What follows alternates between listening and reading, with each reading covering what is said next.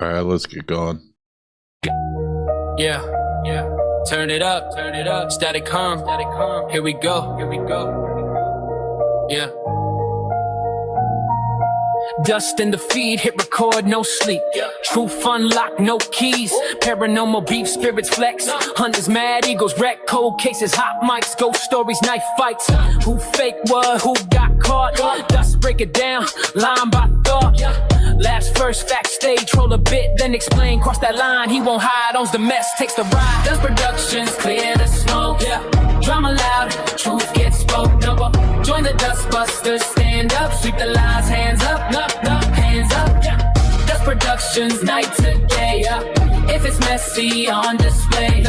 Join the Dustbusters, stand up, sweep the lies, hands up, hands up. YouTube wars, screenshots rain, sub counts drop, pride in flames. Call out vids, fake apologies, dust cut through, no mythology. Receipt stack, time stamp, spin don't work. Facts glam, come and fights, keyboard rage. Dust stay cool, calm the stage. Jokes fly, chat laugh, but the point always lands. Say it straight, no disguise, on the wrong, look alive. Look alive, yeah.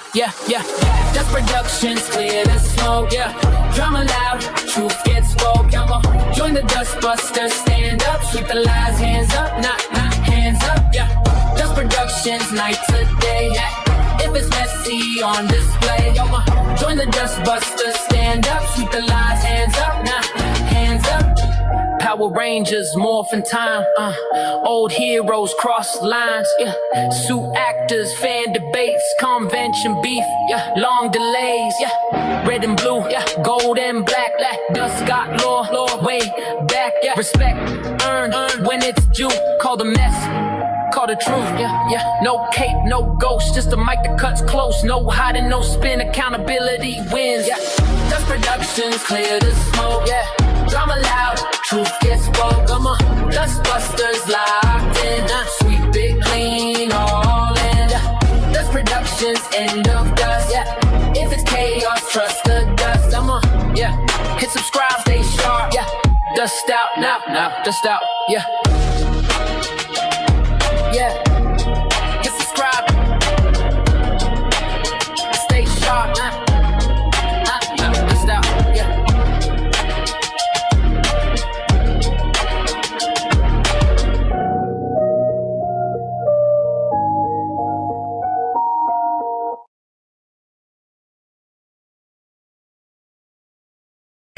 Yeah.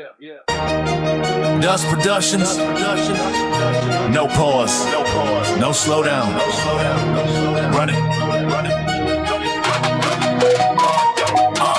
Upload, drop, click, play. Truth, flash, no delay. Frame, pause, zoom in, light, crack. Here we go again. Old fame, red zone, same stories. Getting old, smile, fake. Check, date, paper trail, can't debate. Screen glow, midnight. Facts hit, street fight. No talk, just proof. Every edit, bulletproof. Dust has no limit to what he will do. Holla if you see him coming through. Coming through. Truth move quick, no time to choose. Once it hit a lie, you know. Dust has no limit to what he will do. Holla if you see him coming through. No disguise, no excuse. When the facts show up, what you do? Ghost clips, fake fear, cold breath, not here. EMF, spike glitch, just rewind, catch switch, door slam, loop sound, footstep, planet ground, shock face, pre-plan, dust exposed, understand, cut, paste, jump scare, edit tricks everywhere. They sell vibes, dust sell facts, math talk, they backtrack. Dust has no limit to what he will do. Holla if you see him coming through. Truth move quick, no time to choose. Once it hit live, you know. Dust has no limit to what he will do. Holla if you see him coming through. No disguise, no excuse. When the facts show up, what you do? 2020 cents, no rest, soft talk, stress test, green light, they freeze, receipts drop, dead silence, no rage, no scream, just show what's seen, no leash, no deal, truth move, always real, built fake, collapse, one thread, unwrap, once posted, can't undo, Dust Production, true breakthrough, Dust has no limit to what he will do, holla if you see him coming through, Dust has no limit to what he will do. coming through. Truth don't slow, truth don't bend. Dust. Truth don't slow, truth don't bend. Dust.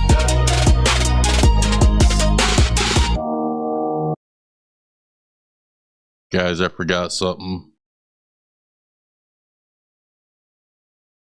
Important disclaimer. Before we begin, please note that all statements, claims, accusations, opinions, and commentary discussed during this live stream are allegations only unless independently verified through official public records. Nothing stated by third parties should be interpreted as established fact unless explicitly confirmed. Dust Productions / Dust Paranormal do not endorse, adopt, or affirm the opinions, allegations, claims, theories, or conclusions expressed by any individuals, channels, videos, clips, guests, callers, or chat participants featured, discussed, or reacted to during this broadcast. The views and opinions expressed by commentators, callers, guests, or members of the live chat are solely their own and do not reflect the views of Dust Productions or Dust Paranormal. Any guests appearing on this live stream are speaking in their personal capacity only, and their statements should not be interpreted as representing the views or positions of this channel. Any discussion involving criminal matters is presented for commentary, public interest discussion, and entertainment purposes only. To the best of our knowledge, no criminal convictions have been established in relation to the allegations discussed unless explicitly stated and publicly verifiable. Additionally, any jokes, satire, parody, comedic commentary, impressions, or humorous statements made during this live stream are intended strictly for entertainment purposes. They are not meant to be taken as factual assertions, nor are they intended to harass, defame, demean, or intentionally harm any individual or group. Viewer discretion is advised, and we encourage everyone to conduct their own research using publicly available information and verified sources. Now, let's get into the live stream. What the hell? What's going on, guys? I'm so lost today. Okay.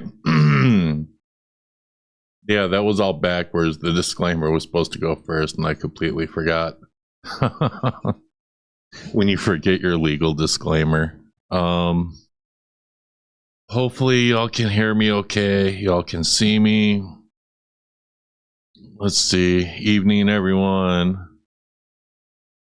Yeah, I'll cut a promo and send it over Discord. Now that's a disclaimer. Yeah. Well, you know, after you have to go to court once already because of some YouTube shit, maybe you decide, hey, I might just decide to put a disclaimer up from now on. And I almost forgot that shit.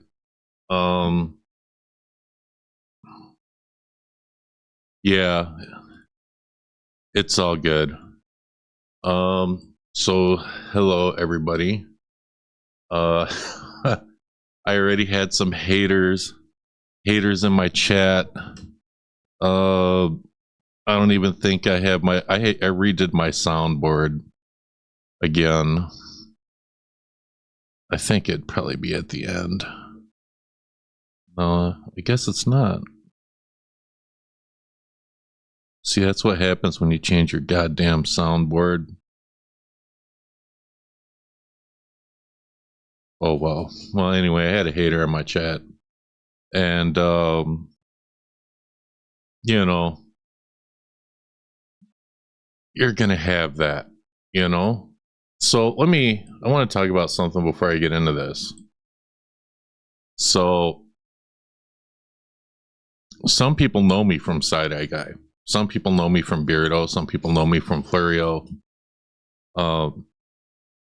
This channel covers paranormal news, paranormal drama. That's what I do. I'm not a debunker. Okay? So, if someone in the paranormal community gets into any trouble, or if they say something or do something that I don't necessarily agree with, then I'm going to cover it. This would be the same if it were Beardo. It would be the same if, and I'm friends with Florio. It would be the same if it was Florio. It would be the same if it was Ladies Fright. It would, like, it's what I do. Okay? And just because I report on someone, that doesn't mean I'm attacking them. You can disagree with someone with what they do, but still watch their content and be like, okay, I don't agree with that, but it's fine. Okay. So, with that in mind,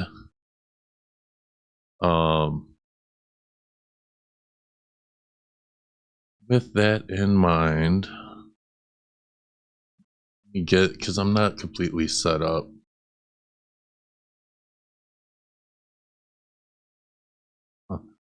Of course, we're going to start with my merch. Because someone got their order in. Someone got their It's FCO for Life sticker in. You made it seem like a little bitch. I'm wearing the shirt right now. The FCO, F Dust, F Brent, F anyone that's against Jason sticker. I think they got like, yeah. So they got these stickers from my site. And whoops, of course I fucked that up. And, but you can just, God dang it, I swear, today is just not a good day. Here it is. All right. Well, like, yeah, if you want some stickers or some cool tumblers, if someone can post the link to my website, and you might be able to purchase some hate merch. Come buy my hate merch. But you just got to go to dustparanormal.com.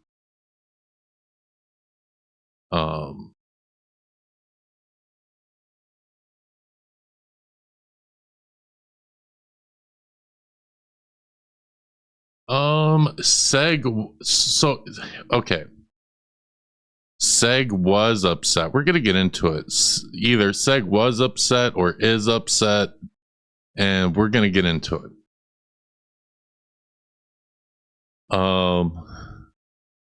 Here. I see the mods are struggling too.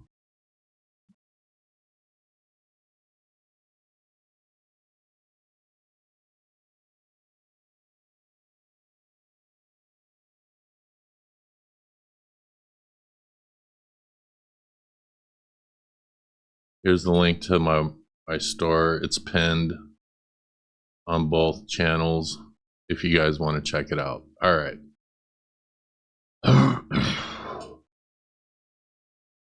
All right. So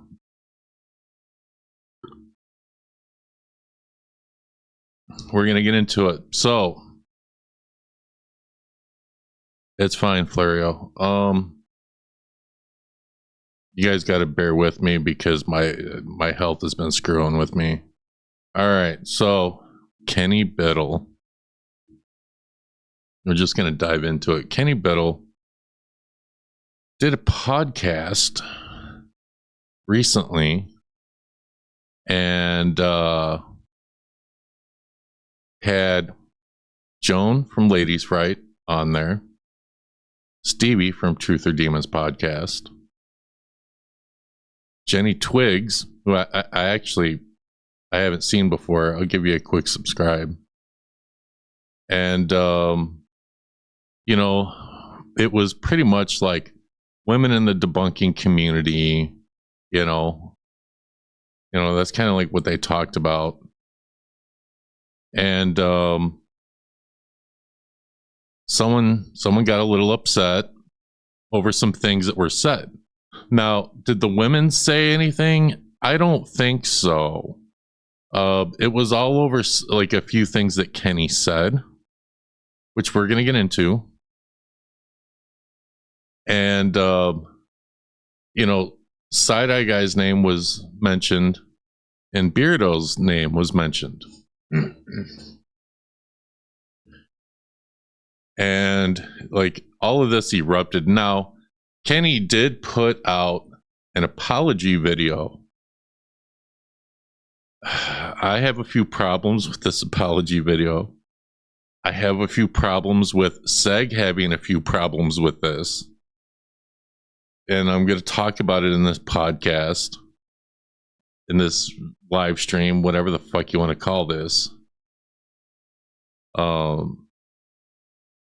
But I will be dropping the link later, and people will be able to come up and give their thoughts and give their opinions if they so choose. Okay?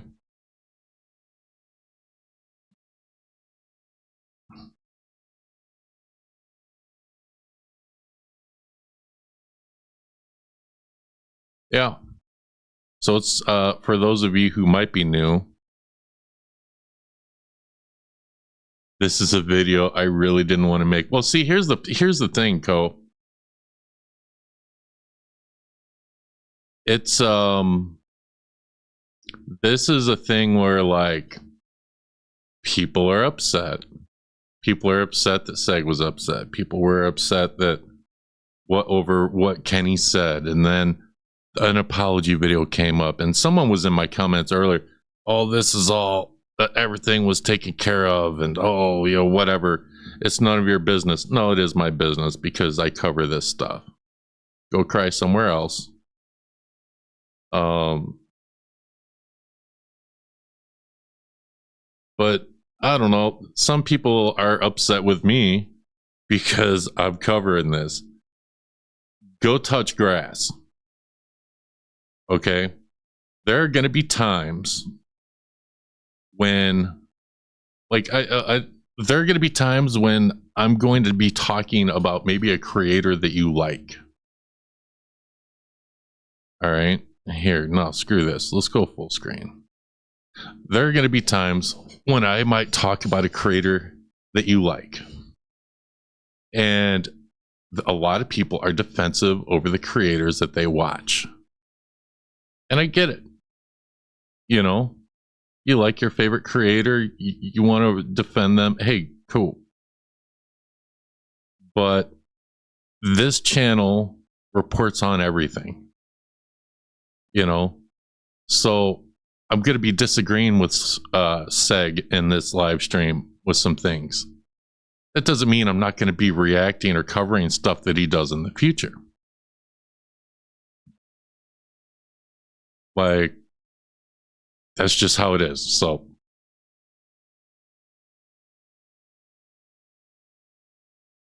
he also learned a lesson. Well,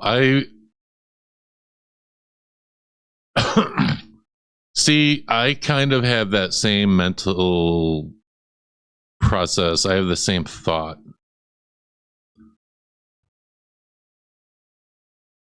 Yeah, they think like, see, this is very important.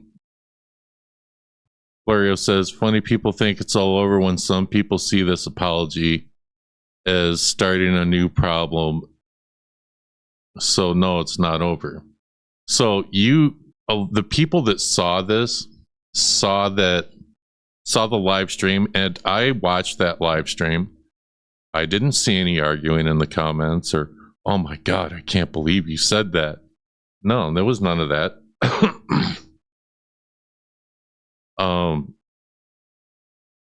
You know, nobody knew there was a problem until Kenny put out this video.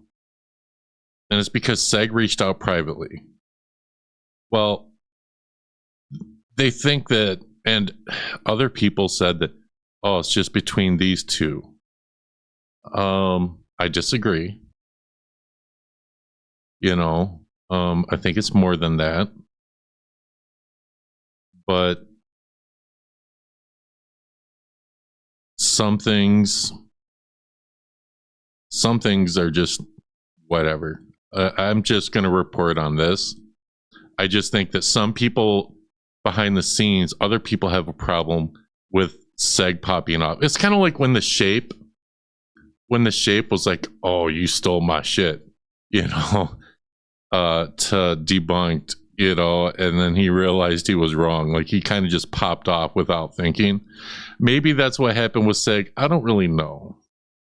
It has nothing to do with stealing stuff. It's just like, you know, the shape said that he's a hothead or whatever, you know, and sometimes people do things on impulse. Now, I'm not saying it was that or any, whatever. I'm just saying that sometimes it really sucks covering this shit. What did you say, Cole? The internet did something truly insane when it rewritten an apology to become synonymous with defeat. What's up, Rudy? Dude, I've been watching all the Lego and Reckless Ben is not perfect, but the stuff that happened is still really messed up. See, people have opinions on this, and people want to talk about it. And this is open mic. Like, when I drop the link later, people will be able to come up and talk about the situation. How many of y'all have been able to go to a public platform like this and talk about a situation like this? This is what my platform is for. That's what sets me apart from maybe other channels that cover like paranormal news or paranormal drama. All right. So we have this podcast here, and I thought it was a good podcast. And we're going to go through I have it timestamped. We're not watching this whole thing. Sorry, Kenny. We're going to be popping around.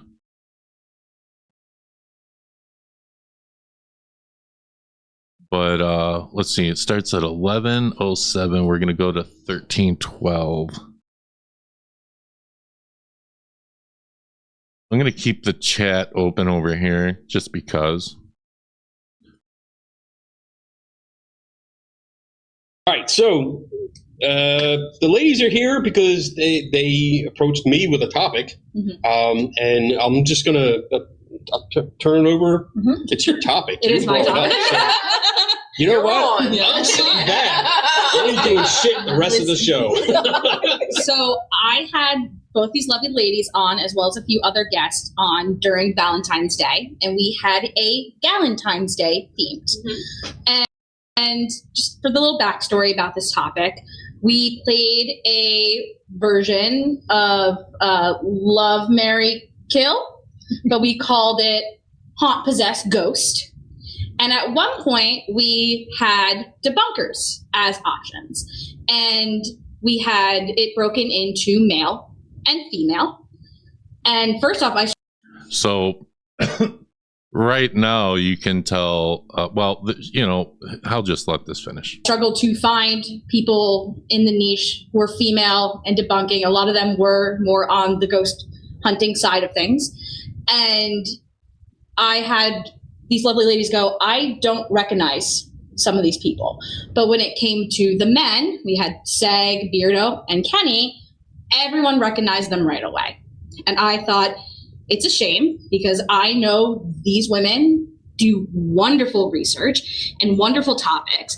And even though the market for the paranormal is mostly female based, there's very little representation in like the big heavy hitters in ghost hunting, but also as well in debunking. And I think anyone can critically think. I know a radical idea that I've just had. So I thought it'd be fun to discuss women and girls and female presenting people in our niche itself, and maybe what we can do to better highlight them when we see them. I love it. Yeah, that's good. I have to agree that I think the three of you do excellent work. I really love what I've seen so far. We've had a chance to work together a lot.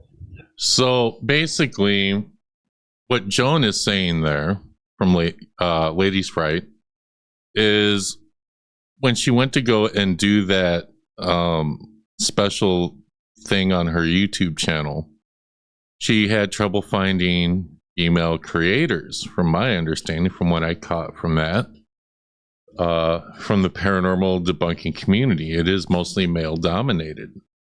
Now, is that a problem? Well, it's just I think for some women, maybe it's a little discouraging. You want to find other creators that you can relate to. It doesn't mean that you don't like, all of the other creators, but that's kind of how I took that. So far, I don't see an issue, but we're going to move on to 15 minutes.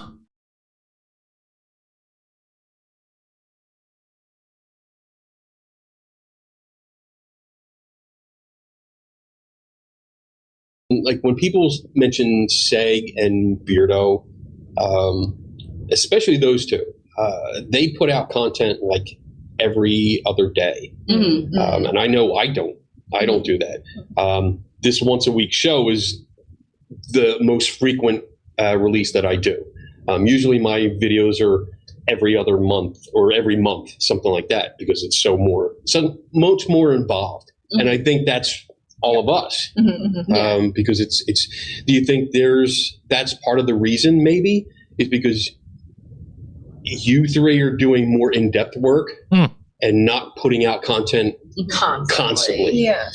And we actually just had this talk in the car where I was like telling Jenny, I was like, your production is great. Your research is great. I would love to be like that, but I put myself on a schedule of every other week putting a video out. And I know, like, I've talked to you, Kenny, about like when I'm researching and going, I have to put this on the back burner. This is too much for me to do at the moment and get a video out at the same time. I think it's that partially. I also think there's a lot to do with the fact that a lot of us look at the history and not the technical side of things. Right. Yeah.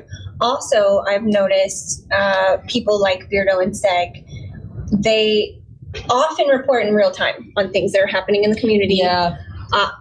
We take so much time during research and we're so focused on certain topics that we often miss what's currently going on in time to put out anything current.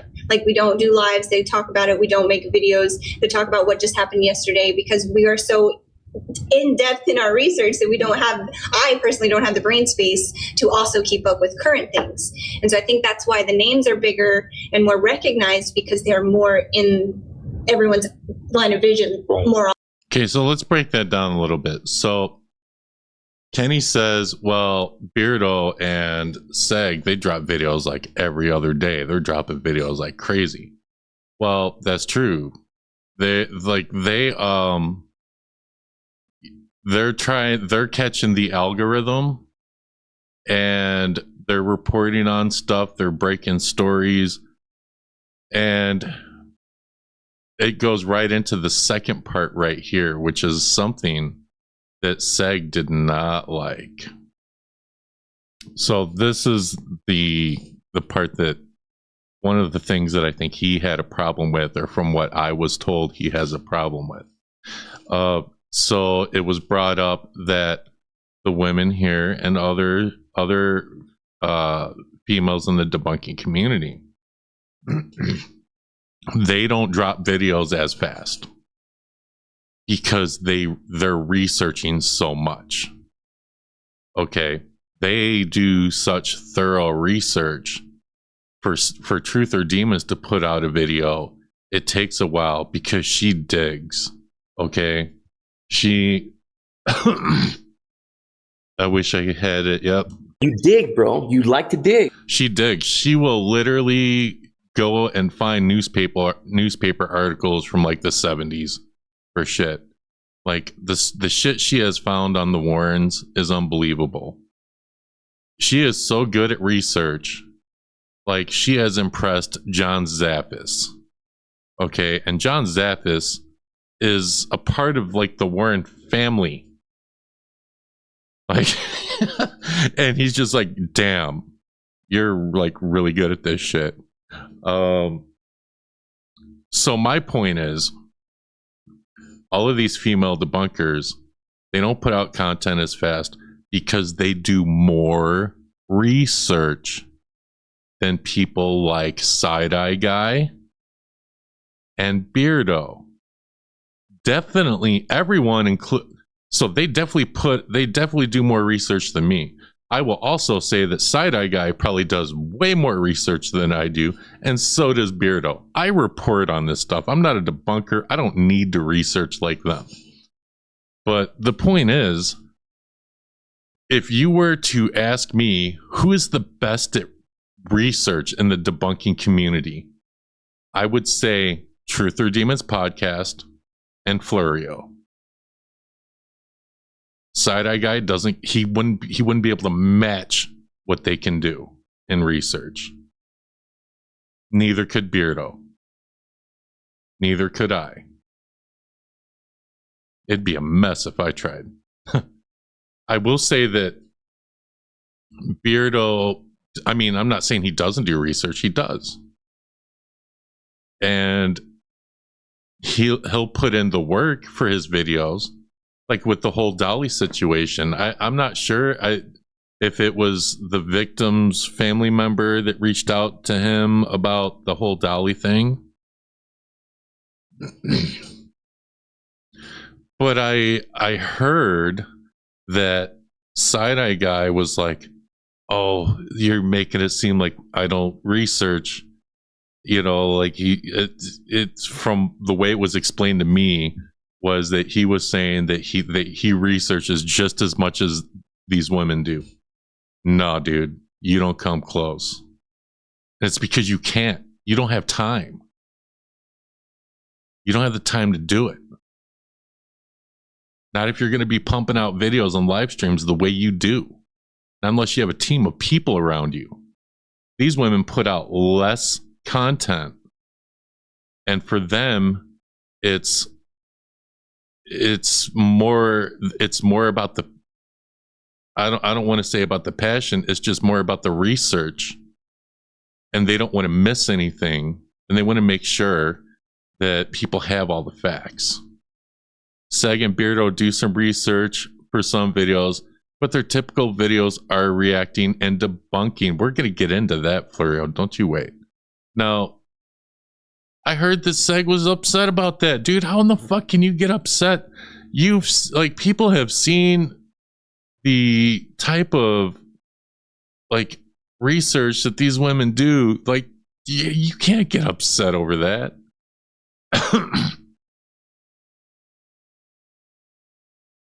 I'll give you a topic or a person to cover it. I'll give Stevi the same info. I bet you Stevi will find more. It'll probably take her longer, but she's going to be more thorough. I just don't think you should be upset over it, because people still love your content, Seg. Like, people watch you. Like, I watch you, I react to you. We've supported you over here. But for you to get freaking butthurt over, oh, I can do just as much research as them. Not on your best day. It doesn't mean that you're not a good YouTuber or debunker. I just think these women are better at research. And that's the first thing. Let's finish this real quick. Often. I totally agree with that, because my first video was actually a fluke. I made a video about the Conjuring House drama. Yep. That is my best performing video. I made it at the lucky time while things were happening, just because I cared and was passionate about, like, the historical aspect of the house. And that video was, like, my most viewed. Yeah, the timing for you, right. It was really good. But timing it was relevant. Timing's a big deal. Mm-hmm. Like the Smurl haunting. I released that right after the movie came out, and it did great. You know, like, that's one of my highest viewed videos. And again, it's timing. But the rest of the stuff that I do, and you probably can relate to this, because it's not current. And I agree with you. It's not current stuff. I don't look at the current stuff, because a lot of current stuff is just stupid. it's I think Kenny misspoke. I don't think all of it's stupid. I think that if you're really going to do deep dives and research, you're not going to be able to cover things as currently as Seg or Beardo, who can do that. It's like that cookie cutter stuff that just piles out, and then usually there's so much drama that surrounds it. Like, I left high school years ago. Decades ago. I don't need to go back to that. Right? So I focus on. And unfortunately, some people might say that we're in high school again.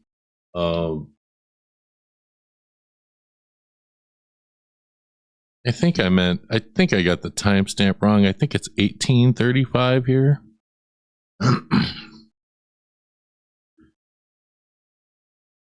Yeah, let's see.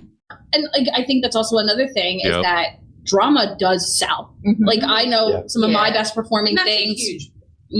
Are things that are even happening within like the niche that we're in, not necessarily within the greater paranormal. Like, people just care about that. There's also it's a bigger issue in general on YouTube with the commentary versus drama debate. Typically, men get labeled as commentary channels, where women get labeled as drama channels. And I'm not saying that happens within. I'm a male and I'm a drama channel. Hi, I'm Dust Productions. I'm the internet troll. It's nice to fucking meet you. But I think that she is right. Like, if you go outside the paranormal community and just look at the YouTube community, there are other commentary channels that cover other stuff. And typically, you see most of the commentary or drama channels, like you see the females marked as drama channels. Then you see the guys that are in that same niche be called commentary.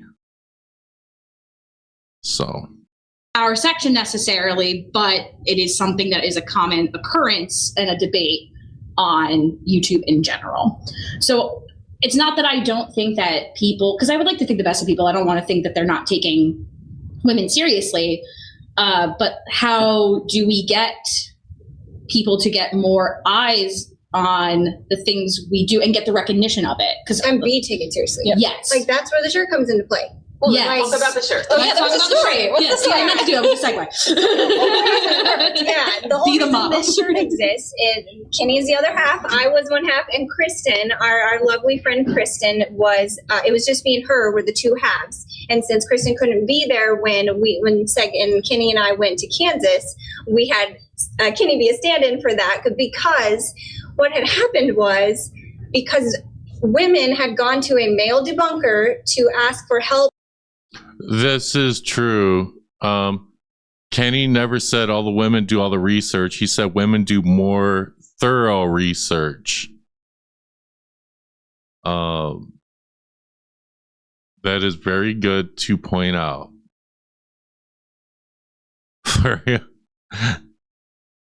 Kenny never said the men do no research, and he never said they only react. This is true. You're getting ahead of me, Flurry. It's okay, though. It's okay. Like, this is going to be a night.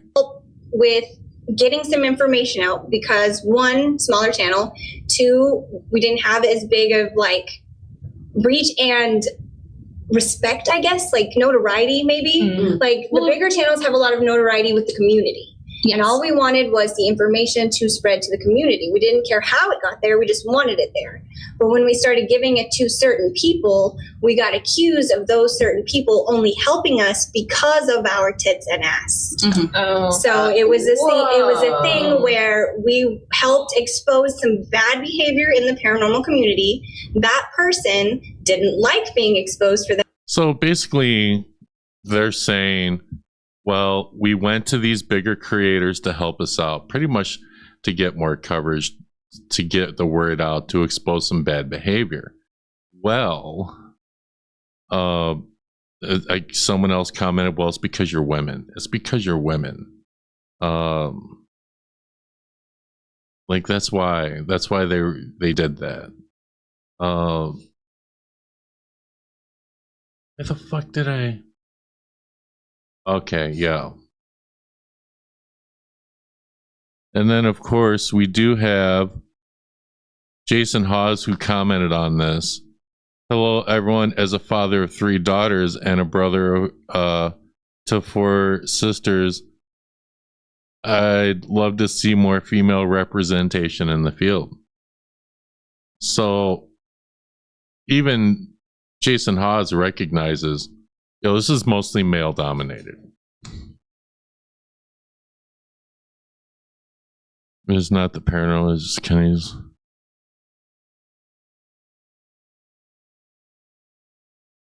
We're going to get to... Don't get a copyright strike. If y'all copyright strike me, y'all are lost because y'all receive... I know some of you receive copyright strikes. All right, so 2247 is where we need to be now.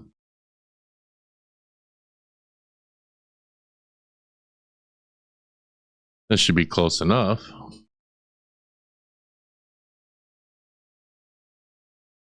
Girls needed help. Right. Yeah. And I also think that, like, and I do a lot of this with my podcast, is talking about how paranormal narratives are a greater reflection of society as a whole. Just because this happened in our little section of the internet, does not mean it doesn't happen everywhere. How many times do we hear that women are not believed that something is as dramatic as it is, either because they're too emotional, because they are pretty, they are somehow, people are allowed to treat them a certain way, they're objectified. And we like, not to be skirting around it, but like, I know some people who don't want to go ghost hunting as women because they're afraid to be left alone in certain areas. And we've covered incidents where people at public ghost hunts were accused or called out for bad behavior with people there, with children present. I've had people. So basically, the way I took part of that was, and correct me if I'm wrong, I took part of what Joan said was, well, a lot of people won't believe women when they report on certain things in this niche. And so they got to go to a bigger creator that happens to be a guy. And it's almost like it's because they're a bigger creator, but in the back of their mind, maybe they're like, I have to go like to a guy to do this because no one else is going to believe me. That's why I took some of that. But I know that's not really the case. It's mostly, and I know Joan didn't really mean it that way. But that's where my mind goes.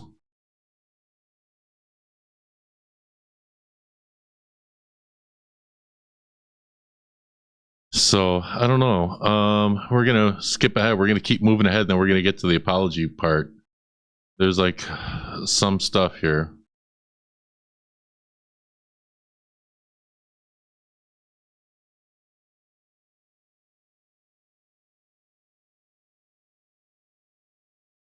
Let me see what you guys are saying. Men don't see what we go through, so it's really hard when all the empathy is towards the men when they are not living in the same world with the rest of us.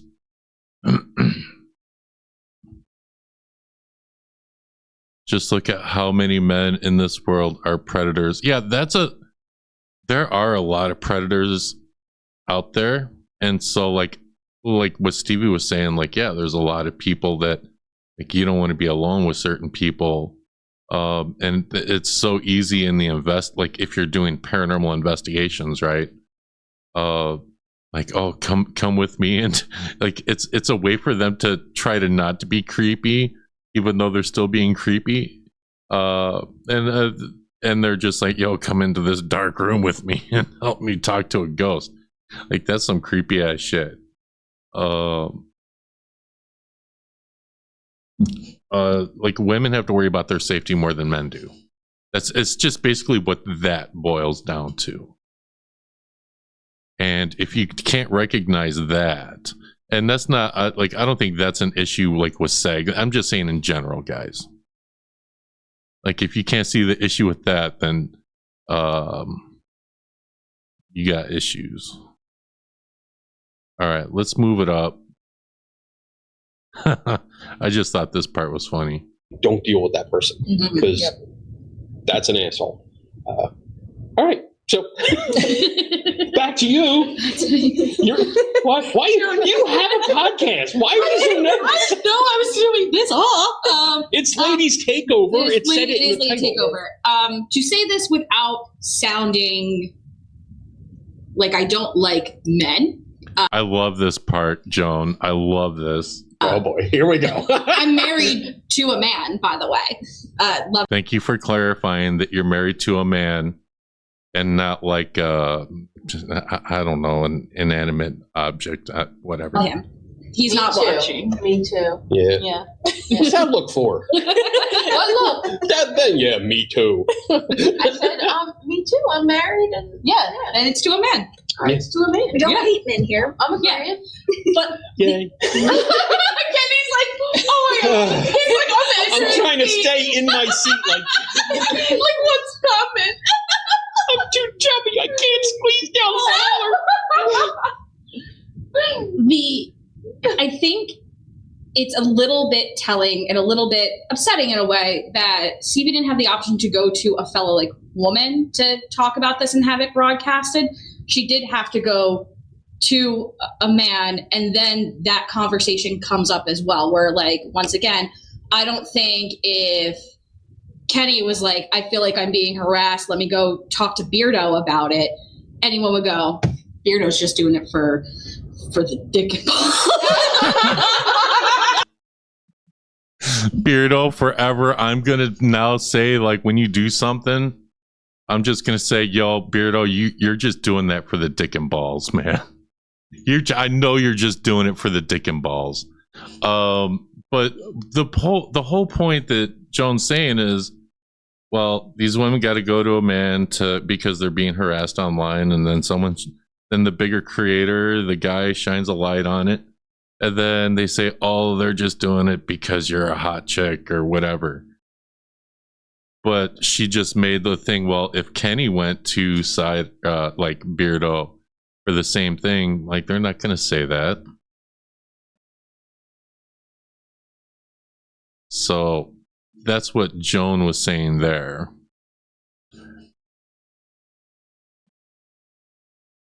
And I agree with that, by the way. And let me tell you something. So I've had female debunkers message me going, you should cover this. You should cover that. And they're doing it for a few reasons. One, because hey, I'm always looking for a story. Two, even though my channel is small, like, I do get, not every time, but a lot of times I get I get a decent amount of live viewers. You know? And I don't know, sometimes I feel a certain type of way about that. Like, I'm happy to help anyone, and I don't see it as, ooh, I'm the big strong man. You guys have no idea how much maybe some women helped me out, like when I was going through it. Yeah, they helped the big strong man. There ain't nothing, whatever. All right, so I don't want to get into that too much.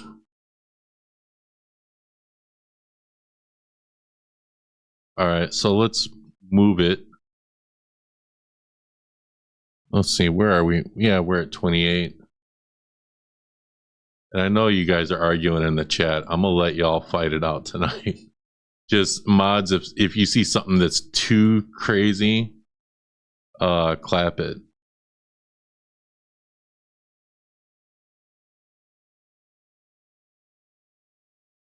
All right, so yeah, I gotta maximize here.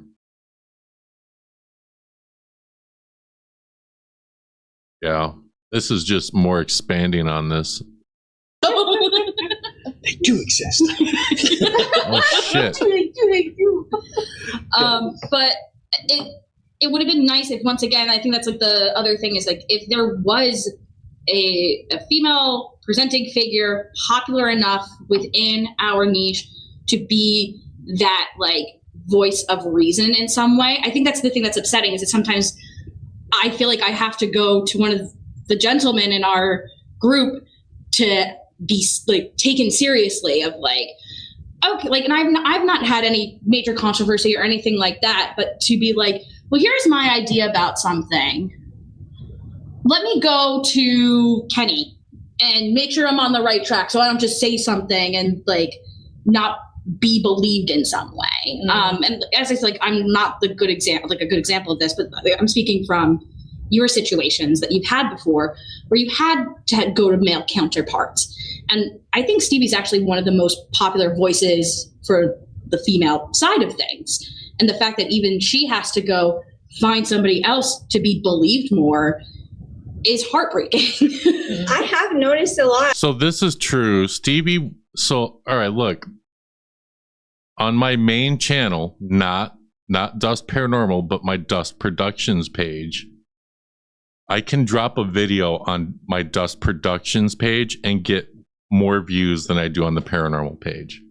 When I first came back to the paranormal community, I interviewed Eric Vitale, and then I interviewed Stevi from Truth or Demons. And when I interviewed Stevi, she showed a lot of the stuff that she shows on her own channel. And I blew her out of the water with views. And it was so she could get the word out, you know, so she can get some coverage. She had to go to a guy's channel, which my main channel's got 18,000 subs. And it was before I split and decided to start a new channel for paranormal content. But, you know, she had to, I mean, it's kind of like the same thing. It is the same thing. She came over. I asked her. She didn't ask me. I asked her. She said yes, but I'm assuming it's so that she could get more coverage. And she did that on a guy's channel, which was mine.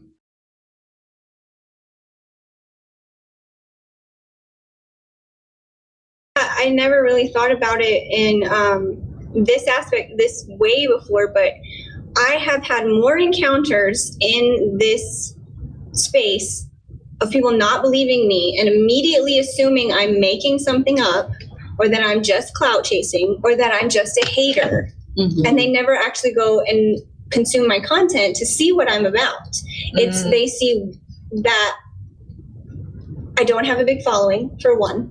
I get that a lot. I get, oh, she's only got so many following, don't take her seriously. Like the amount of comments I get like that from the trolling people. Like I have such a positive following. Everyone is really good, but I have a handful that beat a dead horse with the she doesn't know what she's talking about. She doesn't do research. She only bashes. Like, there's such larger YouTube channels that talk about the Warrens and how not to be believed. And somehow we're getting comments to this day, or yesterday I should say, from a video 4 months ago from creeps yelling about Stevi being on my show. I'm sorry. Scared me. That wasn't even So let's see. Yeah. So it's just more expanded on what was just said. Yeah, like she doesn't have as big of a following, you know. She does so much research, dude. I got so much respect for Stevi. But, you know, she doesn't have as big of an audience. She does way more research than any other debunker I know. And her audience isn't as big because she doesn't drop videos as fast as everyone else. She can't. Because of the in-depth research that she does.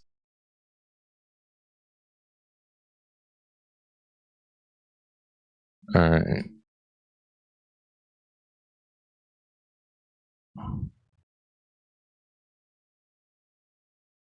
Oh, I gotta find it.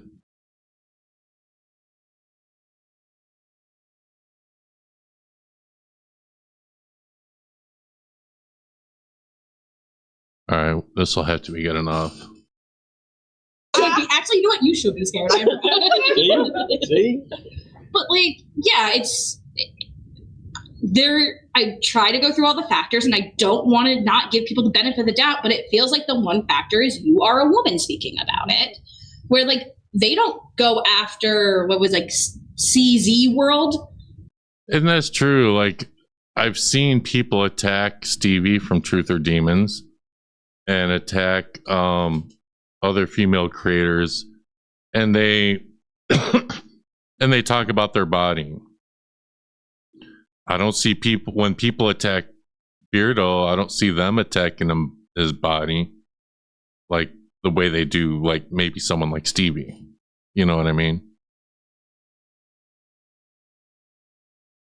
Nesper's not going after them. Yep. Why? There are a lot of very large content creators that are male that have bashed, like actually bashed the Warrens, said terrible things about them. And they don't, like the Y-Files, for example. AJ from the Y-Files, he did a whole series where he debunked each one of these stories. Like he told the story, and at the end he told why they were ridiculous or whatever information he had and facts he had. He's never been attacked by Nesper. Nesper doesn't care about him. I don't understand why I was so directly targeted other than the fact that I had things that made them nervous. Shit. But in the same moment, they're saying I don't have anything. Yeah. Yeah, that's what you're feeling. Solve the problem. Sorry. So basically, you know, Nesper or people supporting Nesper have said, oh, Stevi doesn't, whatever, she doesn't have anything on us, blah, blah, blah, blah, blah. And they pretty much attack her. Well, they attack her because they're afraid of her, because she has so much information, because she has done all the research, because nobody has researched the Warrens more than Stevi. She's a legitimate threat. That's why that's one, like, but it's, they think that they can bully her off the internet because she is a woman.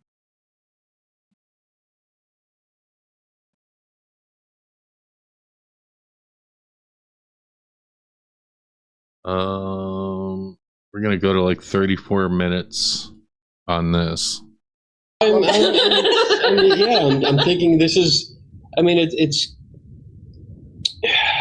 I'm taking it all in and understanding it better. Like, I understand that there are issues, and I understand that there's more intense struggles on your side than on my side for these.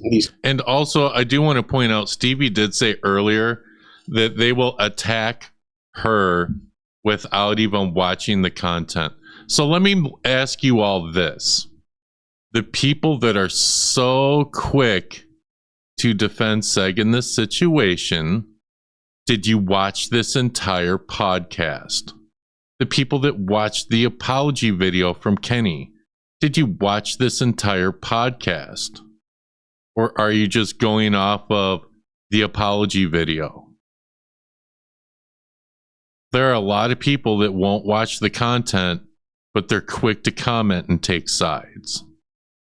These kind of things, and we talked about it earlier today. We had a big discussion about it, like trying to relate. And yeah, there's so many things that I have not experienced like this because I'm a white male, and I haven't had those kind of prejudice statements or attitudes toward me for the most part. So I try to understand them better. That's why I talk and we have these discussions and stuff.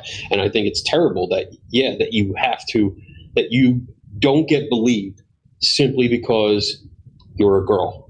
And I think that's completely ridiculous because, I mean, I, for one, I don't hesitate. Like, anything that comes up, especially with the Warrens or when we're doing our projects, like, we talk a lot.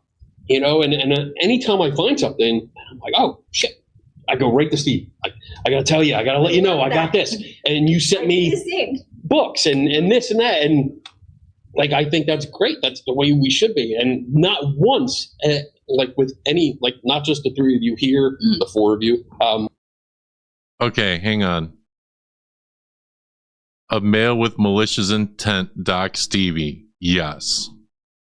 The answer is yes. Stevie has come under constant attack from people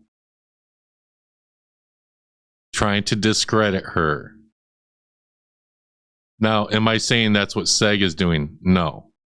But, you know, he was just upset over the, oh, I do just as much research as that, whatever.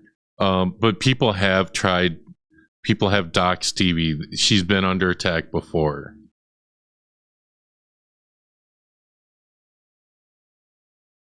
Or anyone else that I've engaged with, have I ever thought like, well, you're just a girl? Like, that's so foreign to me. Yeah. We also got that comment on Valentine's Day that we were a bunch of cackling hens. Yeah. Same person. Cackling hens. My first hate comment. Really thought that one. Person. Maybe we just need to. Oh no. He's on a list. He's on a very bad list. Obviously. So, all right. Yeah. So, cackling hens. All right. Well, let's move on. I don't really think that, but let's 3455.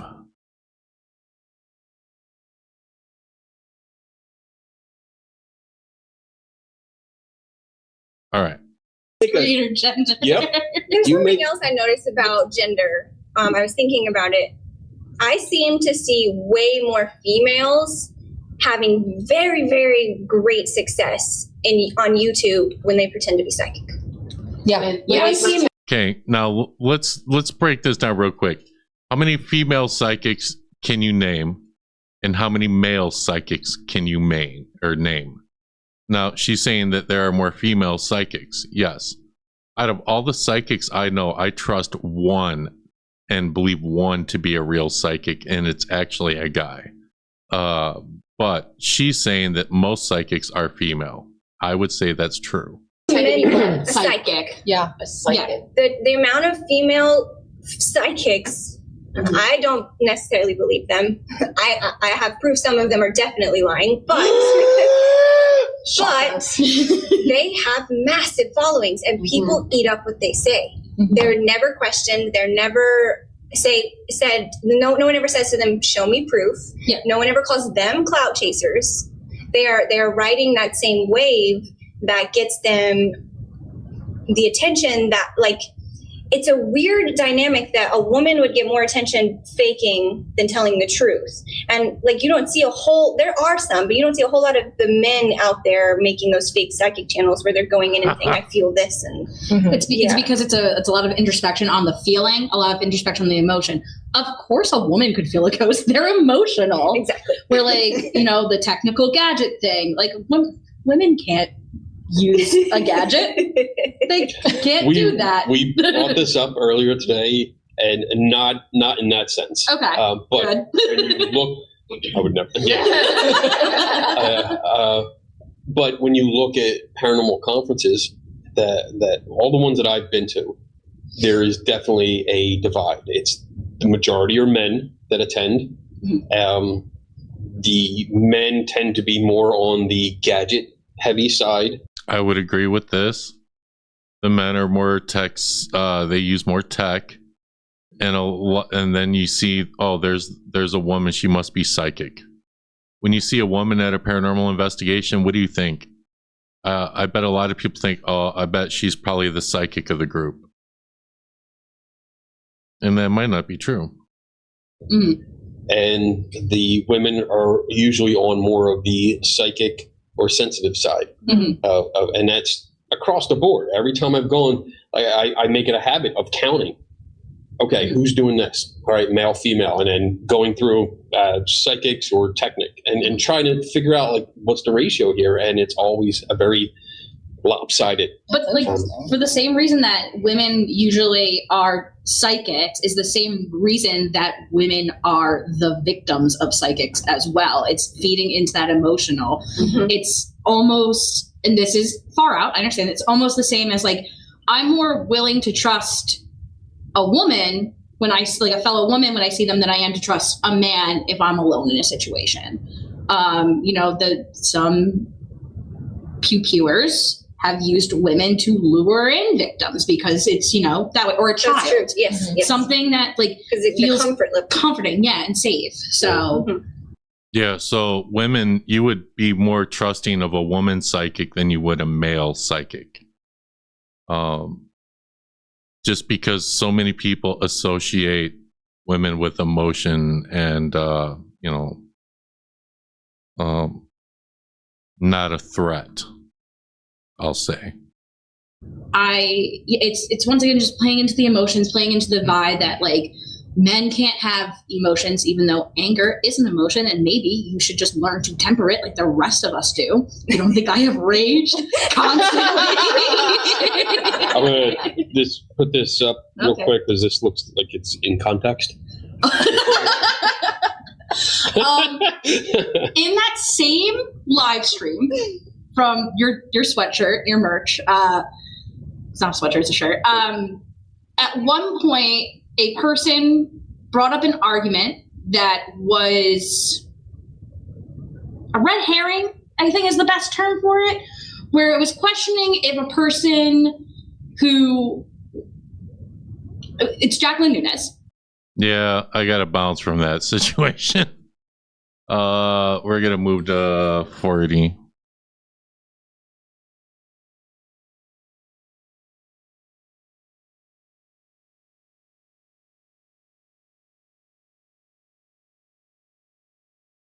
Because she does, I forget who makes this point. But I wanted to include this. And then it flusters them, which, I mean, I love. If I can fluster the other person, I love that. My husband's way of going about that is sometimes he just blows them a kiss. He goes, and then they're like, okay. I have a question for everyone. Yeah. Since we're on the subject of women debunkers and how there aren't many of us, do any of you know who Anita Gregory is? I do not know. I'd have to. I think you would know her if you I would. looked her up. Yeah, I will have to. That's usually my thing. Like I watch a lot of people, but I don't see their names all the time. And so, yeah, if I see a picture, I'm like, oh yeah, I know who that is. Okay, so awesome. Anita Gregory was one of the female parapsychologists, and she's also a psychologist, on the team for the infield poltergeists in England. Yeah, okay. She went and assessed. She's mentioned in the movie, the Conjuring, one of the Conjuring movies that was based on the infield case. She is mentioned and brought up. And I remember covering this and doing the research on it and getting so upset because they dismiss her. She's basically dismissed in the movie as a meanie. She accuses the girls of faking. She doesn't believe them. She's just there to shut this down because they only care about money. Like, she's made out to be a bad person. In real life, she did dismiss the children's claims. She did catch them faking. They did admit to her that they were faking. She went to write a paper and she submitted it. It was a skeptical point of view, and she submitted it to what's the one in England? The Society for Psychical Research. She submitted it for publication, and they shut her down. And she was made to be quiet about it from that point on. And she was told she was a liability for a lawsuit. They would not publish her findings. Wow. That's why. Like, who makes that? Like, who made that decision? And she was making logical observations. She pointed out the faking. She got confession of the faking, even though they said they only faked it to keep them interested because they were worried if stuff wasn't happening, they would leave. That was their reason for faking it. But she wasn't given the time of day. And I just don't get it. I don't understand. Like, especially for the SBR, which is supposed to be this science-based society, looking for the truth. though it was kind of shady. Yeah, I know. Like, look at They it. are more about their finances than Right. they were about Yeah. finding truth in anything. Yeah. They didn't So want to look bad because it had been so sensationalized, is my opinion. right, And she And- would have made them look bad because of her findings. right, and then that falls in with how they run things. I mean, it's like, you're going to make us look bad. No, we're going to That's keep it quiet. exactly what We Stormare wanted to just keep said. it in So the of news. course the movie would paint her in a negative. Yes, Yeah. yes. Yep. And when I remember covering that, being so upset because she was the only one thinking logically. She was the only one trying to help. She was not trying to sensationalize. She was not trying to push a narrative of any kind. She was trying to get to the bottom of it. And they pushed her out because she didn't go along with everyone else. She Right. was the odd man out. So let me ask, just put this question out there. Do you think from what you looked into, do you think it would have been the same result had it been a man that did that? No. No? No, Okay. because I think if a man had come in and said, this is why I think this is not real, or this is why I think this is faking, or I caught them faking, he would have been listened to, because he probably would have had a team that would have backed him, and then that team would have snowballed into everyone else backing the majority. Okay. She was by herself. And she Okay, so let's see, where 43. I want to go to 45.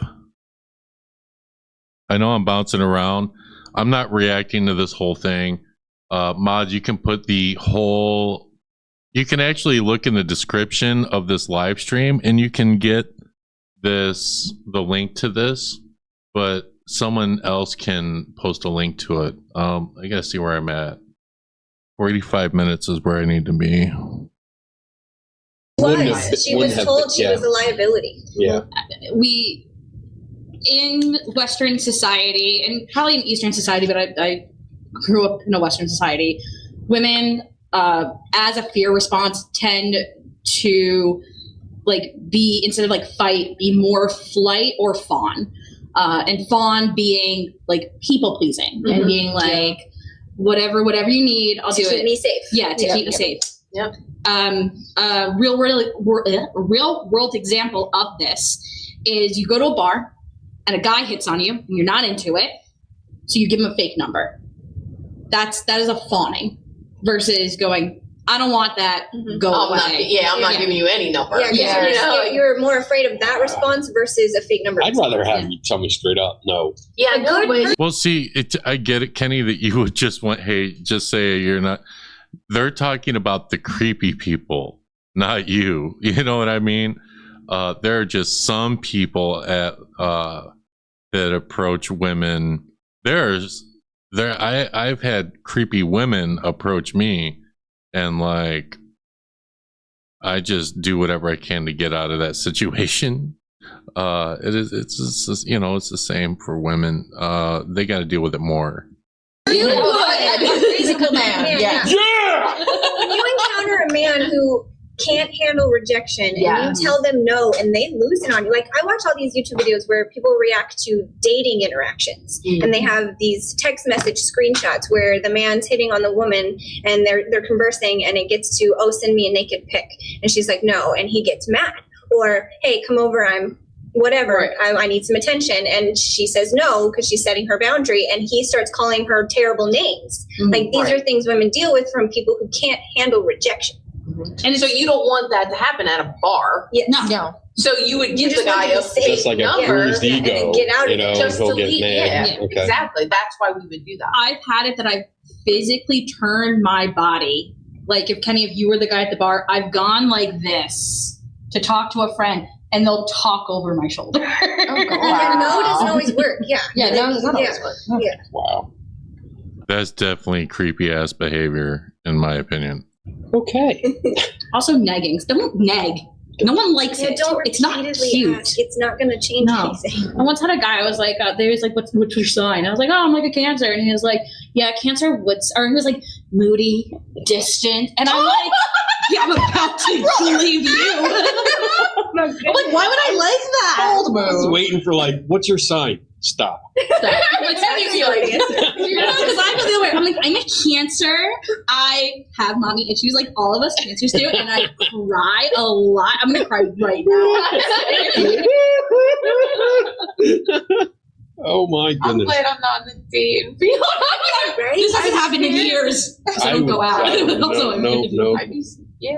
I watched these. All right, so that's 47. We need to go to 4758.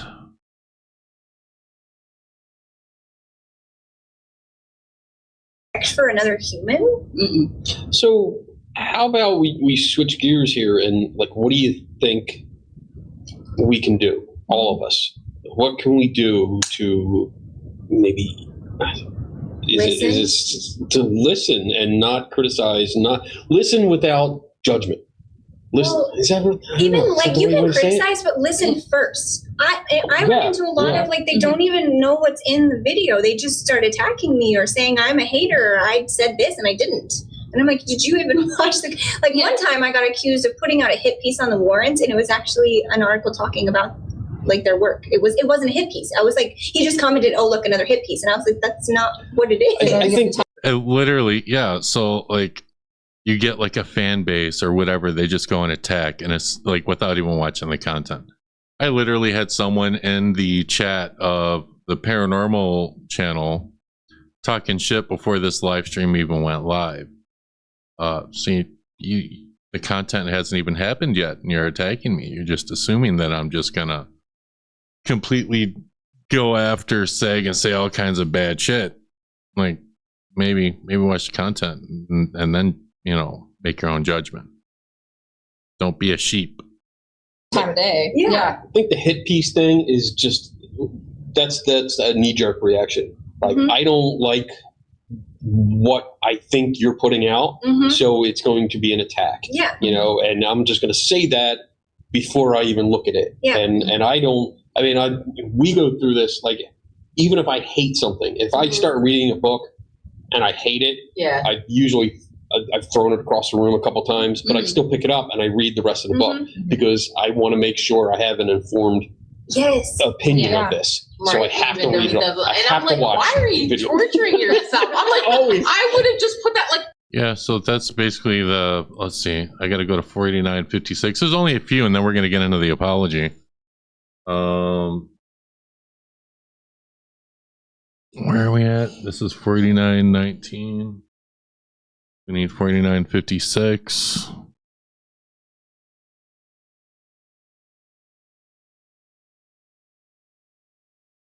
Yeah, right on it. These stereotypes affect both men and women, and I'm using the gendered terms on purpose. Like they affect both men and women. It is, not to get too much on a soapbox, the patriarchy affects us all. It's unfair to men to think that they have to go out and be the breadwinners, to go out and be the ones that are emotionally distant from their children, So what she's saying is very true. So when I was a kid growing up, and I went to a Christian school for some years, like back in the day, I gotta admit, a lot of like the stereotype was the men get the jobs, the men work, the women stay home and take care of the kids. The women are closer to the kids than the men are because they work so much. That's the stereotype. not be reliable as the. I think that's a world that I don't think that happens as much anymore. I think that's a world that's dying. But there's still people with that mentality. Caretaker of their child, and to not be allowed to be emotionally vulnerable at all, and to be talked down to if they do those things. Yes. It's also not fair for them to not be able to function in those roles because they weren't taught. That is the other side of it. So that mentality, even though it's like the roles, I think, in that situation are dying down, that mentality is still very prominent. That's like, oh, like if there's a situation involving a man and a woman and the police are involved, and it's some kind of dispute, they're going to talk to the guy first, like I'll give them that, but it's not fair for you then to go to the women in your life and treat them as if they're your mother. in the way of being taken care of emotionally. That is not the role of random women on the internet, because we get that a lot too, of people coming with their like, I'm sad and I'm upset, and we're like, okay, This is not why I'm here. okay, I have I have a husband, I have a brother, I have a father, I have enough men in my life I take care of. I don't know you. Like, and I'm not saying that, and I don't know if that happens to men necessarily, but I do feel like we've gotten a lot, even amongst like fellow creators coming to us. It's never to ask us about like, hey, what's your research on this? It's, hey, I'm really sad today. It's like, okay. Really? You get that? Yeah. What, you don't think I'm open enough? I've never gotten something like that. Oh, that's nice. Yeah. Wait, say it again. Say again. What was People the just reach situation? out and Because say I'm reading. that they're sad.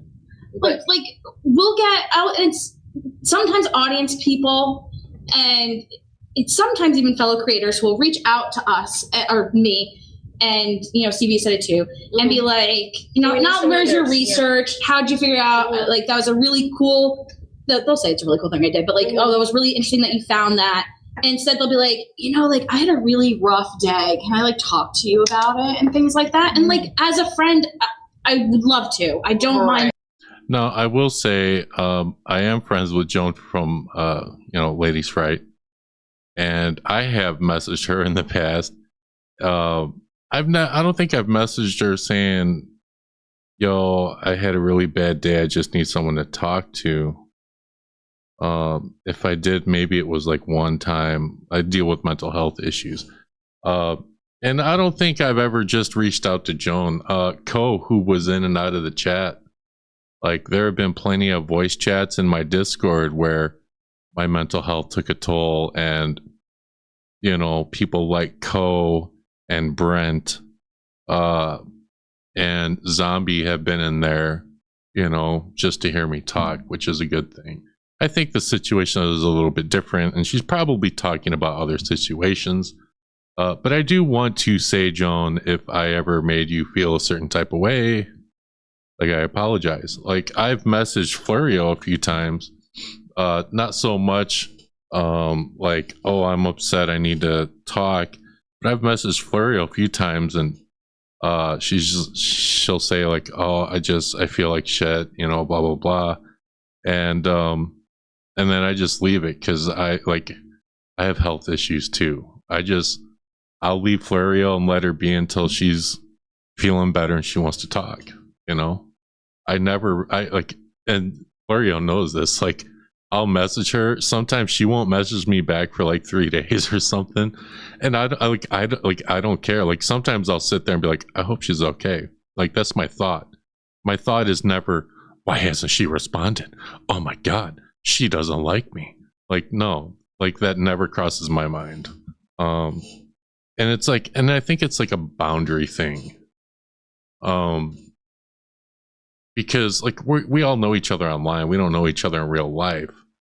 And that's perfectly fine to set boundaries and stuff. But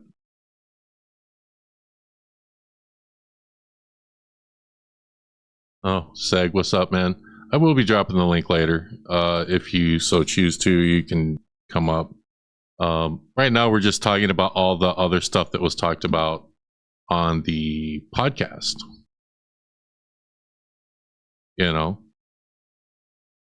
So.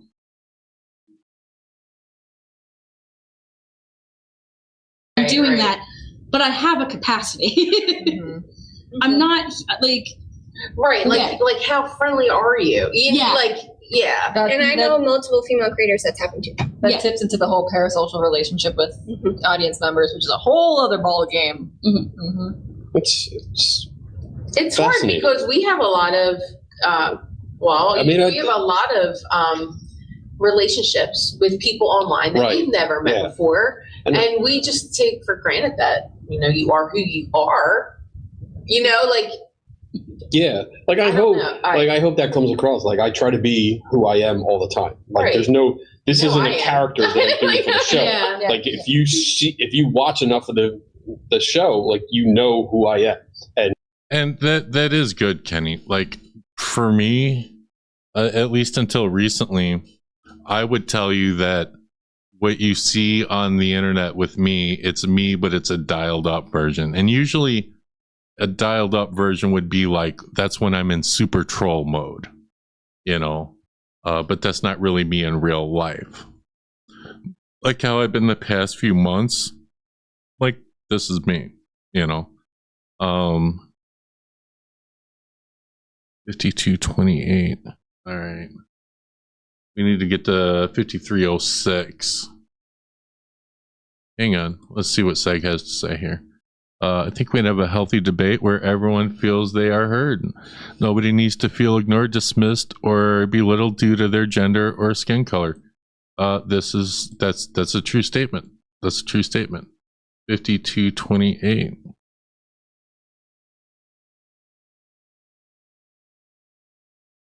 I still have some disagreements that we can talk about. 5306.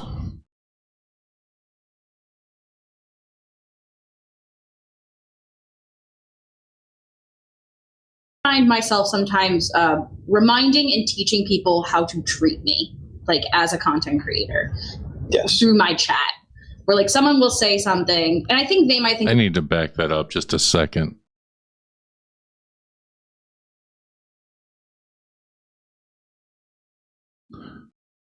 That's also weird too when you meet people in person, because it's like they know you have no idea who they are. Right, yeah. I just have another question for you, Sure. Jenny, if you've ever experienced it. I find myself sometimes reminding and teaching people how to treat me, like as a content creator. Yes. Through my chat. Where like someone will say something, and I think they might think it's a joke, but it's not totally funny to me. Do you ever experience that where you have to be like, this is who I am as a person? You got to put you got to put your boundaries down. Okay. Yeah. So yeah, like I don't get people immediately reach out and say, "Hey, I've had a bad day. Can we talk?" I don't get that. Yeah.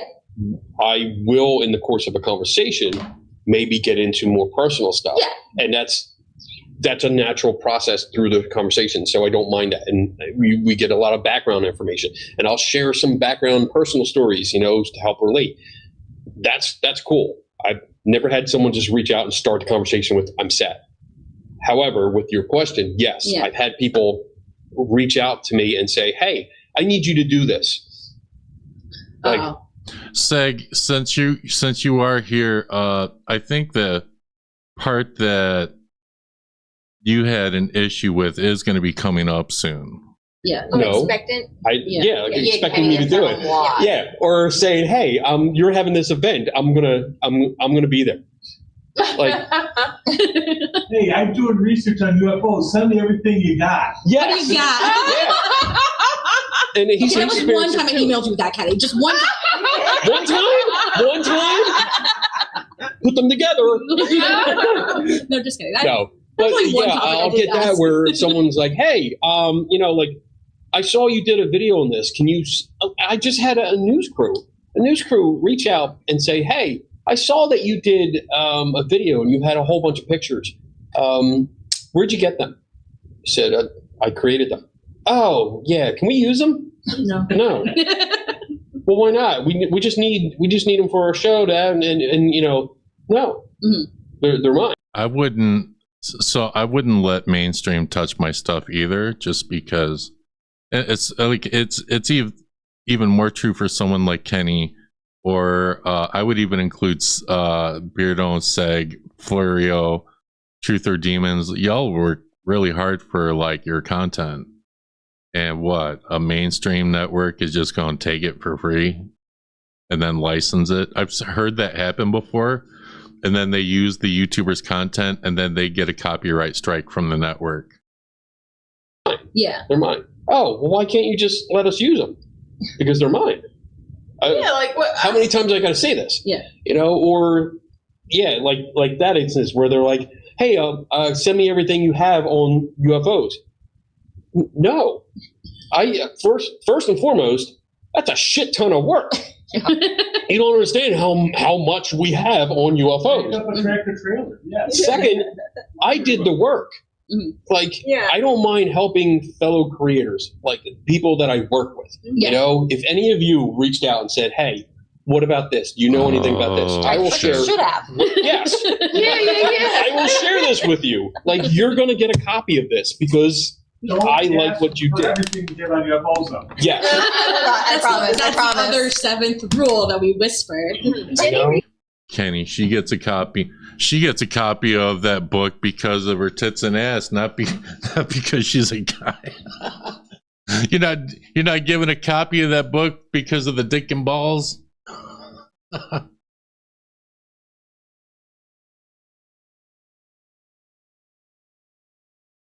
right, let me read some of the comments before we get into the part that I think was the focus. Because I haven't been paying attention to the damn chat. I've left it to the mods, and I see, like, I'll glance over. I hope you feel better, Zombie. I said a man's privilege is usually why they don't understand why a woman is upset over a topic or gender, as this whole thing is about the live, which is about gender. White male privilege is a tool used to shame and silence others. Many see it this way. It's overused and lazy. It's a way to shut people down and control narratives. Man, I knew that this chat was going to be crazy. I thought it would be more people attacking me. Either y'all are deleting those or it just hasn't happened. There is a white male privilege. I'm a white male. I am privileged.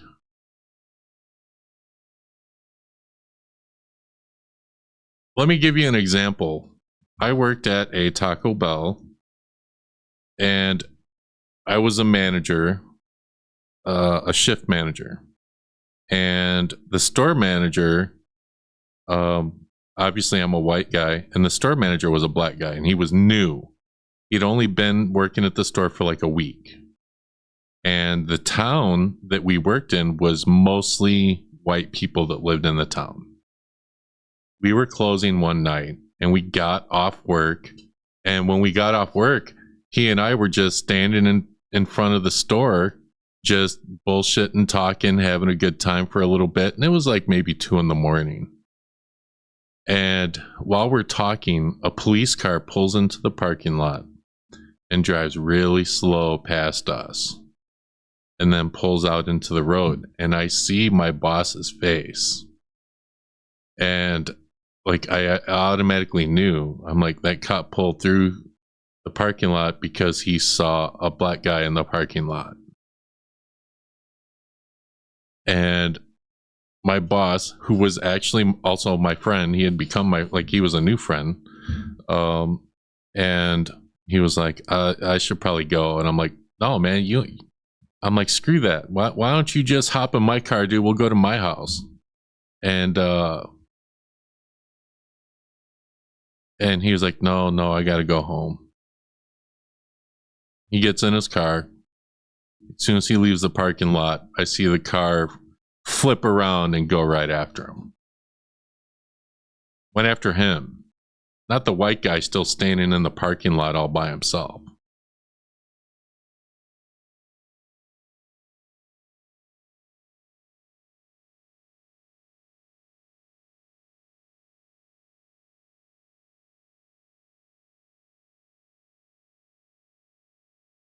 That's an example of white privilege.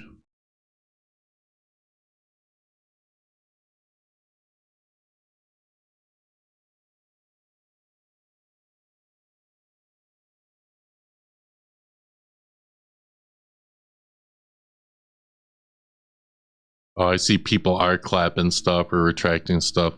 Give me a minute.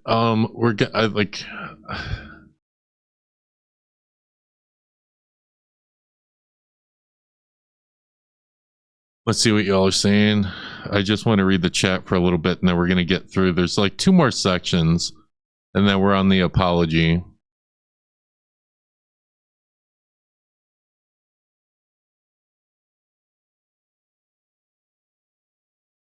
Oh, by the way, if you guys want to know what happened to my boss, who happened to be black, that the cop went after, I didn't find this out till the next day. He got pulled over. They harassed him.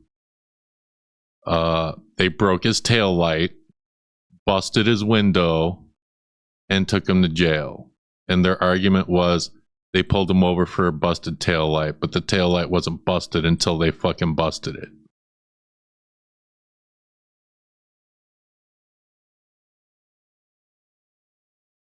And there was another time he and I was like, yo, man, let's go to the bar. Like, he and I had gotten off work. I'm like, let's go to the bar. And he was like, I don't know, man. Bar around here? I don't know. And I'm like, dude, you're with me. You're going to be fine. That's white privilege. If the black guy's with the white guy at the bar, that's white privilege. He going to be okay if he's with me. He did go to the bar with me. He met my friends. My friends had no problem with him. Everything was cool. We had a good time. But it just sucks. Now you can put that whole situation in with a female. Like, a female will only feel comfortable if they know, a certain guy or, whatever, kind of like almost like a protector sort of thing. And it sucks that that's got to happen. It's the same with my friend who only felt safe because he was the only black guy in the bar, but he was with me, the white guy that everybody was cool with.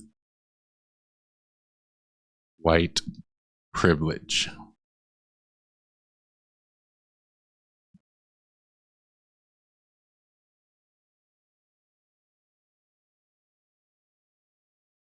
All right, let's move to 106.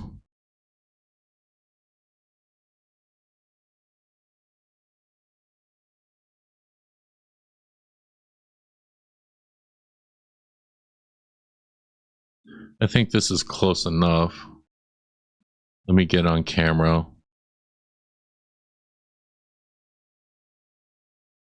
I keep finding more and more and more, Yeah. and I'm trying to interviews, and there's just so many. Yeah. And I think that just shows like there's a difference. I'm just going to go off the rails here. And I didn't catch it. Where's the highlight?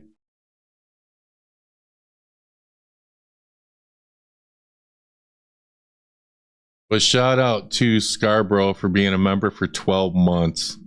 It's been a year on the main channel. Shout out to you. With content creators that we all know, like when we talk about like Seg and Beardo, they're the two that usually come up a lot. Mm-hmm. They do a lot of reaction videos. True. Side-Eye Guy, you do a lot of reaction videos. So does Beardo. Now, you might argue and say, well, I'm critiquing. You cannot critique without reacting. So you are a debunker, but you still also fall under reaction. So it's sitting there. There's not an in-depth history. There's not in-depth research. There's not a lot of time spent tracking down interviews and articles and stuff like that. They do reactions. So I think that's why they put contact out so fast. Did Kenny just say you guys to the ladies? I say you guys. So this is yeah. So this is my problem. And this is what I was told Seg had a problem with. Seg, Beardo, and a bunch of other creators, y'all don't do as much research as Stevi or Florio in your videos. And it's very evident because it takes them way longer to put out content than it does you guys. You guys need to get that content out as quick as possible. Seg, Beardo. Talking to you more specifically. So you can't dive as hard as some of these other debunkers. Okay, that's why I've said if you were to put say Stevi and Side-Eye Guy next to each other, who does more research? Hands down, Stevi. That doesn't mean that Side-Eye Guy does not do research. I'm just saying that, and this is the issue that Seg had, was like, yo, I'm not a reaction channel, and yes, I do research, and I did not take this as, oh, you're just a reaction channel, you don't do research. I do a lot of reaction comedy, debunking, researching, interviewing, exposing, deep dives, and outright silly stuff. But this wasn't what I meant by misrepresenting. Well, you can clarify when you come up later, because the way the apology that Kenny put, that's how I'm explaining it, that's how it seems. That's how I took it. So, let's see. We're going to move on to 133.44.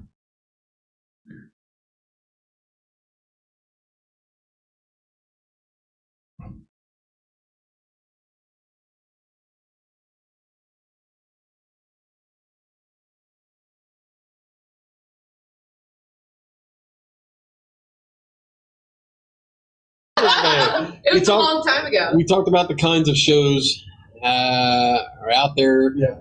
Seg and Beardo are more comedic and less emphasis on the history. Yeah. Right, Yes. yeah, it was mentioned, you folks mentioned it earlier. Yeah. But that's kind of like what we were talking about, was that Beardo and Seg kind of do more comedic type shows that are more fun, and they do not look in very much depth like you folks do. Yeah. Those things. So, Yeah. and that was meant before you talked about Yeah. Right. I think it also like depends on what we're talking about. I know like sometimes like I go into the history of something and it would be highly inappropriate for me to make a joke about it. Mm-hmm. I do try making jokes, and one of my first ones I talk about Hamilton and Burr's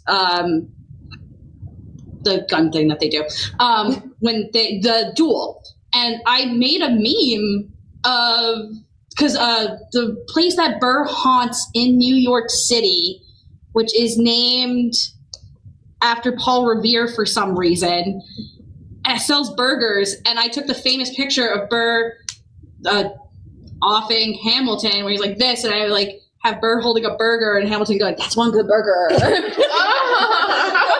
It's hard. It's hard to make history interesting and engaging, and also be funny. That's a lot. That's a lot to do. Yeah. One thing I will say about the debunkers that make comedy out of it, they do make sure they get their facts right, and if they do get one wrong, they'll correct it, and I appreciate that.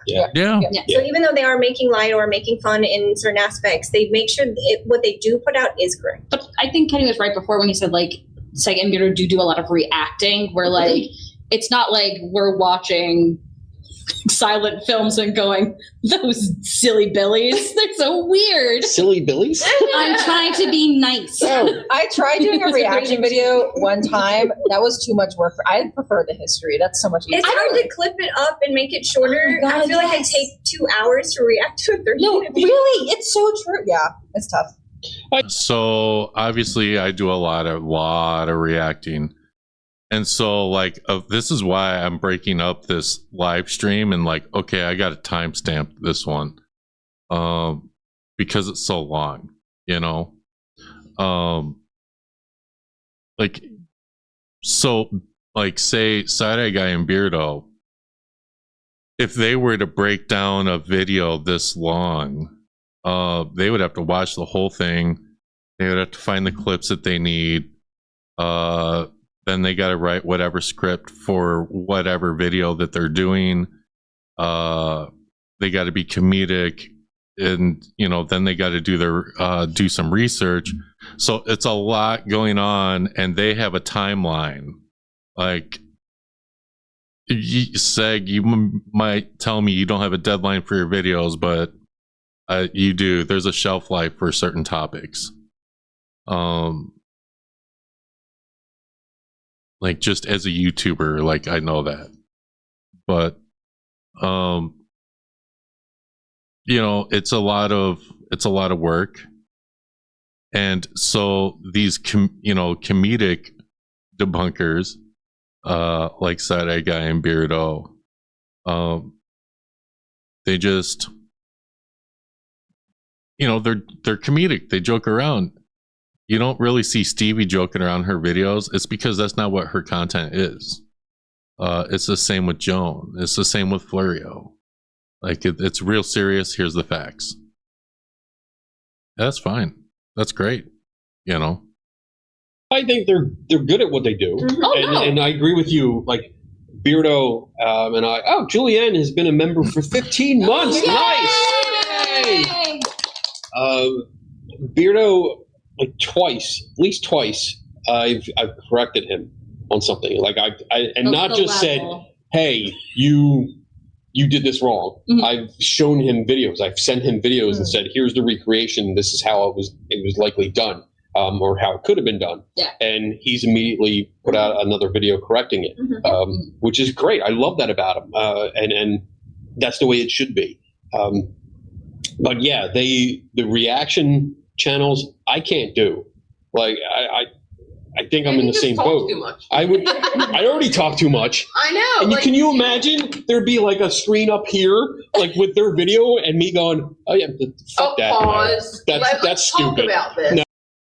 There are certain people that talk too much. So like I'll give, I think I said this before, Seg, when he reacted to Dolly's shitty ass video addressing stuff without whatever, he was reacting to her and like he was pausing it like way too much. And like, I'm like, dude, just do certain, like play a section and then talk about it. Like he'd get triggered by something that Dolly would say and just immediately want to respond. And I get that. But like, that's why I didn't react to him reacting to it. He did it live. If he would have done a recording of that, he would have broke it down way better. No. Like it would be a whole 10-hour show. Like 1 hour show would be a 10-hour. Yeah. It would be way too long. Yeah. I can't live react. I have to watch it several times and choose the things I want to react to. Otherwise, it's gonna be 3 or 4 hours. Right, I right. can't just put it all. Yeah. And then you get. Yeah. Yeah, so I would say Seg is not the best at live reactions, just based on what I've seen. He's, you know, at least when he's extremely passionate about something, because like I think, because then you're just triggered easier to stop. All right, let's get into this apology video. Then I'm going to drop the link. All right. So that podcast happens. All right. So, all right, hang on. So let me ask you all this before we get into this. We're not just going to power through. So based on just the sections that I showed you all, it was mostly about, like, all of that was pretty much about, you know, it's pretty much harder for women in the debunking community, and they don't get the credit that they really deserve. You know, there's a lot of things in there, not just my little extremely vague, you know, description of it. But I didn't see anything that was attacking Seg. The gaslighting is next level. I didn't see anything that was attacking you. Nothing. So when you click the link, I really want you to explain it to me. We're going to watch this apology video and I'll drop it.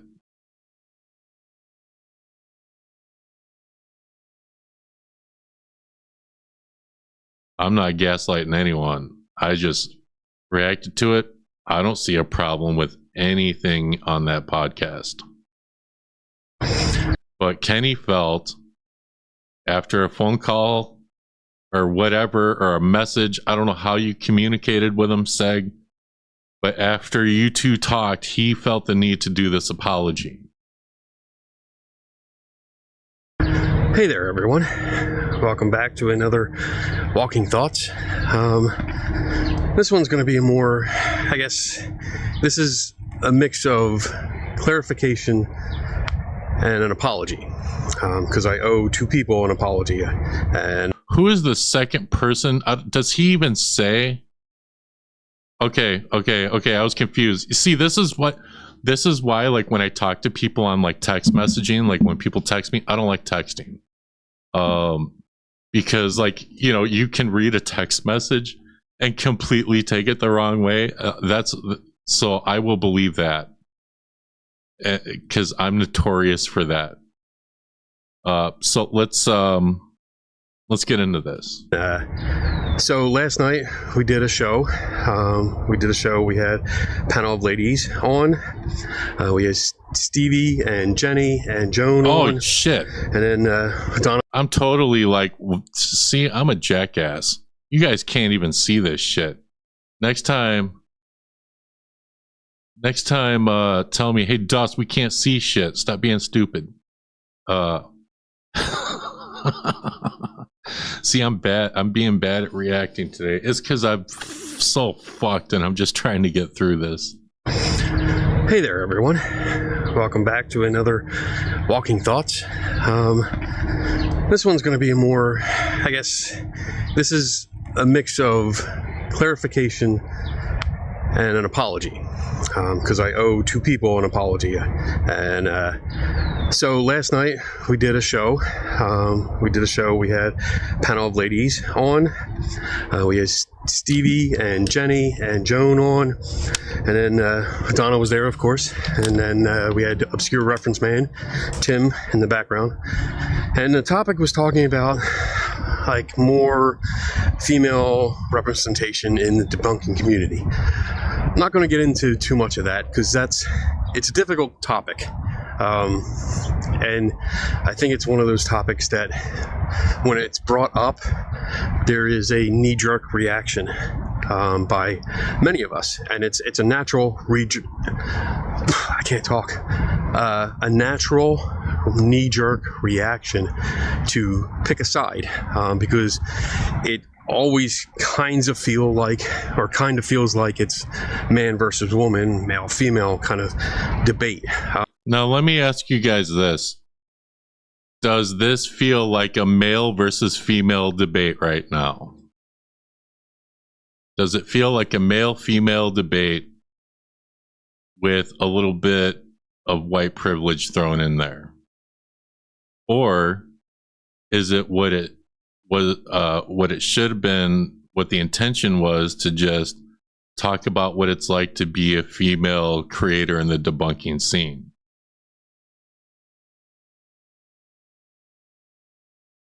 Put a 1 in the chat if you think it's male-female. That's what it feels like, male versus female. Or 2 if you think that it's still on topic with the message of the live stream, which is, this is what it's like for us as females in the debunking community.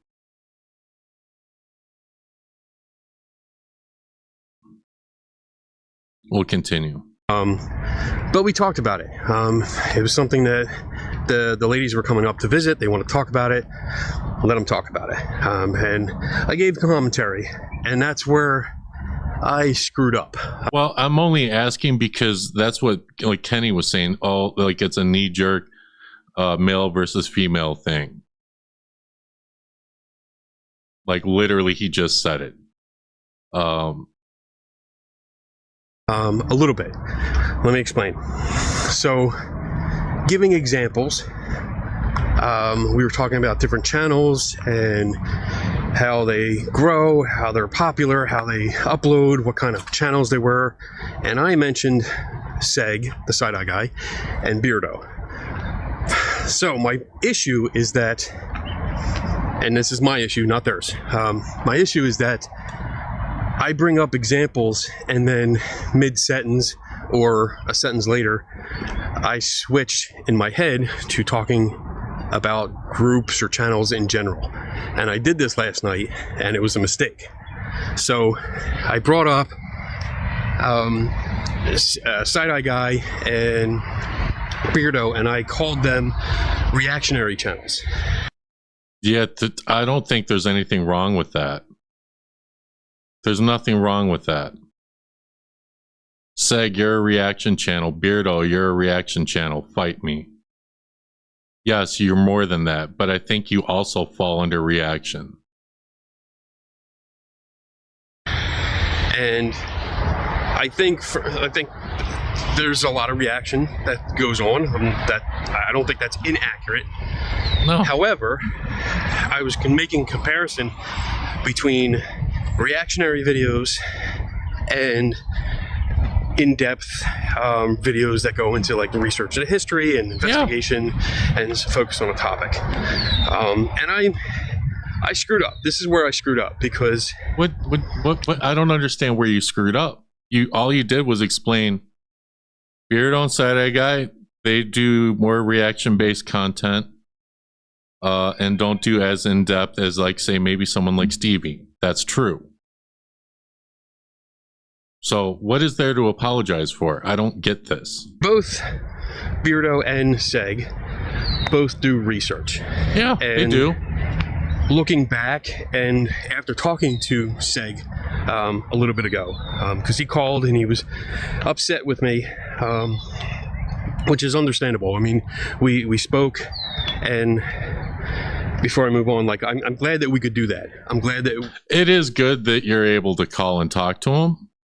But I don't see this as an issue where, and I know Seg, you said in the because I think there was some comments in here and you were like, oh, this didn't even really deserve like an apology video. I agree. I don't think he shouldn't have even needed to do this. Because I don't think whatever issue you had, I don't think was worth any of this. He could reach out and say, hey, can we chat? And he laid out his issues with me, and we talked about it, and we resolved it. At least I hope we did. I still love you, Seg. But no, I think we resolved it. But he brought up the issues, and when I talked about comparing channels and channel types, I was trying more to show a difference or to highlight a difference in approach, the type of video that's being done. But again, I misspoke by calling them reactionary channels and leaving it at that.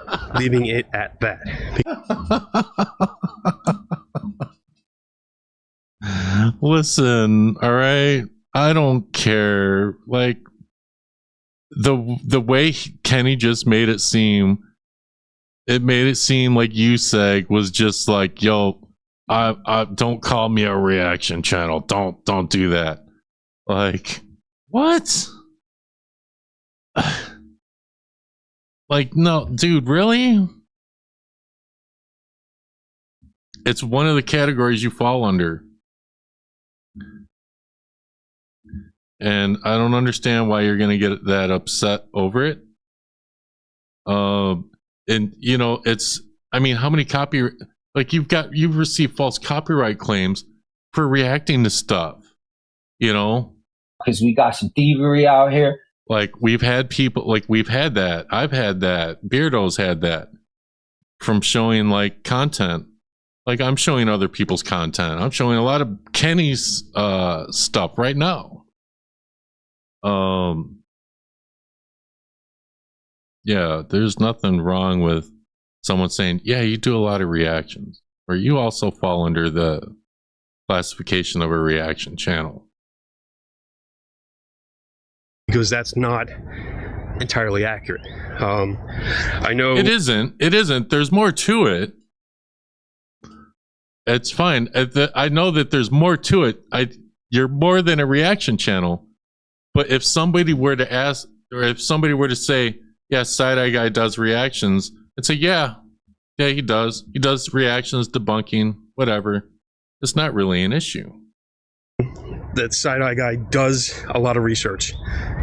Excuse me. And I never denied that. I'm sure, Side Eye Guy, that you have done research. You've gone out of your way to contact people, to get interviews and to get the actual story. So I'm gonna give you. I'll always give you that. Whew. The beer I had for lunch is coming back. The beer you had for lunch? How many, Kenny? How many beers did you have? Okay, I need to know. And what kind of beer was it? All right, because I can't drink anymore because of my health, but says a lot about a person, the type of beer that he drinks. I'm just joking. Excuse me. I know he does a lot of research. He gets research from other people. He works with other people, and he incorporates all that information into his videos. Where it's Seg has done some deep dive research, debunk videos. He doesn't just do reaction videos. Seg is honest about what his channel is. Yes, I'm not saying that he doesn't do deep dives. I'm just saying that I wouldn't get upset over someone saying, yeah, he does reaction videos. Like, I think in passing, I would have told Kenny, y'all, in the future, like, it's cool. Yes, I do reactions, but just include, like, hey, you know, I do debunks and stuff too. Like, come on. Like, it isn't really, like, it's not that deep. That's something that me and Co say all the time. This isn't that deep. It shouldn't have been that deep. And that's the issue that I have with this. not just a reactionary channel. It is a reactionary research debunking channel. I left debunking out last time too, and he yelled at me for that. You yelled at him for that? Come on, man. But I shouldn't laugh. I'm trying to be serious here. And the same goes with Beardo. So see, the thing is, the people that watch Kenny, also, I think they all watch Seg, so they all know what he does. You know, like, I just don't see the problem with it. Like, I want to like, from now on, I just want to say Seg does reaction videos just because I like fucking with people. Like, what's the big deal? If Beardo sees the live that we did and hears what I said and gets upset with me, I hope he sees this too, that he does the same thing. He does a lot of reaction videos, but he also looks into a lot of things. He will dig and research locations and equipment. He reaches out. You dig, bro. Both gentlemen have reached out to me for information. They've reached out to other people for information. So I wanted to make clear that it was wrong of me to say that they were only reactionary channels. But you didn't say that they were only reactionary channels. You said that they do reactions, and you did mention some other things.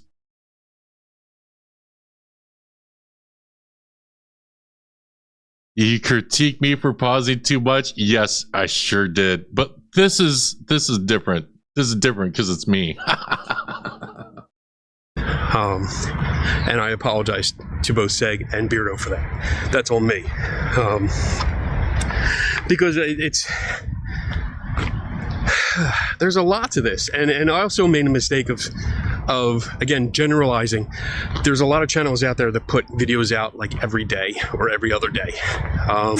Seg corrected me and said that he puts out a video like every 5 or 6 days. So I was wrong on that, because we were talking about video popularity and getting views and getting into algorithms and stuff. And yeah, the more you post, the more you're out there. And we brought that topic up about when you post, because I don't post. I post once a week as a live stream. Other than that, I don't post except for walking thoughts, which is like maybe every other week or a couple days, or depending on when I get outside. I'm gonna pause it. Don't get mad at me, Seg. I will say, because of all these walking videos, it's hard to get a good picture of Kenny. So, because look, you don't get like his full face or features, so it's harder. When it's nice out, like today, and I can walk. So I don't post a lot. So I don't think I probably don't get a lot of traffic because of that. And most of my bigger videos are posted on CFI, which is, again, that's every other month maybe, because it takes me so long with all my other duties and jobs here at CFI. It takes me a while to get a video out. So I guess, like, Seg raised a concern that it sounded like I was talking down about both him and Beardo. I didn't take it that way at all. I didn't take it that way at all. Like, it was just a difference in how content and the research is being done. It's not okay. Let's continue. And that's not what I meant. I have a lot of respect for both of them. I truly think that I consider them friends, and I'm always there if they need help, you know, if they ask for something. So if I gave that impression, I apologize. I'm sorry, because that's my fault. I shouldn't have done that. I should have explained it a little bit better, or described it better. I think that's what it is. Described it better. I'm really, it's killing me. It's really killing me that I made people feel like that didn't deserve it. So I hope they're okay with it. I hope they understand that that's not what I meant last night. Again, in the course of the discussion, I'm not trying to make excuses here. It's just during the discussion of a difficult topic, especially when we're talking about more female representation in the paranormal, it's hard for me to articulate some of my thoughts because I'm a man, and I'm always worried. Let it go. No, this is what I do. I cover paranormal news, paranormal drama. There is no letting it go. I'm also always concerned about how my comments are going to come across. And in putting so much concern on my wording and making sure I didn't cross the line there, I completely ignored the line that I crossed, which insulted people that I know, people that are my friends, and I really feel bad about this. See, that's why I don't like text. I read the chat and I get confused half the time. It's fine. It sucks. Yeah. I really don't know what else to say from there. Except that I did talk to Seg, and I talked to a few other people this morning that brought up concerns. And hopefully we're okay now. I think we're okay. And I've learned a lesson where I need to watch what I say better. I don't think so. And I guess not get caught up in just one concern. Make sure I understand all the concerns that have to do with the topic that we're talking about, and act accordingly. Learn 2 hard lessons like that. One was behind the scenes, and you guys didn't hear about that. But yeah, I hope this makes sense.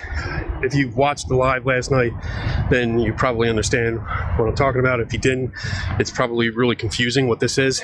I'm sorry.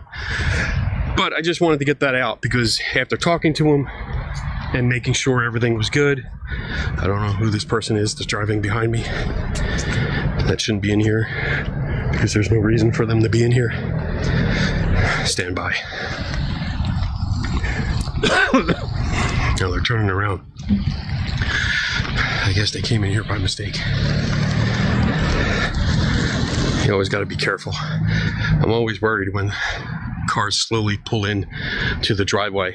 I do the same thing. And like creep up behind you, especially with the work that I do. Okay. Anyway, where was I? Oh yeah, so I did talk to Seg. We talked a lot. I mean, he talked a lot. Sorry.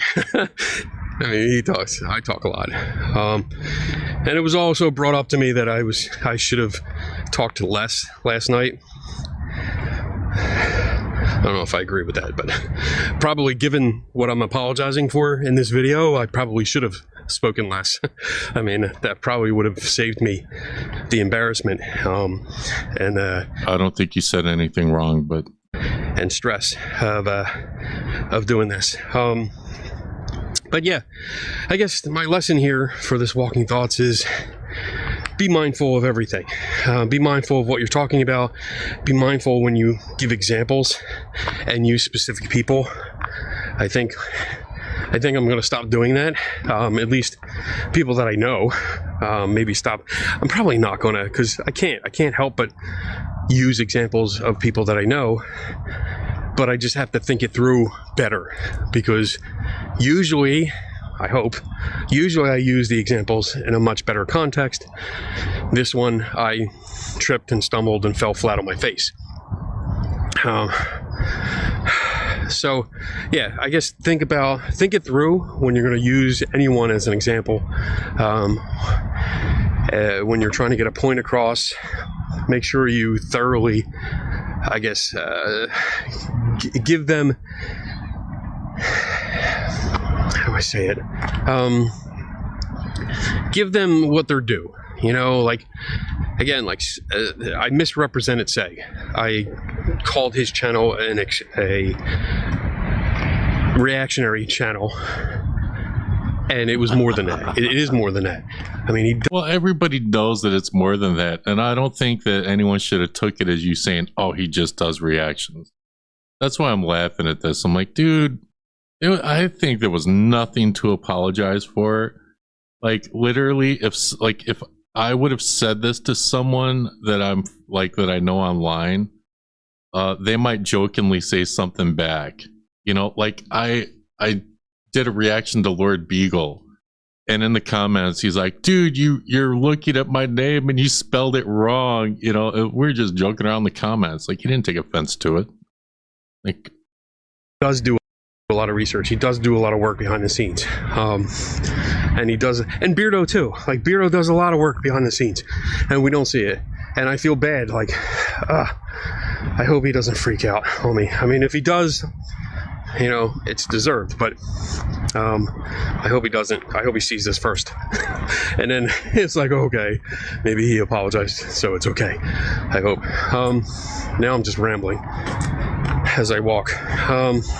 See, now you just had me thinking about a fucking cupcake. Thanks. Let me know what kind. Anyway, so I hope no matter what you think of the show last night, I hope there were some points that maybe you took away that made you think a little bit more on them. I know not everyone's going to agree with everything. I know there's going to be some people that don't agree with anything. And it's very difficult when you talk about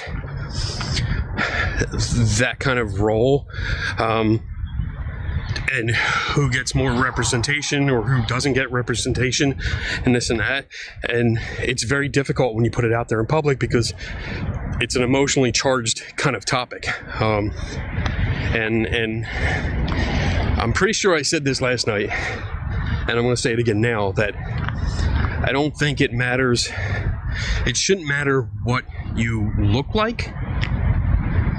It matters what you bring to the table and your attitude. So if you have information, if you have knowledge, if you have skills that you can bring. Just tell me how this became about Kenny disrespecting the topic. I don't think it was Kenny disrespecting the topic. Who was the first to complain? My answer to that, in my opinion, would be Seg. But let's continue. We got to get through this because we got to drop the link. To the table and help understand something better. That should be really the primary thing that matters, and then right underneath that, the attitude that you bring with it, because some people, you know, are assholes. Some people are like that, where they bring the information or the knowledge and they are a dick about it. And in that case, I probably wouldn't listen to them anyway, because I'd go to somebody else. But for me, it's like anytime I'm doing research and I think about, all right, I need this information, or I need a consultation, I need an expert, I think about, who do I know that is an expert in this area, or who has this information, who might have this information. Okay, Chris, you're fucking wrong, because nobody said shit until Kenny did this apology video. Kenny did this apology video, and we found out that Seg contacted Kenny and had an issue with that, with some things that were said. Okay, it had nothing to do with fucking Florio. So no, I mean, yeah, after the video dropped, people all weighed in on it, especially like it was Beardo in the comments. And you know what, after this we are going to show some of the comments, just a few of them. I have all of them, but I don't think, like, is there a man out there that knows this, or a woman out there that knows this? I don't think. Is it a white guy, a black guy, a Chinese guy? I don't think about that kind of stuff. I think about who has the information that I need, and would they be willing to share it with me? So I think that's I hope that's the takeaway from last night, at least from my perspective. But I feel I don't know if I got that across at all. Again, from my point of view and from what I said, I'm all befuddled this morning. Anyway, I'm going to keep walking a little bit more. I hope you guys are having a good weekend. Better than mine. No, I did have fun. I take that back. So I enjoyed most of last night. Mm-hmm. I think we had fun. Most of last night? What didn't you enjoy? But I'm glad you had fun, and the people that were there. I heard that Stevi had fun, that Joan had fun. Jenny, I think that's the other girl's name. They all had fun, which is great, you know. I did give the ladies a tour. We met them. I went to a horror garage sale this morning, which was crowded as fuck. The kind where it's like you couldn't walk normally down the aisles. You had to wait for like the line of people to have a break so that you could squeeze through the people that were all packed into the aisle. I did get a few things, a bunch of Fate magazines, and then I got that was a bug. A bug just came and I was like, I did a Neo. What else did I get? I got a couple issues of Fate magazine. I got a couple, what did I get? Oh, I got a camera. I got a vintage camera, antique camera that was like bright red. It looks like it was in the box forever because it's so clean. It's got the flash that comes out the side instead of the top. I like that. What else did I get? I got something else. I'm trying to think of what else I got. Again, I'm all befuddled today. I think I'm just gonna chill and watch like a movie or something and reflect on this week. So yeah, hope you have a good weekend, a nice day, and remember, never stop learning. Bye. Never stop learning. Okay, so I do want to say this because I already know some people are going to say this. Florio or somebody probably told me to do this live stream. No. As soon as I saw this apology video, I messaged all of the other creators that I know, and I was like, I'm going to do a live stream on this. So let me see if I can find.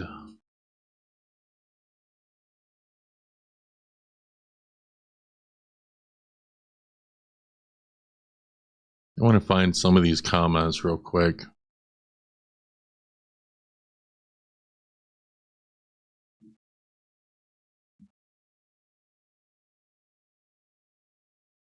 So here in the comments of this, we had Beardo. Beardo was talked about. I'm a debunker and a reaction channel. I see no negative in it either. I fuse two worlds. I'm also a critic, a shite comedian, and gamer. I ain't upset with anyone. I don't see what the, like, hey, Beardo took it the exact way he should have. Oh, here we have the paranormal engineer. Hey, Kenny, I think you are a hell of a role model, not only in this community, but for me personally. The Skeptical Help Bar is hands down my favorite show on YouTube, and I always learn so much. I agree with you that in this community, it doesn't matter who you are. It's about the work, which, yeah, and he does say that in the podcast. We put in research. I am happy to work with and reach out to anyone regardless of sex, and I think the community is really good about that. Okay, that's cool. That's cool. All right, what else we got?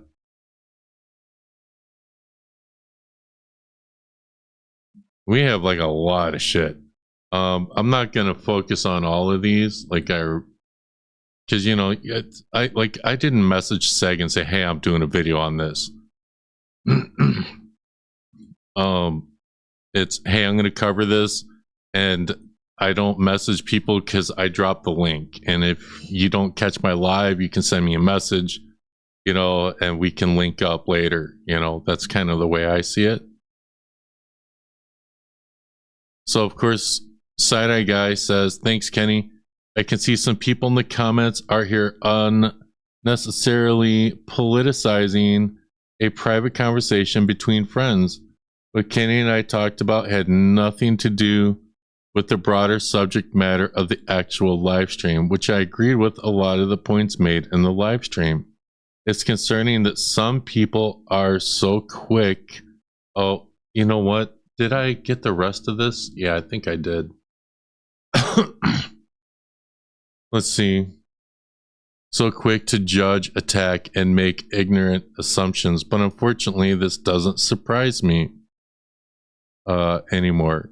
I had an issue with what Kenny said about my channel, and I raised it with Kenny privately.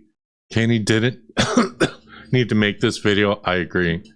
Because everything he said privately to me, but he can speak his mind on his own platform however he sees fit. Of course, I wasn't looking for a public apology or anything like that. It doesn't need to be made into a big deal. Yeah, but I still cover stuff. But with YouTube being YouTube, it probably will. I don't see it going much more past what I'm doing, unless other people react to stuff. I accepted Kenny's apology. I don't even think he needed to apologize, but okay. And his reasoning on what he said is not a big deal, guys. Chill. There's a few others. I'm just going to highlight the people that I know. I understood perfectly well that what you meant between the different styles. The audience did as well. No one in the chat was saying Seg and Beard are only reaction channels. Yeah, I agree with that. I don't think anyone took it that way. Also, I don't remember you saying they are only reactionary channels. I find this nitpicky. I agree. I could call you and be nitpicky at times, and words. She's been nitpicky towards me. Sometimes I get frustrated with it, but it's whatever. Used in other shows you have had, but I understand the nuance, and I don't take it this way. Honestly, it comes across as, sorry I let women speak their minds, and now I'm making sure the men feel better about things discussed. God forbid women speak up about the issues we face or whole lives, and they bleed into YouTube too. Anyway, you can file this as my nitpicky complaint. Also, you don't need to speak less. Everyone got to speak and say their points. I do agree with that. You don't, like, you keep saying, like, I need to speak less. I need to speak less. It's your damn podcast. I want to hear what you have to say as well. I don't think you need to talk less at all. And of course, and I'm not going to read all of this, but, like, you know, there were some arguments. You guys can go back and look at these, but there's a lot of arguing going back with Florio. I'm not going to read all of these because we're going to be here all fucking night. I can't do that.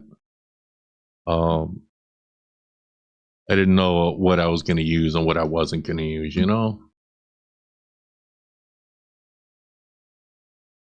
And also, I did screen record both of these videos, the podcast and the apology, because whenever, it seems to be whenever I cover certain things, videos like to disappear. And I'm not saying Kenny would have deleted it. It's just people see thumbnails, people make assumptions, and then people start to delete shit. All right, so it is going to be link drop time. I'm going to play a couple songs because I missed. Oh shit. Test. Hang on. Oh. Okay.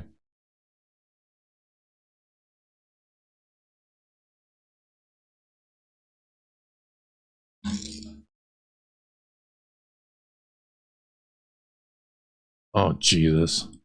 Oh, Jeebus. I'm going to be dropping the link.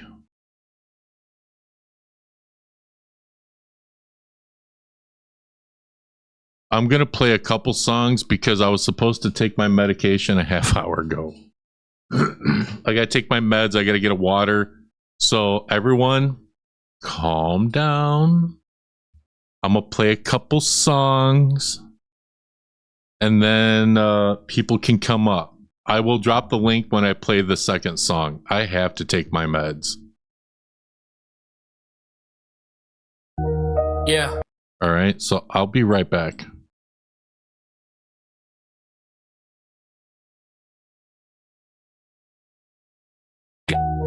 Yeah. Turn it up. Static calm. Here we go. Yeah. Dust in the feed, hit record, no sleep. Truth unlocked, no keys. Paranormal beef, spirits flex. Hunters mad, eagles wreck. Cold cases, hot mics, ghost stories, knife fights. Who fake what, who got caught? Dust break it down, line by thought. Laughs first, facts stay, troll a bit, then explain. Cross that line, he won't hide, owns the mess, takes the ride. Dust productions, clear the smoke. Drama loud, truth gets spoke. Join the dust busters, stand up, sweep the lines, hands up, hands up. Dust productions, night to day. If it's messy, on display. Join the dust busters, stand up, sweep the lines, hands up, hands up. YouTube wars, screenshots rain, sub counts drop, pride in flames. Call out vids, fake apologies, dust cut through, no mythology. Receipts stack, time stamp, spin don't work. Facts glam, come and fights, keyboard rage.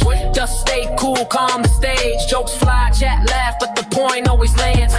Say it straight, no disguise, on the wrong, look alive, look alive, Dust productions, clear the smoke, Drama loud, truth gets spoke, Join the dust busters, stand up, sweep the lies, hands up, not hands up, Dust productions, night to day, If it's messy, on display, Join the dust busters, stand up, sweep the lies, hands up, not hands up. Power Rangers, morphin' time. Old heroes cross lines. Yeah. Suit actors, fan debates, convention beef. Yeah. Long delays. Yeah. Red and blue. Yeah. Gold and black. Dust got law. Way back. Yeah. Respect earned when it's due. Call the mess. Call the truth, yeah. No cape, no ghost, just a mic that cuts close. No hiding, no spin, accountability wins, yeah. Dust Productions, clear the smoke, yeah. Drama loud, truth gets spoke. I'm a Dustbusters locked in, sweep it clean, all in, yeah. Dust Productions, end of dust, yeah. If it's chaos, trust the dust. I'm a, yeah. Hit subscribe, stay sharp, yeah. Dust out, now, dust out, yeah. Yeah, hit subscribe. Stay sharp, just out, yeah.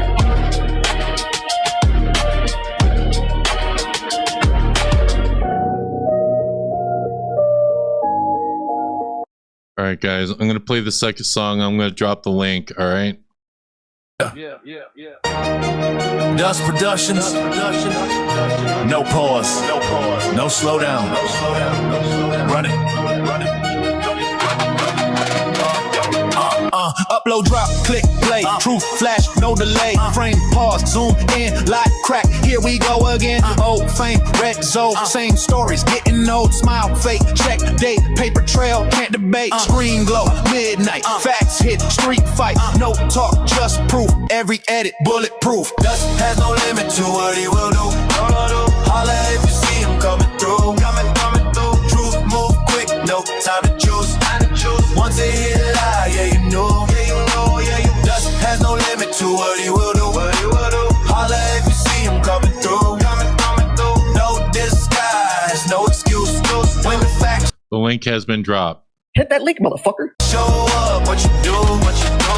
Ghost clips, fake fear, cold breath, not here. EMF, spike, glitch, just rewind, catch, switch, door slam, loop sound, footstep, planet ground, shock face, pre-plan, dust exposed, understand, cut, paste, jump scare, edit tricks everywhere. They sell vibes, dust sell facts, math talk, they backtrack. Dust has no limit to what he will do. Holla if you see him coming through. Truth move quick, no time to choose. Once it hit a lie, yeah, you know. Dust has no limit to what he will do. Holla if you see him coming through. No disguise, no excuse. When the facts show up, what you do? 2020 cents, no rest, soft talk, stress test, green light, they freeze, receipts drop, dead silence, no rage, no scream, just show what's seen, no leash, no deal, truth move, always real, built fake, collapse, one thread, unwrap, once posted, can undo, Dust Production, true breakthrough, Dust has no limit to what he will do, holla if you see him coming through, Dust has no limit to what he will do, holla if you see him coming through. Truth don't slow, truth don't bend, dust. Truth don't slow, truth don't bend, dust. All right. I did hear some people click my link. All right. Normally I would get rid of some tabs, but... Ooh, we do have two people. I don't know if Seg is actually going to... He said he was going to click my link. He has not. I thought he would have been the first one. Who knows? Maybe he's busy. Maybe he'll come in later. I don't know.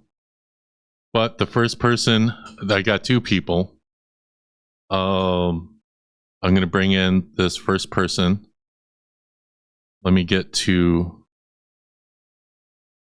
Start virtual camera. StreamYard. Ladies and gentlemen, please put your hands together for Vic. Hello! Hey, I fixed the lighting, everyone. Greetings, Scrabblers. There you are. I don't think it's rare when you turn on your camera, man. You know? It is. It absolutely is. Must mean that this is important. Yeah, it seems pretty important.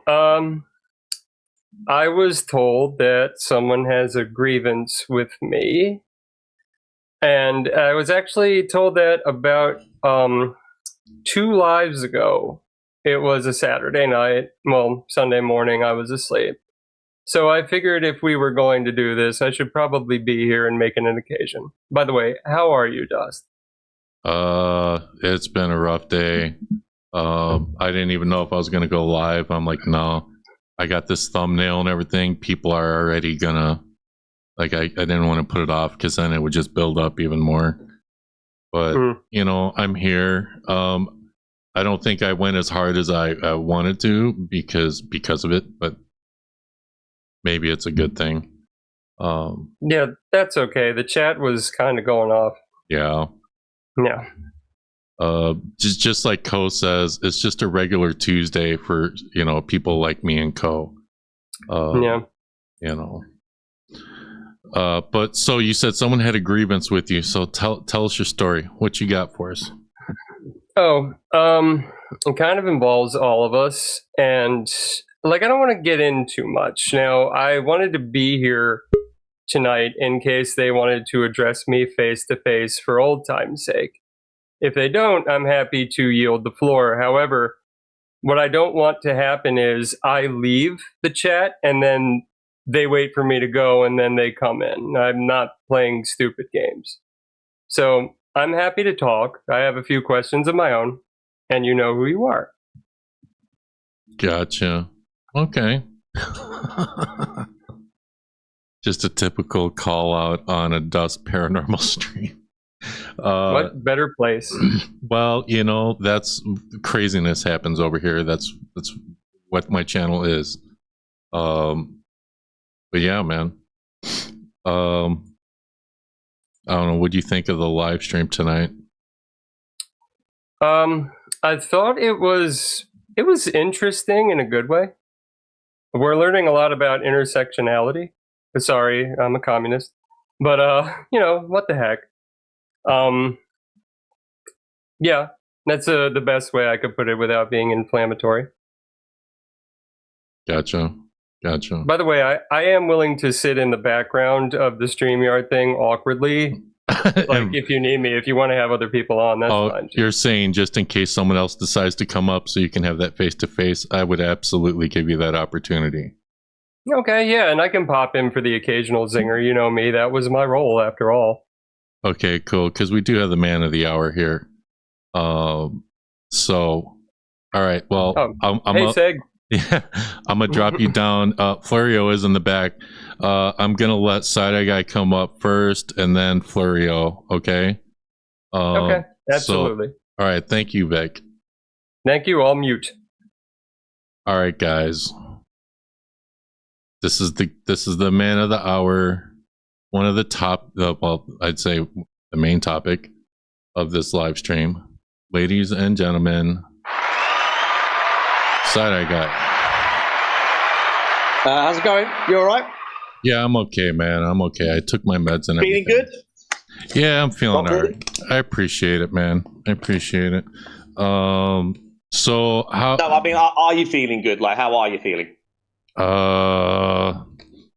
If you really want to know, like, the past few days, it's been I've been having trouble breathing. My body's been aching. Been tired all the time. It doesn't matter how much I sleep. I slept for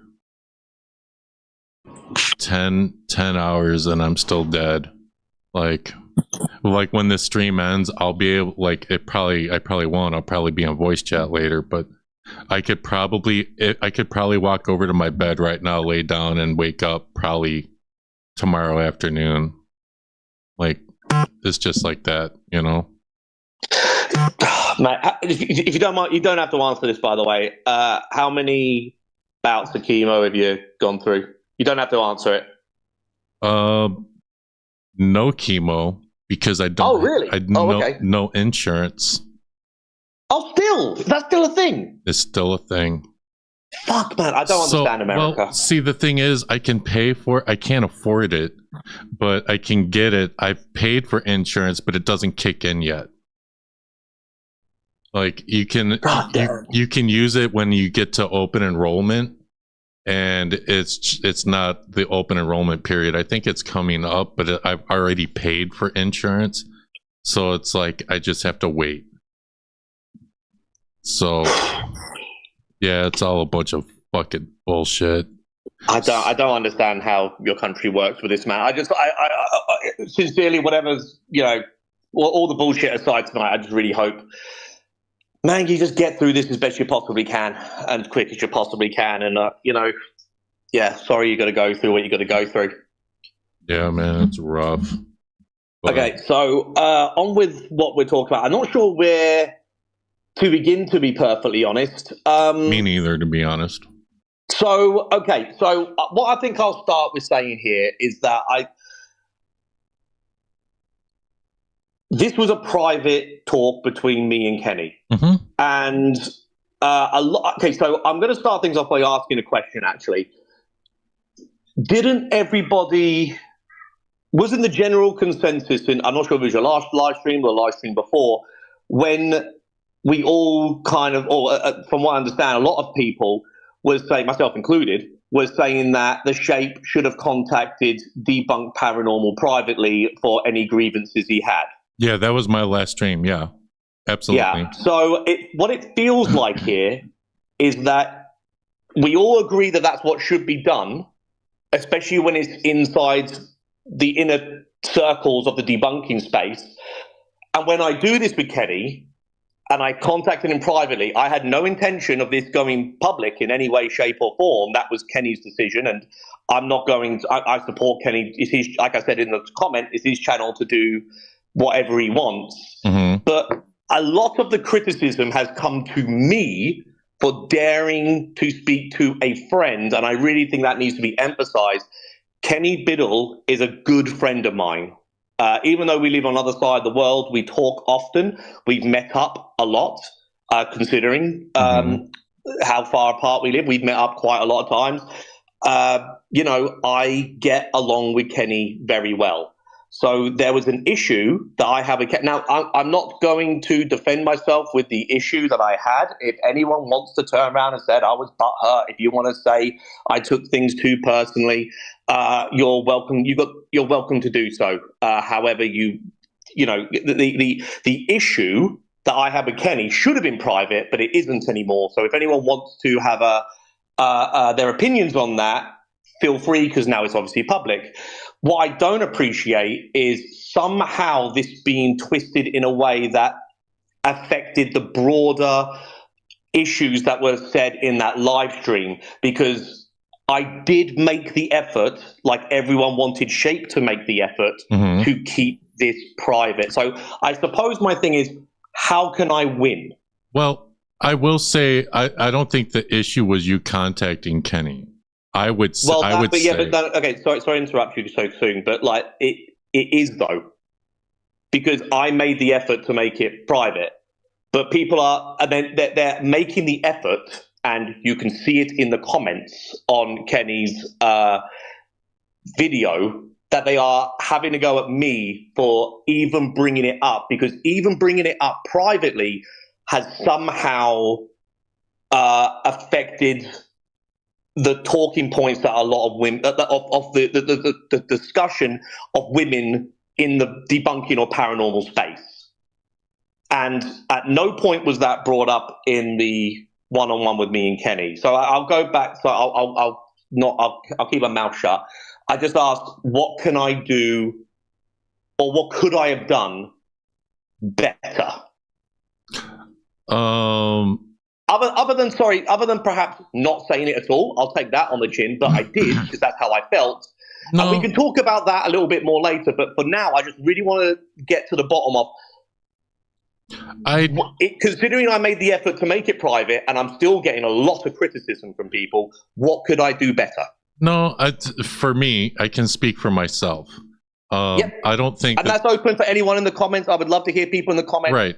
Tell me what I could have done better here, because it seems I feel like I'm being treated very harshly for a private conversation. But please go ahead. Well, I don't have an issue with you reaching out necessarily. Like, I think it's fine that you contacted your friend and you were like, "Hey, I have an issue with this or this." if it's what was said, like I've said, like, oh, it's like the whole reaction channel thing.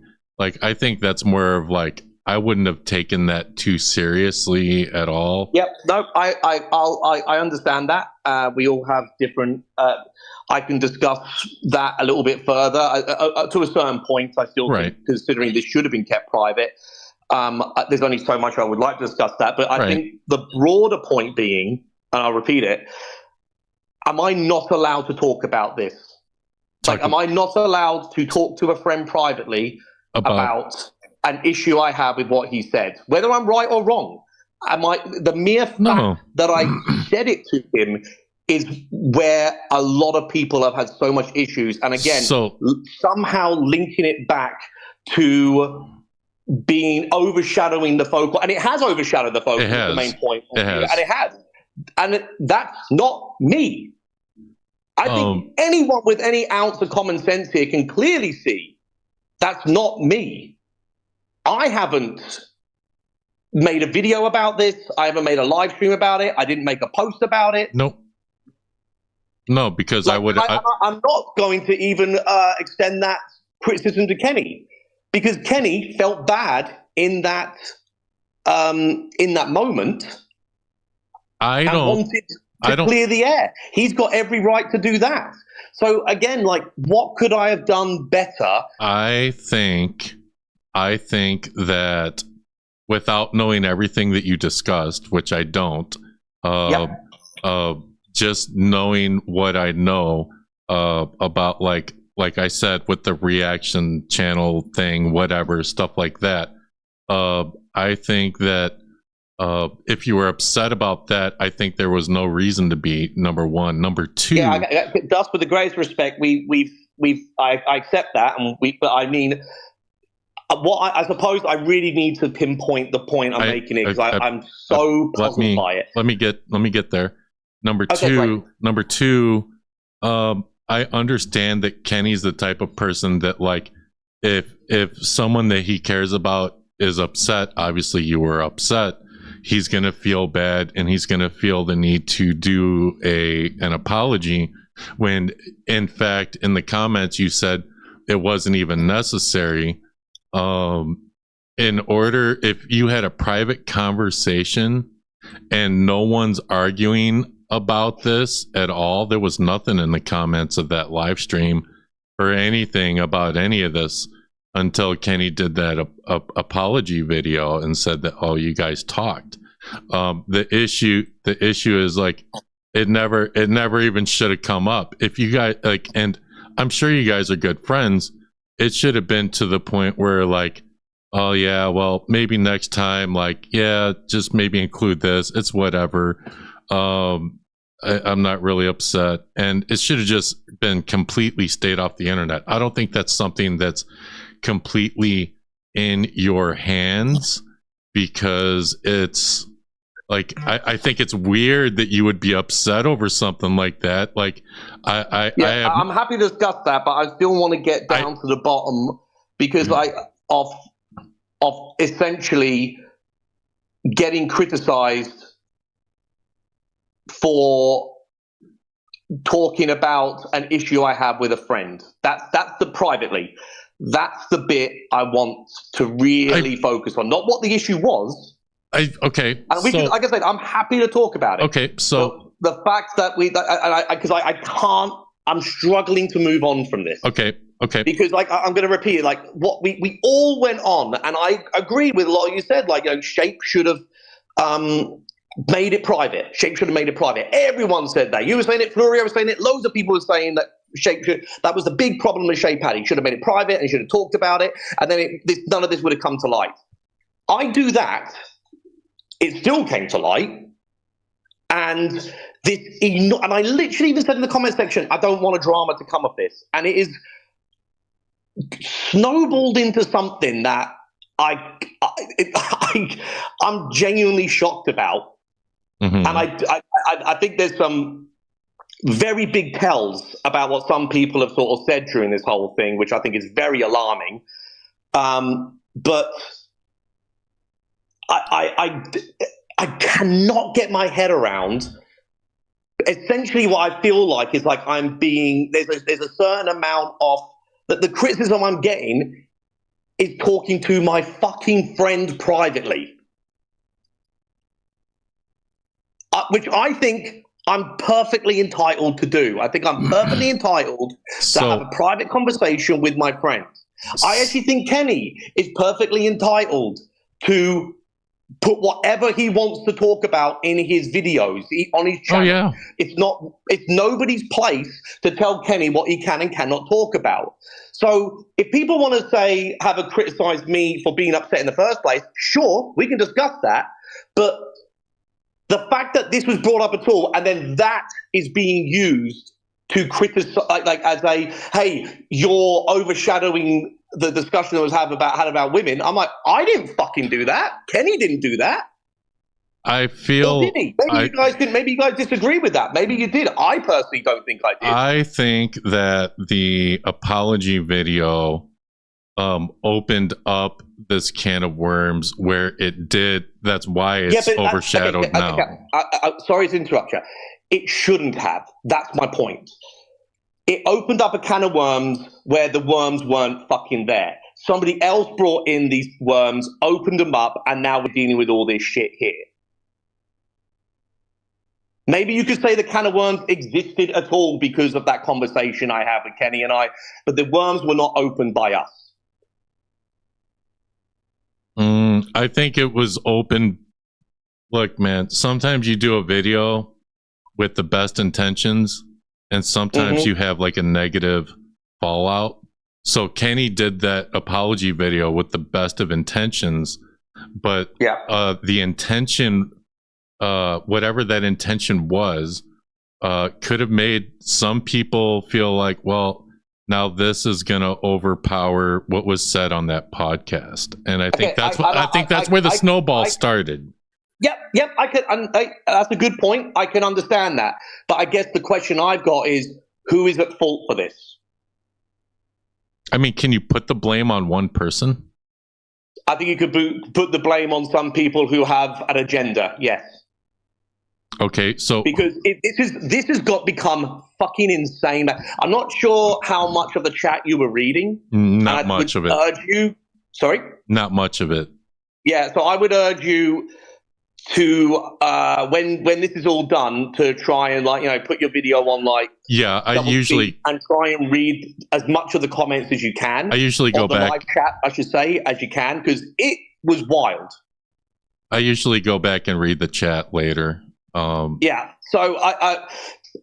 the point is that I tried to stay out of the live chat as much as I could, and then just some people were messaging me sort of saying this is going insane and all the rest of it. And then I was reading back at some other bits. I was like, wow.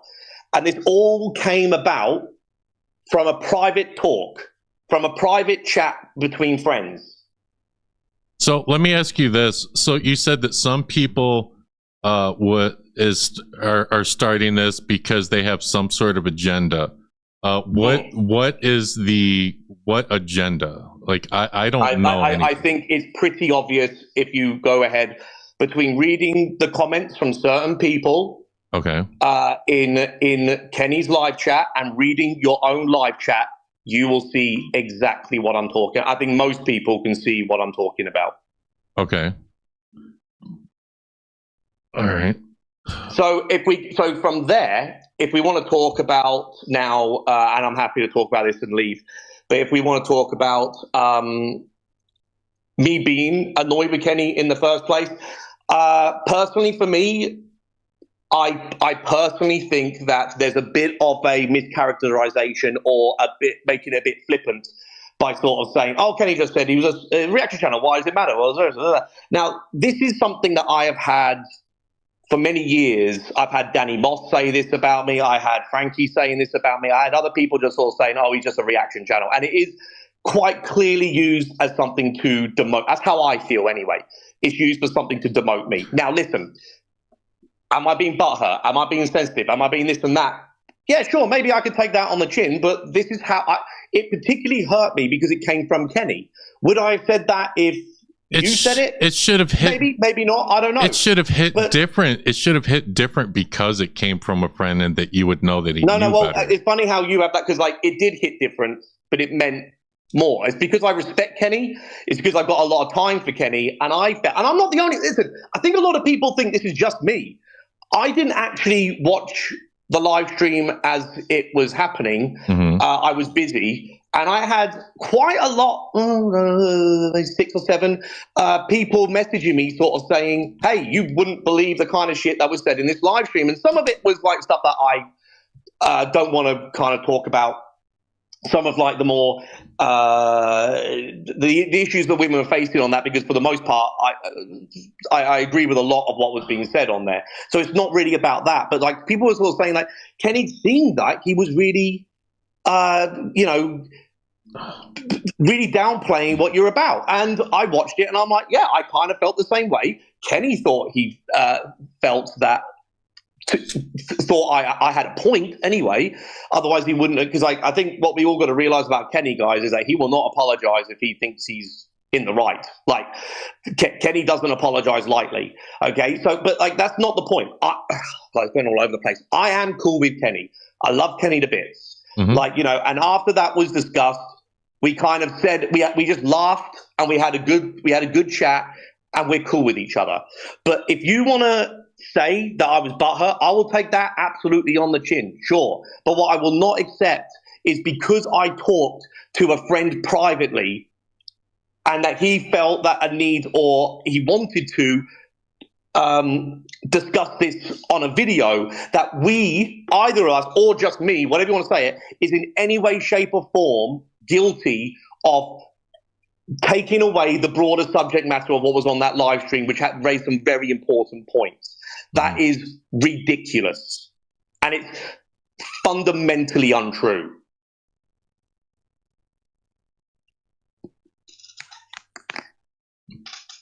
Okay. So, I don't know, unless you've got another question for me. I think I've said everything I've got to say. I'm happy to answer any other questions you got. If you want me to clarify anything, happy to do so. Not really. Well, I will say this, man. So, because whatever, I've already had messages from people and whatnot. My channel, I cover paranormal news, paranormal drama, stuff like that. I react to your stuff. Oh, okay. Sorry. Yeah. Okay. I think I know where you're going with this. And sorry to cut you off, but I do that. I've got ADHD. You're fine. I've got no real issue with you. I mean, you've come to conclusions I disagree with, but I've got no issues with you making this video, considering I don't think you made this I think this was a drama before you covered it. I think other people have made this a drama. Yeah. And I think they were ready to make this a bigger drama, and you can see that in the live chat. They were champing at the bit to make this a bigger issue than it really is. And I think there's certain ways that you can, I'm not above criticism. There's certain ways you can absolutely critique me. If you want to say I was butthurt, if you want to say this and that, if you want to say, generally speaking, no one's particular point here, it's just a shame that this had to come out, because I worry it's going to have some kind of effect on broader issues that were raised about women in paranormal spaces. I'll even, I'll fully agree with that even. But to blame me for it, that's bullshit. It's bullshit, and it's bullshit made by people who had got it out for me. And they've shown they've had it out for me for a while. Again, anything else you want to ask me, I can do, but I don't. But the point I'm making, sorry, I went a little bit of a rant there. You're okay. I don't blame you for doing this live stream. I kind of expected it, to be perfectly honest. After reading some of the comments, I was like, I'm just waiting for Dust to talk about this. Yeah, I'm the new TMZ, I guess. But that's your role, man. That's your role, that's what you're here for. And I would just kind of urge you, maybe just make sure that you're not being a little biased in it. Just make sure you are properly unpartisan and you're going to cover both sides as best you possibly can. I'm not saying you didn't do that, but I'm just saying that. That's really try and make it as fair as you possibly can. That's what makes my link drop so good and important, because everybody can come up and talk, dude. It's open mic. Anyone can say their piece. And I don't like when people come up, I don't attack. Like, I might do my trolley thing while I'm streaming, but like when people come up, dude, I'll ask some questions. I'll let people say their piece. Like, that's what this is. Yeah. Can I also just say one thing? I don't want this to sound really fucking cringy when I say this, because I kind of hate this, but other people told me I really should make this a point. Like, now I've said all that, and now just what I'm about to say, I already feel like I'm going to cringe inside just saying this. But like, my track record speaks for itself in terms of how I feel or how I believe women should be, have a voice, be promoted, be every bit as much as men, and have a voice heard in the paranormal space. I have defended, stuck up for, platformed, been on their platform, so many women in this space. So I think that's another reason why this kind of stung for me a little bit, because I could see there's some people that are I think trying to like mischaracterize me, and I think it's very unfair considering what I've done for women in this space. And I think I'm not going to give specific examples because I don't want to. I've already feel like I've been cringy enough saying what I just said there. But anyone who knows my channel, anyone will know. Not just women in the paranormal space, but women in the videos I react to, or whatever it might be, or debunk, or like, you know, interview, or whoever they might be. You know, I just think it kind of goes without saying that this is a very shallow attempt to try and discredit me. Yeah, I think that. If you want to call me butthurt, go ahead, call me butthurt. No, butthurt on the chin. I think with the hang on, here, the things that are kind of unsaid, that's not fair. Hang on a sec. I think with the reaction thing, yes, I would say you're a little butthurt, and that's just jokingly. Yep. But for the for everything else, I think that I mean, this is my opinion. And Kenny can do what he wants. I think that the apology video was not necessary, and had he not done, I said that in my comment. Yeah, you did. And had he not done that, I don't think like this live stream never would happen. This argument. I mean, you could. This is the thing, mate. You could put this down to multiple different stumbling blocks. You could say, "Hey, I should never have." Maybe no one should have ever told me about the live stream, and maybe I would have, maybe I wouldn't have seen it. I don't know. Yeah. Maybe someone shouldn't have told me that Kenny said those things. Maybe I shouldn't have contacted Kenny in the first place. Maybe Kenny shouldn't have made the live stream. All those things happened. There's nothing wrong with any of those things, or they all played out how they should have played.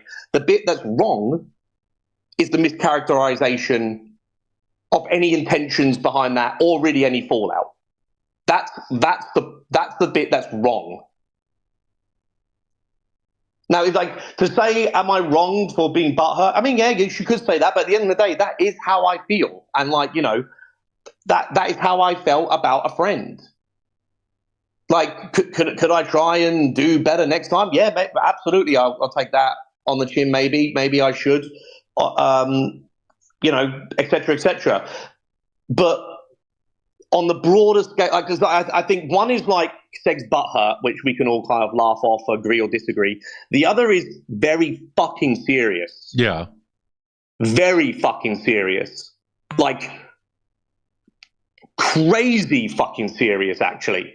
And shouldn't be trivialized, shouldn't just kind of like thrown out there for, you know, without some real thought behind it. And I think it was incredibly careless, some of the shit that was thrown out there. And I think a lot of people know exactly what I'm talking about. I think you probably know what I'm talking about as well, Dust. Well, I didn't. If you're referring to like stuff that was said in my chat, I barely caught most of it. I did see some of the arguments in the comments of Kenny's video, and there was a lot of back and forth there. For some of it, I can see obviously it's you're talking about the overshadowing of, you know, and making it about it's not about the women or well, I think there's like there's been a few things. We're talking about the actual criticism of the apology video in and of itself. That is about linking an apology video to the broader subject matter being used in that live stream. That's completely disagree with that, and I think it's a very serious accusation to sort of make, especially if some people are trying to make out that in some way intentional. I'm not saying that's necessarily the case, but that's how it very much comes across. But another sort of side to this is what has happened in the comment section, or not necessarily the comment section of that video, in your live chat. There's been some crazy shit said.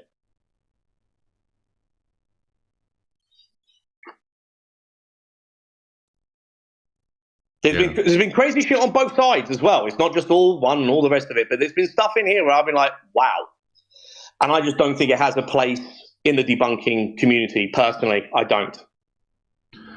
I will definitely agree that there are a lot of people that will take things too far and say things. There are a lot of people that'll comment on stuff without even watching videos just because they want to ride or die for certain people. You know, I mean, you have fans like that.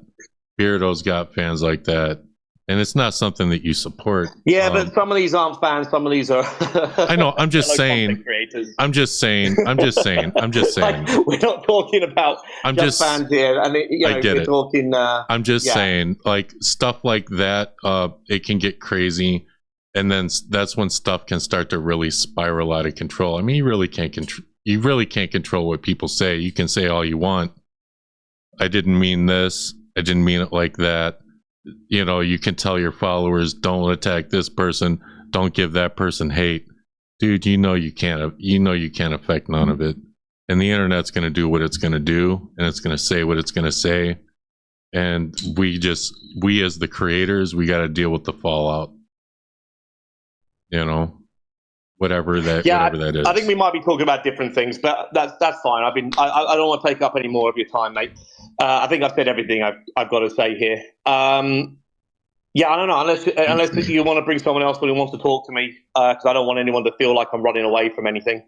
But otherwise, I'm happy to leave and let you chat to whoever, anyone without me around. So I don't mind either way. Well, hang on, we do have someone, but I don't know how it's gonna go. Everyone's gonna be respectful, and we're gonna, I'll bring someone else up. All right. Hopefully she's listening. Hopefully she's ready. I have no idea. She's been in the back. I wanted to bring you up. Vic came first. I'm like, I'll bring him up because I assumed you would be in here first.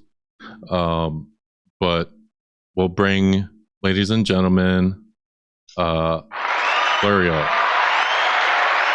Hello, how's it going? I'm just going to turn my camera off because I don't want to put the light on. It's okay. It's not required to turn on your camera. As a matter of fact, I'm going to turn off my camera just to fit in. I'm going to hit my inhaler, drink some water. If you have any questions for Seg, you may ask them. I have no idea. Or if you want to comment. I'll try to answer some of his questions. His first question, how did you word it? I can't remember how you worded it. So the issue is, if I'll try to explain this to you, Seg, it's not, the issue isn't you specifically. The issue isn't Kenny specifically. The issue is the apology video. Should he have put that out there? Probably not, because that's what kind of like opens up the floodgates for a lot of this stuff, right? So the issue with the apology video is after, and I wasn't the only one upset. There's multiple other women and men upset. I was the one who commented what we were all talking about. I was the one who came forward publicly about it. And I came forward publicly. I'll explain in a minute. Okay, so why we're upset. After a panel where women were talking about their place and their experience in the community, the conversation somehow shifted into reassuring a man who felt misrepresented by the term used for the type of content that he makes. And this is sort of what I was pointing at in my comments. I did not say anywhere in my comment that this is Seg's fault or that this is Kenny's fault. I said I feel bad for Kenny. You don't need to say it though, Florio. It's pretty clear. What? I think you don't need to say this is Seg's fault or Kenny's fault, or you don't need to say anyone by name. The fact that you're saying like this is a man who has done this, yeah, you've already kind of made that very label, clear. Yeah, because that's the whole point. The live stream is about women's issues. When you have a panel with women talk about women's issues, you don't then compare it to a man with each point that you make. And okay, no, but I'm sorry because like if I don't, I'm sorry to interject, but I will lose my place because I think that's a very important distinction to make here. Where you see this as a man talking about whatever his issues, and apparently that's an issue in itself. What I see it as a friend reaching out to another friend privately. I don't see this as a man reaching out to talk about his issues, and that somehow belittles or diminishes or has any kind of negative or silencing connotations on what the women were talking about in that live stream. And I think a lot of people, you're saying like a lot of people.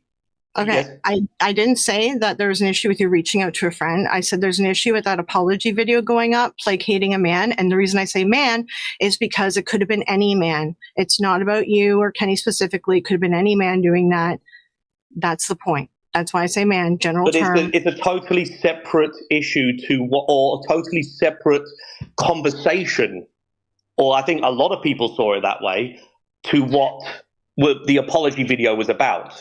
Now, you can agree or disagree with the apology. Like I said to Dust, you can say I'm butthurt. You can say all those things, absolutely. But you're still conflating. Like we're talking about apples over here, and you're talking about a battleship. Like Kenny and I are talking. Kenny and I had an issue with Kenny. Kenny and I resolved that issue privately. I thought it was going to stay private.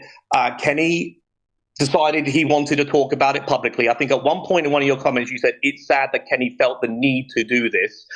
So you're putting onus on me, the blame on me that Kenny felt the need to make the video in the first place. I wanted it to stay private, and much like how I said to Dust earlier, it seems like I'm in a bit of a lose-lose here. In other words, because we all said that the shape should have kept it private, and I did keep it private, and I'm still being attacked. So no, I think it should have been. It feels like there's no place for me to be able to air my grievances with a friend. It should have been kept private. Something like this happens. It should have been kept private. Kenny probably shouldn't make that video. I feel bad. But I also support his right to do so. I support Kenny's right to make that video. It's his channel. He can do what he wants. Yeah. The difference between you and me here, Florio, is the fact that Kenny felt the need or wanted to make that clear the air there publicly doesn't affect anything in any way, shape or form with the important points that are being made in that live stream. It does. I don't understand the conflict. Now, other people obviously agree. A lot of people agree with my side of things. I think a lot, from the sounds of things, a lot of people agree with your side of things. The discussion I'm trying to have here is why. Okay. Really quick, guys. Keep talking. I have to go and grab one of my other inhalers. It's in another room. So you guys keep going. I'll be right back, okay? Be safe. Don't fall or anything. No worries. So, like I said, the issue that people like me and other people, there's other people I spoke to. I was just the only one who really spoke up in the replies, is because it was after a panel where women were talking about their place in the community. But it was a totally separate. Would you agree it's a totally separate video? No, because he's referring to the live where women were talking about their grievances in the community. And, Kenny could have he could have handled it probably differently. Yes. And where I say I feel bad for him that he had to make that video is that he seemed very, very upset And I don't think anyone wants him to that length, you know, and I know that he does have great feelings about this kind of stuff, but I think maybe he should have maybe he should have opened the next live or something with, hey, last video, I just want to make it clear that I define everyone's channels properly. Like, it was just, I think it was maybe too soon because it was like the day after. And it just seemed to diminish the good talk that everyone had, right? I couldn't disagree with you more. I don't see how Kenny wishing to clarify something that about a friend diminishes anything that any woman was talking about in that live stream whatsoever. I cannot see it. Like, if there was any, I don't even think I saw anything in the comments, with the exception of you, that made such an assertion. Now, again, maybe some people were talking a bit about it behind the scenes. I would urge those people to maybe speak up on this and make their voices heard as well, just so I could understand maybe a little bit better. But from my position right now, I see this as two friends clearing the air on something, and the live stream talking about the issues that women face in the paranormal sphere. And to say that the apology video has somehow, I think at one point in one of your comments you even said something like, oh, women are going to be seen as drama or something like that. I don't want to misquote you, but I'm pretty sure you said something like that. And again, I was like, what? How? It was discussed. Like, literally, if anyone's being drama here, it's me or Kenny, a man. You can't say, oh, because of what they said, other people will see women as being criticizing women. Like, if anyone's going, and people have, if anyone's criticized anyone, they've criticized us. Okay, so that was an example that was brought up in the live stream, okay, about women being called dramatic and stuff like that, and it being turned around that women are being dramatic when we bring up issues of concern. I understand, but what's that got to do with the talk that Kenny had, with me and Kenny talking privately? So with Kenny releasing the way that he released it, it was, I mean, I'd have to break it down. I don't have notes in front of me, but it's saying something like lesson learned, and like just some of the terminologies and the way that he was kind of talking, it did seem kind of dismissive to some of the conversation. But the issue is that it opens the floodgates for people to then now comment how they really feel about women. And some people had to start commenting. Okay, I'm so confused here. Because Kenny, run that by me again, because that I can't get my head around that one. I would have to bring up the video to write down all the details of it all, but it was some of the we were unable to do that. So can you please just repeat what you said, like, dumb it down to me a little more? Some of the words that he said and the tone that he had did upset people, and it made them feel like he was apologizing for how he spoke about the men. Because it wasn't you. Like, when Kenny made the video, he was talking about Beardo and you, right? So the two men that were talked about during the live, he misspoke about them, and they were upset with him, and now he needs to apologize for that. And it just seemed like it was apologizing for speaking about men during a talk with women, where we're trying to also compare. I guess this is one of the things as well. I'm sorry to say this, Lurio. I think you think way too much about gender. Like, this is wow. Okay, so let me get this straight. Because Kenny is addressing something with a friend who happens to be a man, that this is going to somehow either overshadow, diminish, belittle, or have any kind of negative impact about a broader subject about women in a separate video. And before I'll add another little question onto here as well.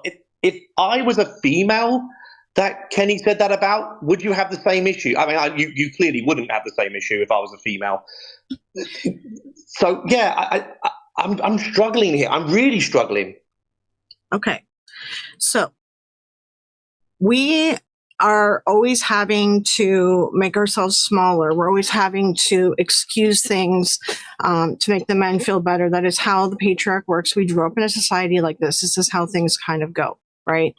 So when you're having an open discussion with women talking about women's issues and you're talking about feminism talking points, because that is, by nature, the discussion. When then the next day, the person who helped host the discussion is apologizing because men that were brought up during the discussion got their feelings hurt, it invalidates. Very important distinction to make. Privately. I understand privately, but he posted a video publicly, thus opening the floodgates for. Yeah, but I get blamed for this. No, I don't blame you for this.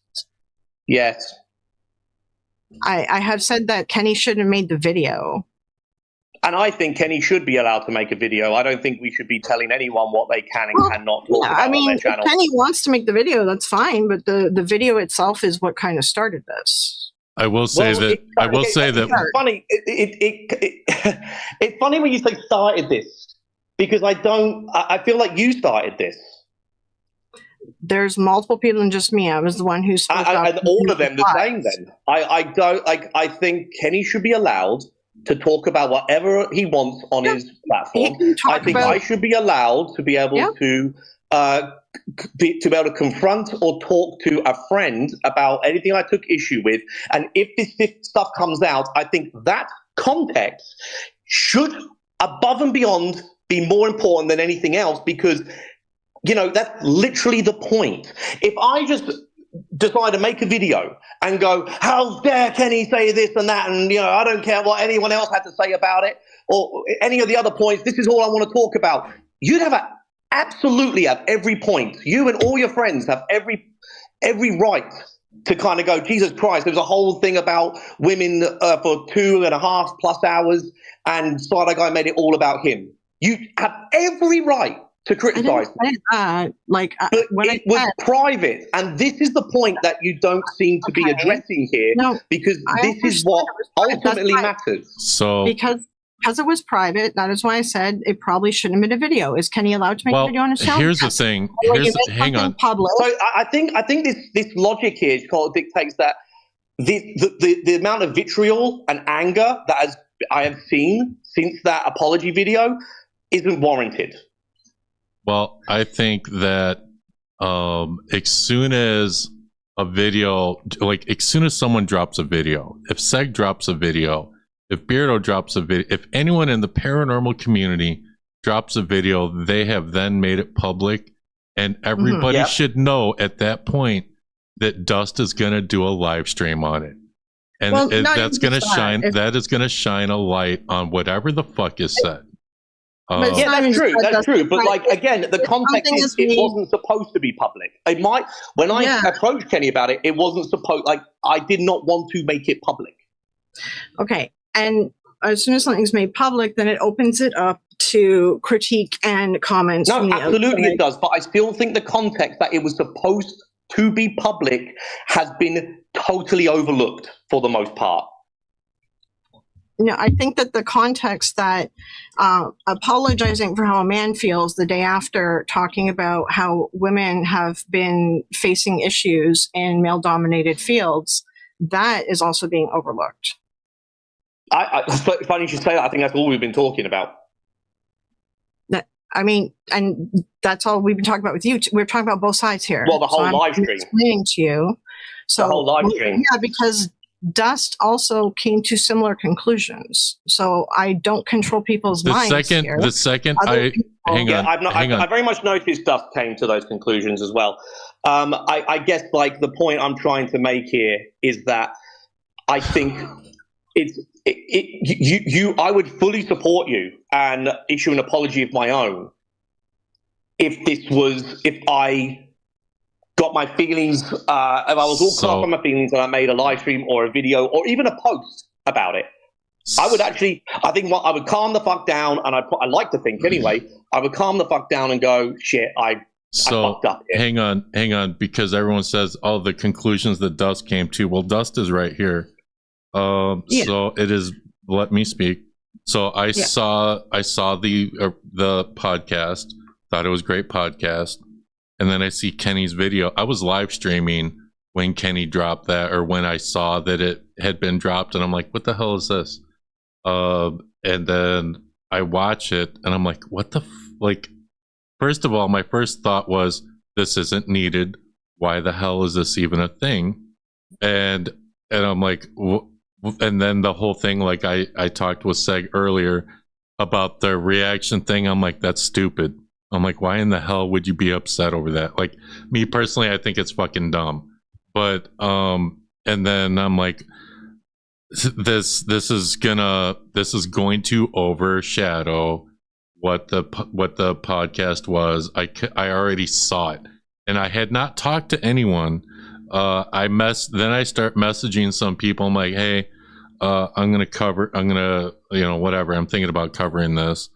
And I was afraid at that point. I'm like, well, just me covering it is gonna overshadow it even more. But at the same time, I cover paranormal news and paranormal drama and everything. So it's like, well, I got to talk about it. So that's why I did. I definitely thought that. Yeah, I sorry to interrupt, Dust. I understand that you did reach a very similar conclusion to what your friend Florio here had said. I also realized that during the live there wasn't very much consideration or, putting forward that this was all meant to be private. I noticed that as well. Again, that's really the main thing. I tried to make this clear in my comments so it wouldn't snowball into what it's got here. I was hoping that that would be focused on more here, that it was supposed to be private. I'll take on the chin if I was supposed to, if I got butthurt. Fine, sure, take it on the chin. Hang on, hang on. Associate to either me, let me just please finish, to either me or Kenny, that because we're men and because we're friends and because the way that this apology went down has somehow, we are at the cause to kind of like take that away from women's space. I just don't see it. I think it's unfair. I think it's I don't know. I think it's unfair. I said that I thought, yeah, okay, this was a private conversation, but then Kenny made it public with that video. I think that video should not have happened. Kenny was the one that technically made this public. Do you agree that Kenny should be allowed to post whatever he wants on his channel? Yep. Right. So doing so, if we follow that thought process, what came out of that is that Kenny's fault. When it obviously wasn't his intention to take any kind of attention away from the issues women face in paranormal space. I think we can all agree with that. So, and if that isn't his intention, and it clearly isn't going to be my intention, Kenny's intention quite clearly was, I want to clear the air because, and I know I'm not going to start naming names, but I know I wasn't the only person who reached out to Kenny about this. I think that's very important to say as well. I think a lot of people think, oh, Starlight Guy's stupid and he shouldn't have done this, shouldn't have done that. I am not the only person who thought this, okay? Just for extra context there. But I think we should all be able to agree. I'm not so sure about Florio, but I think most of us should be able to agree that it wasn't my intention to do this. It wasn't Kenny's intention to do this, but it is blown out in the most extreme way like this. I don't know, guys. Where do we go with that? I think that when you put something on the internet, like I said earlier, like, yes, you can post whatever you want. Like me, I'm doing this live stream. Okay.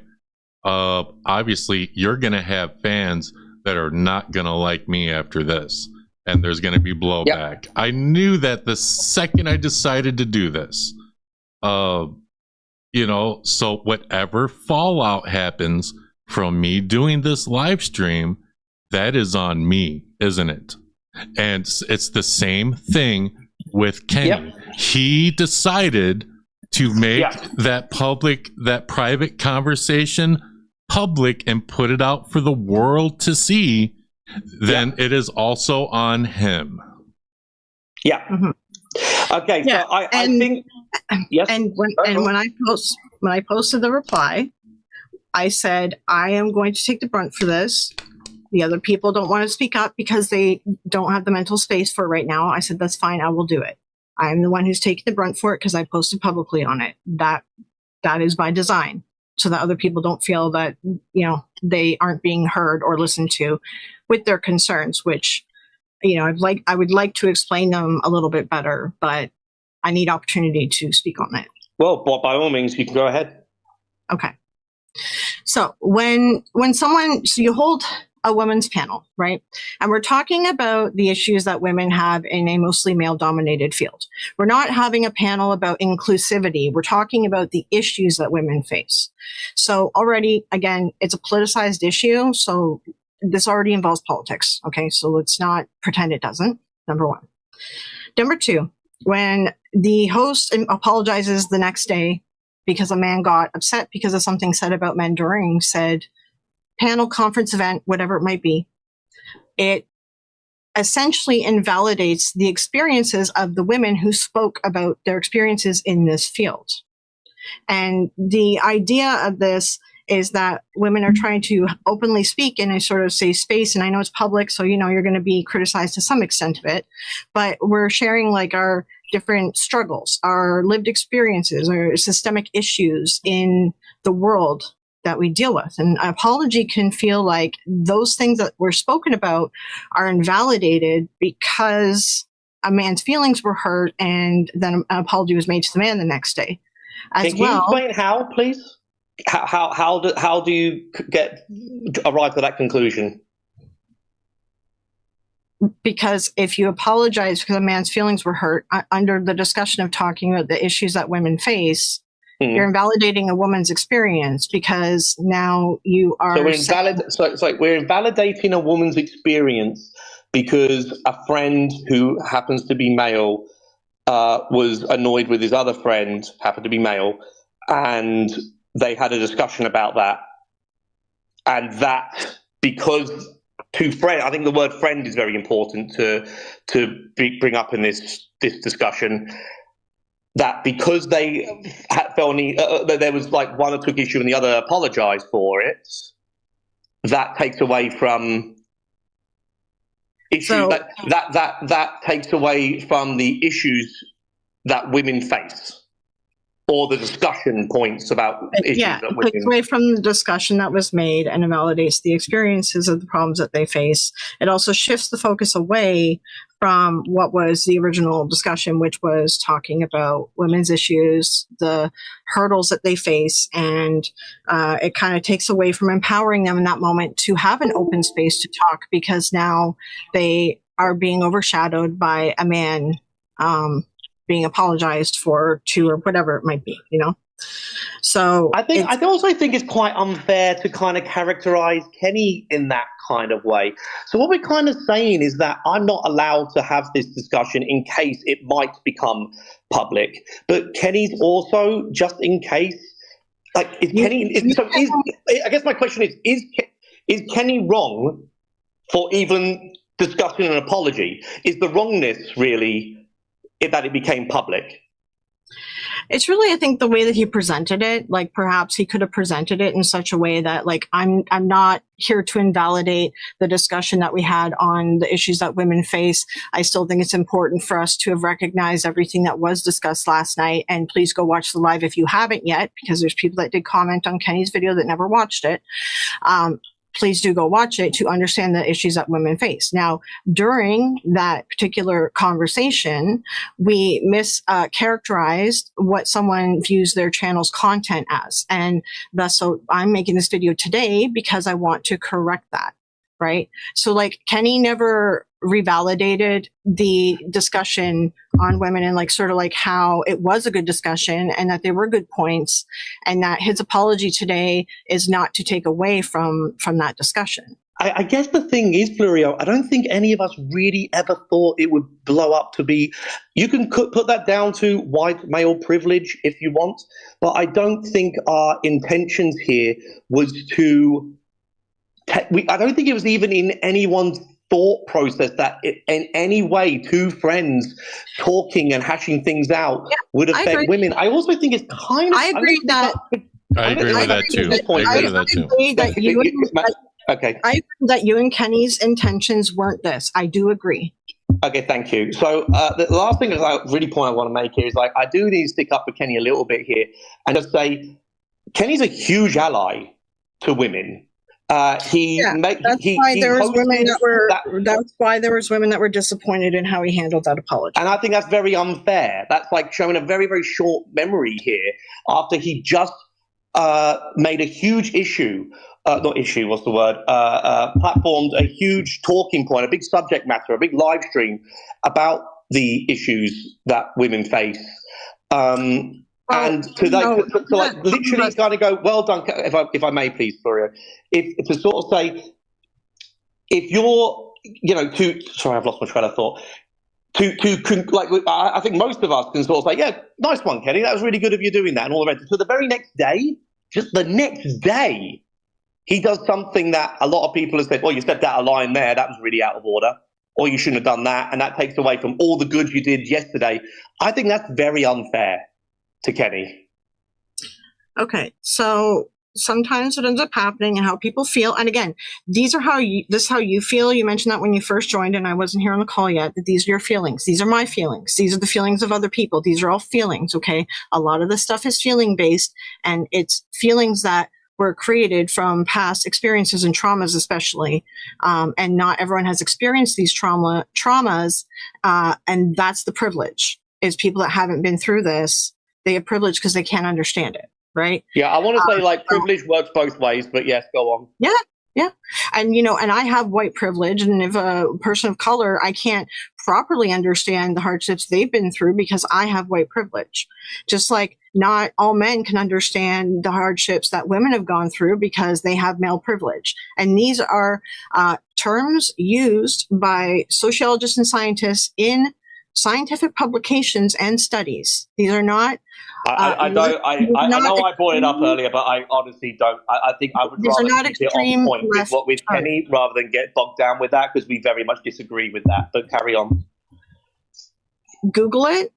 This term has been around since the 1945. Okay, I can Google it, and I would also see many people saying that it is used as a shaming silence tactic as well. And that's what I'm going to say. Like, just saying Google something doesn't make you right.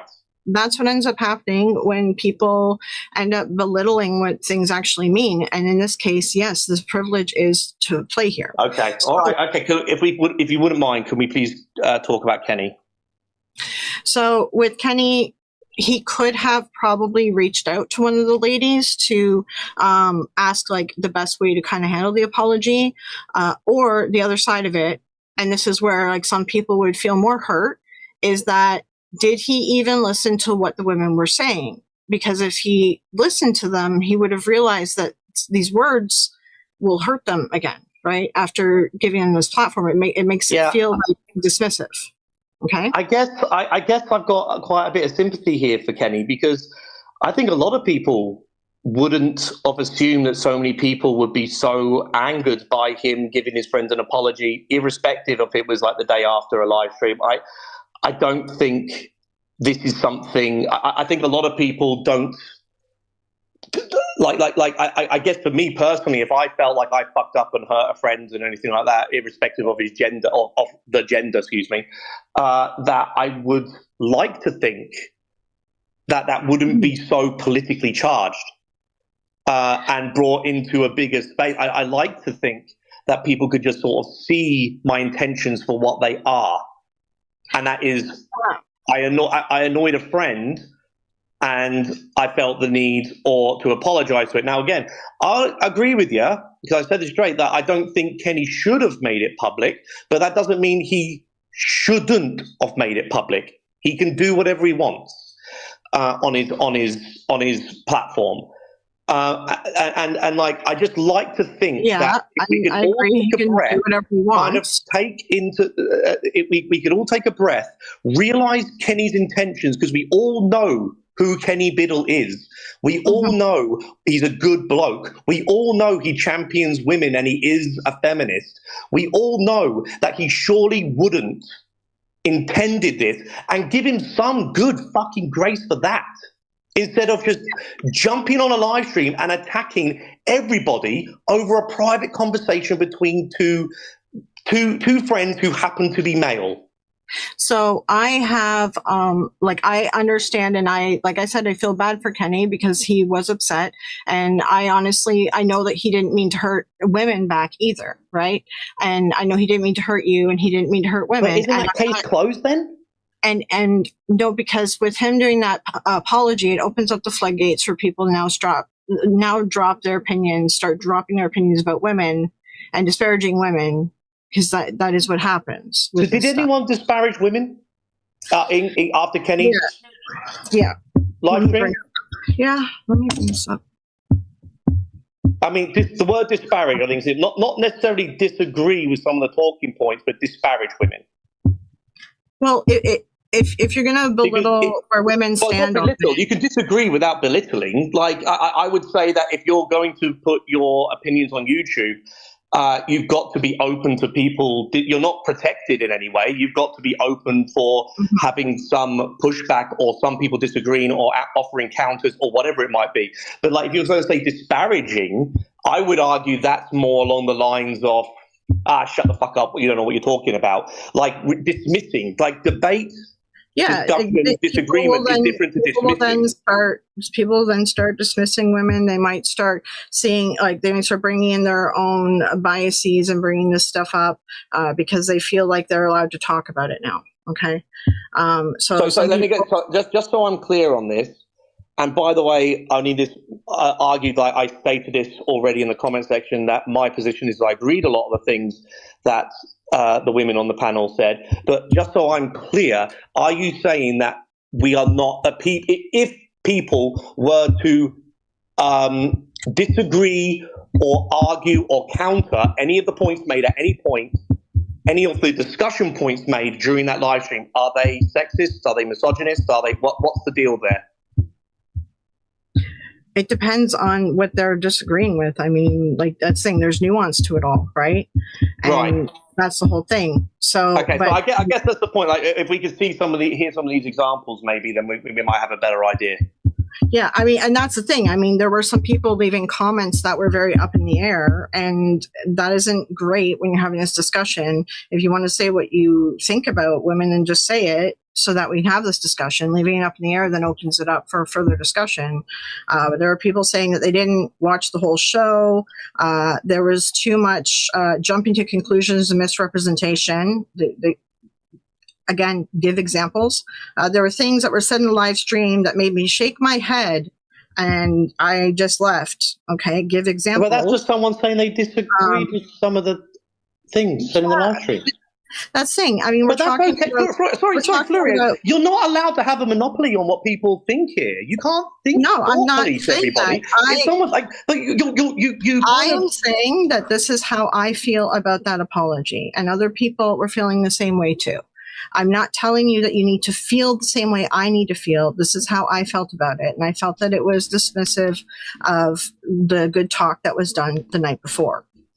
Right. I guess this is like the difference here is that I kind of like say this a lot in my videos, that I open people up to come along and who disagree with me, and I will listen to that and all the rest of it. And I think it's important to have people who disagree with you. I think it's probably not a good idea to discourage that in any way.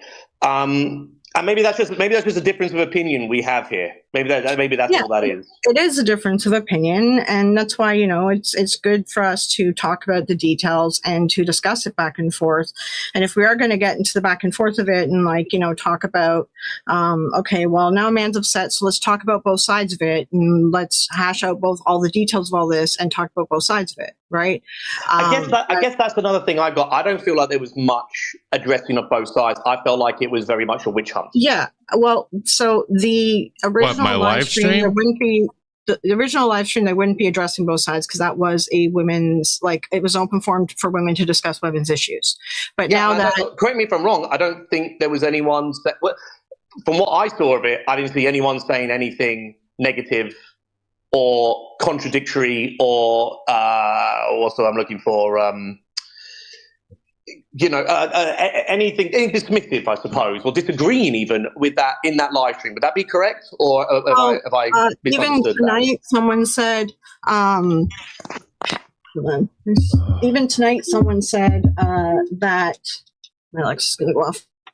They said that Stevi was talking about being doxxed, but Seg was doxxed, and it's like, well, but we're not talking. This live stream wasn't about Seg. Like, this wasn't about comparing the woman to the man. It was just discussing the women's side, right? And if we start nitpicking that men weren't discussed enough during a women's panel, then we kind of take away from the whole thing that it's a women's panel, right? I mean, yeah, okay, yeah, okay, yeah. Sorry, let me just get that. That was said on the actual live stream. This was said on tonight's thing, and tonight's thing. What was happening? That's very minor compared to what I've read tonight on both sides. Okay, like there was other instances too and other examples. They were like, but it's like this live stream that Dust is watching currently, react to currently, wasn't a inclusivity panel. This was a women's panel. Okay, what you're upset about tonight is that Mason came in and said that he didn't understand why we were upset, why women were upset, or why people were upset. And I said, yes, because you have white male privilege and you're not seeing why it would upset women who have been dealing with these issues and who like see this as very dismissive of what the entire conversation was that brought women's issues to the forefront to begin with. And you guys have turned this into somehow what exactly? Because I said white male privilege.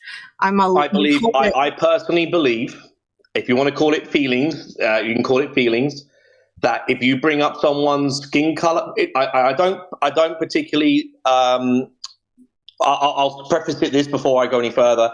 The argument of this is in papers and things like that. I mean, the R word used to be in papers. Women being hysterical used to be in papers. Like, I like to use this term as what it's used, how people feel about it in the real world, not about academia. So I personally think in the real world, when people hear that not everyone, but some people, that when you try and label someone with their gender and their skin color, it shuts down debate. Now, I'm not one of these people that says it doesn't exist. Of course, white male privilege exists. I think there's privileges amongst lots of different, depending on where you are in the world, there'll be privileges based on whatever skin color, sexuality, gender, social class, whatever it might be.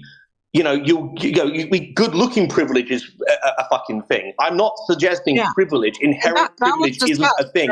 What I'm saying is, and I think Mason was saying the same thing here, is that it did not warrant to be brought up in this live stream. I don't think it's fair to label Mason's points as you're only saying that because you're a white male, and therefore you inherently have that privilege. I think it's a shaming tactic. The original live stream was about women's issues, so it's a gendered topic already to begin with. Yeah, well, be that as it may, that doesn't mean that he got to shut someone up because they are I didn't tell him to shut up. I said that you're not. That's how it. Okay, no, fair enough. No, correct. No, correct. I said. You didn't say shut up. I agree, but it makes someone feel that way. We talk about feelings a lot here, so I can tell you right now, when a man hears that, you feel like you cannot have an opinion anymore, and you are being judged for your opinion because of your gender and your skin color, and that's I think not fair. So granted, you didn't tell him to shut up, but you feel like you can't go any further with your opinion. You feel like you're being silenced. Okay, I didn't tell him to shut up. No, and you agree. And I didn't tell him to leave the stream or anything. He said that he was going to listen to the whole stream. He was trying to understand it. He was asking his questions. I'm like, it's difficult. First of all, in chat, you've only got 50 characters or 100 characters. So like, obviously I can't explain the nuance of this in a small chat message, right? And I was just saying that it's hard for you to understand where some of this is coming from because you have the white male privilege and you're not seeing where like a woman would be upset by, seeing a women's conference or like a, women's talk or whatever. And then the next day, the host of it apologizing because a man's feelings were hurt during it. And it just kind of is a gut punch to the whole topic at hand, right? Like just a lot of people feel like that really diminished what was discussed. I feel like a lot of people didn't though. A lot of people did. Like you can go ahead. But a lot of people also didn't, and I feel like it's going to become more of a thing now because of the amount we've discussed, talked, and gone on about this. It's definitely. I think we could both agree that it's become a much bigger thing than it needed to. Yeah, Mason, I didn't continue to bash you. I said to you that you're not understanding what the privilege means. Like I'm trying to explain to you that. Privilege means that you're not able to understand what the other person has gone through in life because you have a privilege that keeps you outside of that viewpoint. Can we reach some sort of middle ground here, though, that you could at least understand where men are coming from when they hear that? Before anyone else responds, the link is still pinned and anyone else can click that link and come up. Please continue. But I'll ask the question again. Can we reach a middle ground here?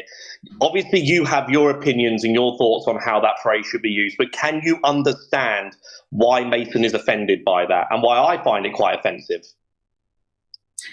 I can understand why white men might find that offensive, yeah. Like, I understand that you guys do find it offensive. I find it offensive that you find it offensive, but that's just my... Okay, I guess that's not really the middle ground where... I just find it difficult to understand. I think that's about as good as it's going to get. Like, how are you, like, going to say that it's offensive when we use a term to describe what's going on? It's offensive in the context you used it, because you're using it in a debate to shut someone down. No, I did not. You're doing it based on his gender and his skin color. I don't want to speak too much for Mason here. The topic is about gender. You're talking over me non-stop, Florio. So are you, Seg. Okay, sure. I mean, you asked me a question and I was trying to answer it. Go ahead and answer it. I already answered. I'm not sure how much you heard of it, but I already answered it as you were talking over me. Yeah, you were talking over me the whole time too. No, but yeah, okay. Florio, because you asked me the question. I was answering the question and you were talking over me. Come on. Okay, we got to do something to move forward. Yeah, so anyways, I was using it in the term, like what it actually stands for. I'm not using it as an insult. I'm not using it to shut you up, Mason. I'm addressing Mason right now. I'm not using it to insult you. I'm not using it to shut you up. I was using it in the correct, like what the term actually means is why I was using it. Is that you're not understanding where a woman's coming from that would be upset by this because you don't understand it. You're not seeing the issue at all. It's because you have male privilege and haven't really experienced it to understand why it can be felt really dismissive after a good women's talk to then concentrate on how a man felt after it, Not to mention too, like in the live stream talk, they even discuss that a lot of men will get upset and then what was it put as? But you feel like we shouldn't be upset by hearing that? It upsets you that we're upset by this. Paranormal engineer, I personally think if you feel that strongly about something, you should click the link and just say it in person, but that's just me. Please continue. I mean, I'm using it as what it actually stands for. It's not being used as an insult. I understand when someone's using it as an insult for no reason and you're not using it in the correct context. Yes, then I understand why you would be upset. I'm not using it as an insult here. See, I would argue that if you're having a debate with someone in the live chat and you sort of say you only feel that way, I don't want to put words in your mouth, but I'm just putting this out there, like along the lines of someone says, you only feel this way because of your gender and the color of your skin. I can absolutely, if I said that about X race, I can absolutely understand why they would find it offensive. So, like, if you're going to say white male privilege is a thing, I don't think anyone's going to be offended by that, because I think most people agree that it is a thing. But if you're going to say to somebody, you're showing your white male privilege, and therefore, you know, I'm going, that means your argument is. No, like, you're putting words in my mouth. I'm not, okay, this isn't, I didn't say you said that. I'm saying, okay. I'm talking in a broader context here. Okay. That when I say you, I'll rephrase that. If one was to say, you know, your white male privilege is showing, therefore, you that invalidates your point in this discussion, I think that's offensive. Just like, if I was to turn around you and go and say to you, what do you know? You're just a woman. Absolutely, you would find that offensive. If you were trying to explain to me something that only men have experienced, and I wasn't understanding where you're coming from, and you said you don't understand because you're a woman, and it's something that's clearly like an issue that men face, then I'd be like, okay, yeah, probably why. It probably, Help me understand. I'm not sure what. Sorry, go on. That was the end of it. Like, help me understand it. I was just saying, I don't even know what the discuss. Well, I know it was about what we're talking about here. So I don't know what Mason said.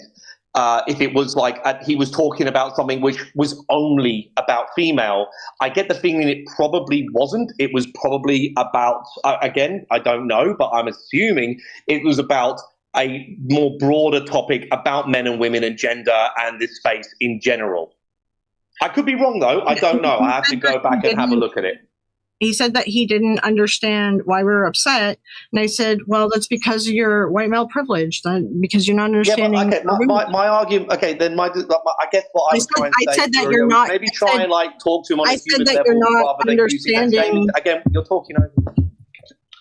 All right. Yeah, we can roll it back. You're talking over me too. Go ahead. I was talking. All right.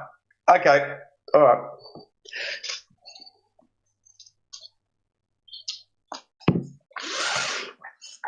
Okay. So here's the point that was brought up in the live. It was during the live, they did discuss about how men will most often, like women have experienced this, and that's who we're talking about, who was talking during the live, and a lot of the women and men who have watched this happen, who have experienced this. A man will get upset about something or get really worked up, and their feelings will be immediately assuaged and cared about and resolved and taken care of. But when women bring things up, we tend to get dogpiled on. We tend to get ignored. We tend to get told that we're just being dramatic, or other things we've been told, like, oh, it's your time of the month. No one's ever said that in the paranormal community. But being dogpiled on has happened a lot with us. And that was talked about during the live. And then essentially this was an incident talked about during the live. And then the next day, you understand, like it's just hurt the feelings of a lot of people when they saw the next day it happened. This is how we're kind of viewing it. Okay, a man got his feelings hurt, and now you're apologizing to him, and you're kind of taking away from the broader discussion what was discussed yesterday, which is when women get their feelings hurt, they just get dogpiled on instead of listened to or apologized to. Like, we tend to get more pushback. Can you give me an example of anywhere in the paranormal, at least in the debunking space, maybe that women haven't been listened to? Because I'm not sure I'm not saying that doesn't happen in the broader scope of society, but at least in the paranormal, does that happen where it's like a female-only issue? Yes. Yeah. So, Stevi discussed a bunch where she gets dismissed a lot. So I would just say, so do I. So does Beardo. A lot. Like a lot. I get people having to go at me without even watching my videos and just saying I'm drama, I'm full of shit, I'm a hater. I get that all the time. during the live, she did explain, she gave examples that she gets dismissed and she gets called a liar for saying some stuff about the Warrens, when meanwhile there's multiple channels by men who have said these things and they do not get jumped on as much as she does. Now, in I mean, her perhaps I'm certainly not one of them. I get called out for the Warrens and being called a liar as well. But okay, I feel like it's getting okay. I feel it's getting a little bit silly because I don't want this to be a battle of the sexes kind of thing. So I think it's I find these discussions quite silly, to be perfectly honest. I feel like women absolutely have their grievances that need to be heard, and as well as men do. I don't believe in using divisive language that we've already discussed. That's just for me. I don't like it. I don't like hearing it. I don't like using it. It's just something that I think is only going to divide people rather than try and bring people together. And even when I try and discuss it, there's still pushback on that. I think the point I'm trying to sort of like, and I've already addressed it, so I don't really know if there's anything more further to discuss, to be perfectly honest, is just ultimately this all came down, the whole reason we're even here right now talking about this is because I talked to Kelly, and I was upset with Kenny about something I was said. Whether I had the right or whether I was right or wrong to do that, that's a different discussion. But the fact that Kenny made a response to that, and it's kind of blown up in this very big way, and apparently this is taken away from issues that women have. Again, we're going to have to agree to disagree here, and I think the people who are watching this are going to have to come to their own conclusions on this. Mm-hmm. Yeah, people can agree to disagree, and that's fine. There's people I talked about it where I agreed to disagree, and we were fine. There's other people that just like, keep dogpiling, and like, okay, whatever. What guys, if was it? there's anyone in the comments, like, I said this, sorry to shout over you. If there's anyone in the comments, I know it's got a bit heated here, but I would say like more of a simmer than a heat. I understand this is all very controversial stuff and all the rest of it. I want to practice what I preach here, and if I'm saying like let's nobody use kind of like divisive language and all the rest of it, can we all do that regardless of what side you sit on this whole thing? I think that's only fair to try and treat. I don't like using, especially when it comes to stuff like this. I think there's so much polarizing nonsense out there, whether it be on the far left or the far right, red pillars or manosphere or whatever you want to call it. Like we don't, none of that is good for society.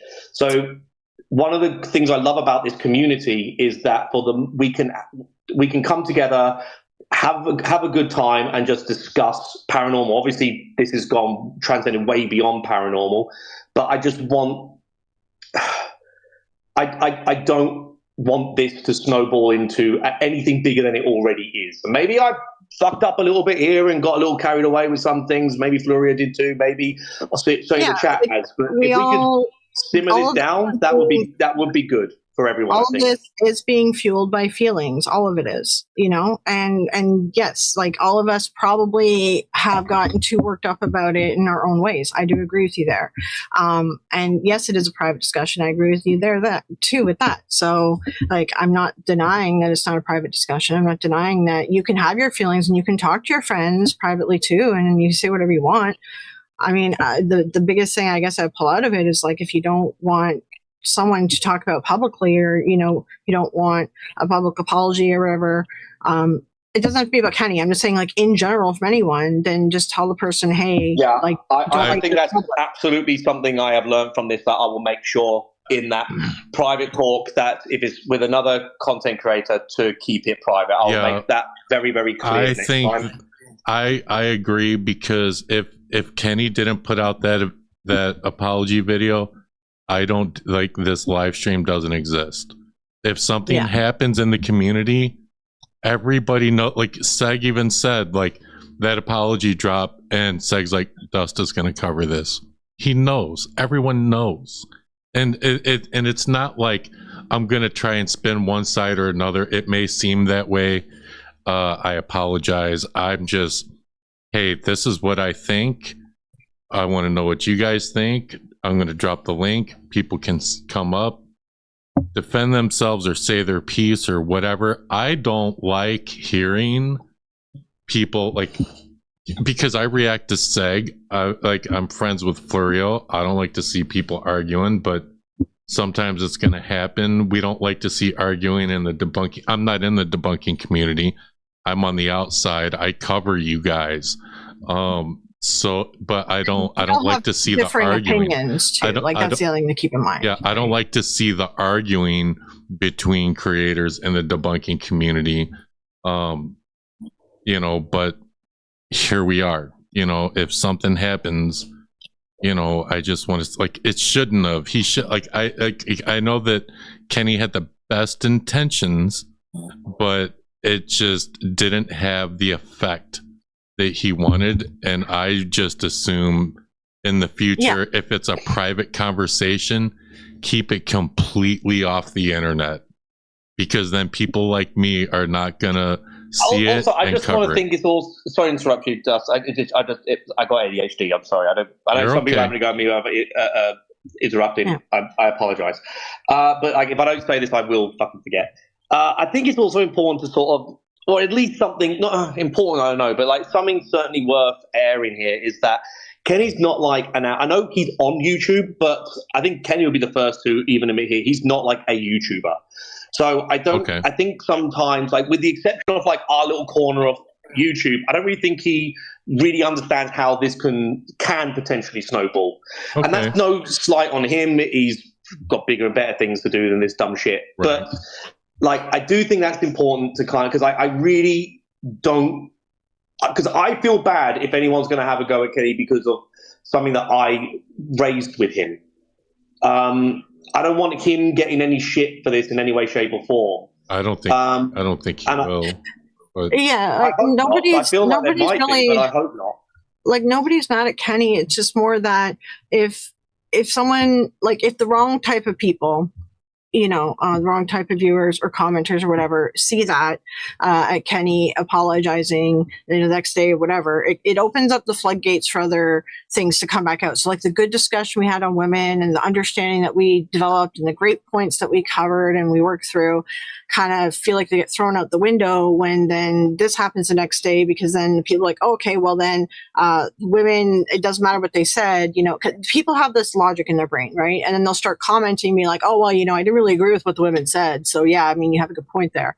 Like this what ends up happening, right? And so it's infuriating just because, those of us who have experienced it, just we can kind of see it happening again and again. And we get upset when we see it. Just feels like we got like gut punched, essentially, is the best way I can kind of explain it, right? Okay, well, I'm very, if there's any women out there, I mean, maybe, okay, we'll put it down to my white male privilege. I didn't see it that way. I obviously did not intend it to, what I said to Kenny was obviously not intended in that sort of way, and I don't believe Kenny intended it in that sort of way. So, but if there was anyone out there that did feel that way, please rest assured that was not how anything like that was meant to be intended in any way, shape, or form. It was just two friends who, two friends, and one took issue with what someone said or how they characterized their work or their channel. And again, you can absolutely fine for you to criticize me saying I was butthurt and all the rest of it. No problem whatsoever. Crack on. But the more important issue here, I believe, is like, it wasn't intended. I know for a fact I could speak for Kenny on this. For either of us, it obviously wasn't intended to diminish what women are going through in any way, shape, or form.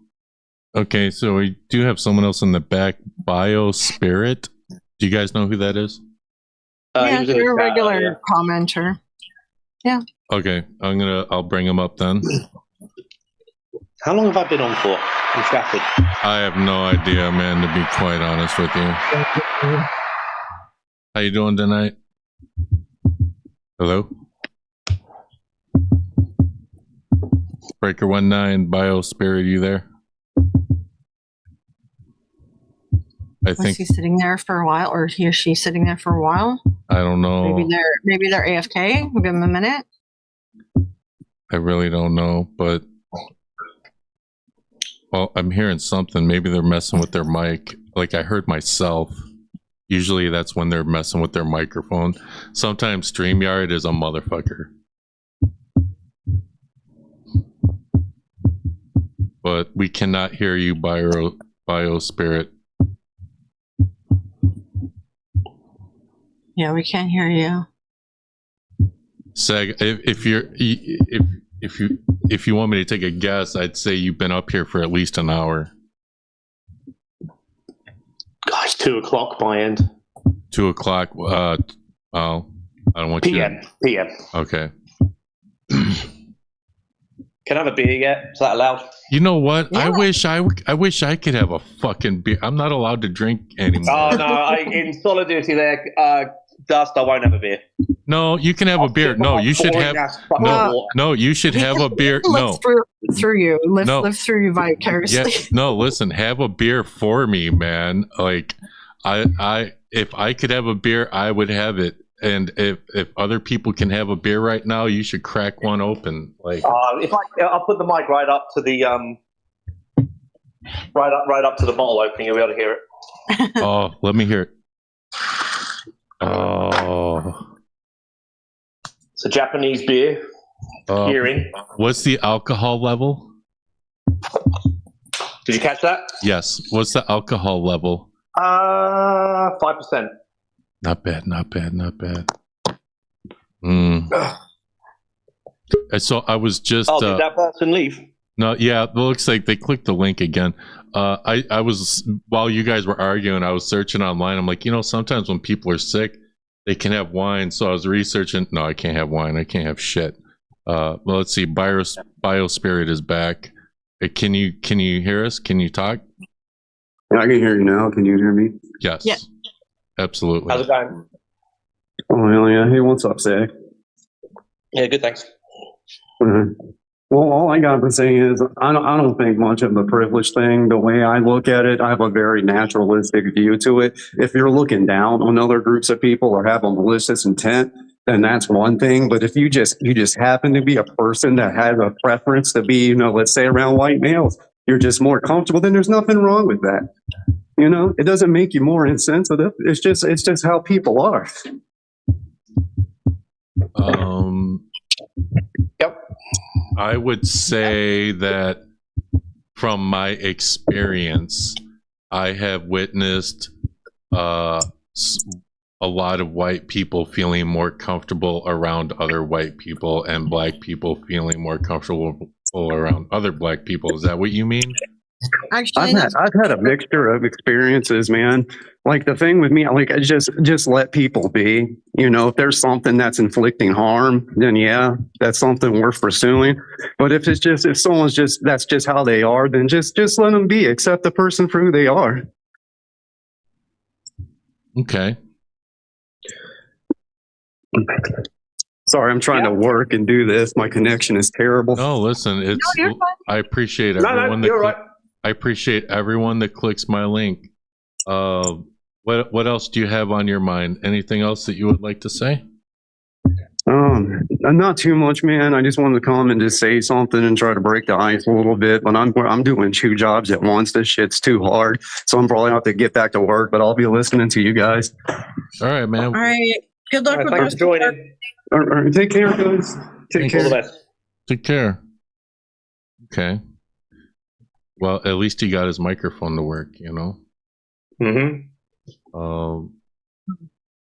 Yeah, Matthew. I mean, I can answer all everyone's questions in chats that have gone by, but I didn't want to interrupt everyone. But Matthew is saying, I'm sure we can find some middle ground if we want to. Yes, there's absolutely inequality in society. We should be the type of critical thinkers to try to solve it. Yeah, I think it's better. I think it's good for us to recognize that there's inequality and not just bury our heads in the sand and, we can't talk about it. I do think it is important to recognize it. And then try to find ways to solve it, and doing things like giving women an open forum to discuss women's issues is a way to try to solve it. And we're talking about feelings, of course, women's feelings get hurt afterwards with what happened. That's what all this is about, honestly, is that people's feelings were hurt, and men too. There were some men too, because some men have experienced this. in their own ways as well. And they understand that it was hurtful. And that's where the feelings part comes in, right? And Seg, your feelings were hurt because of the way Kenny described your channel. And you talked to Kenny about that. And I'm not saying there's anything wrong with that. I'm not saying that you can't have feelings about that. Yeah, and I never said any of that. Jesus Christ, come on, get a grip. Does his sound bites, but everyone. Okay, I might have left something out of context. That's Brent. He's a buddy of mine. Not everybody likes him. And then Ozcat was saying, if women feel that way, it's up to them and no one else to overcome it. Whatever the situation, take a stand, power up, do whatever. And that's exactly what women are doing when they are speaking out. And that is exactly what women are doing when they're talking about women issues and inequalities. And that's exactly what some women are doing when they'll speak up when others don't have the strength or mental energy to do it themselves too. Speaking up about, how you feel about it, how it feels like it's still an inequality and that you still feel that it is disrespecting women or at least the stories or whatever in some way, that is not tearing people down. That's continuing to discuss the issues and empowered to discuss them. And Mason, you say there should be no politics. Sorry, but when we're discussing gender issues, like this is a politicized whatever discussion. We don't have to make it left and right, though. I agree there. It doesn't need to be left and right, but it is politicized in the sense of like gender inequalities, This is going to be our new TMZ. That's what I think. Yeah, you are. Yeah.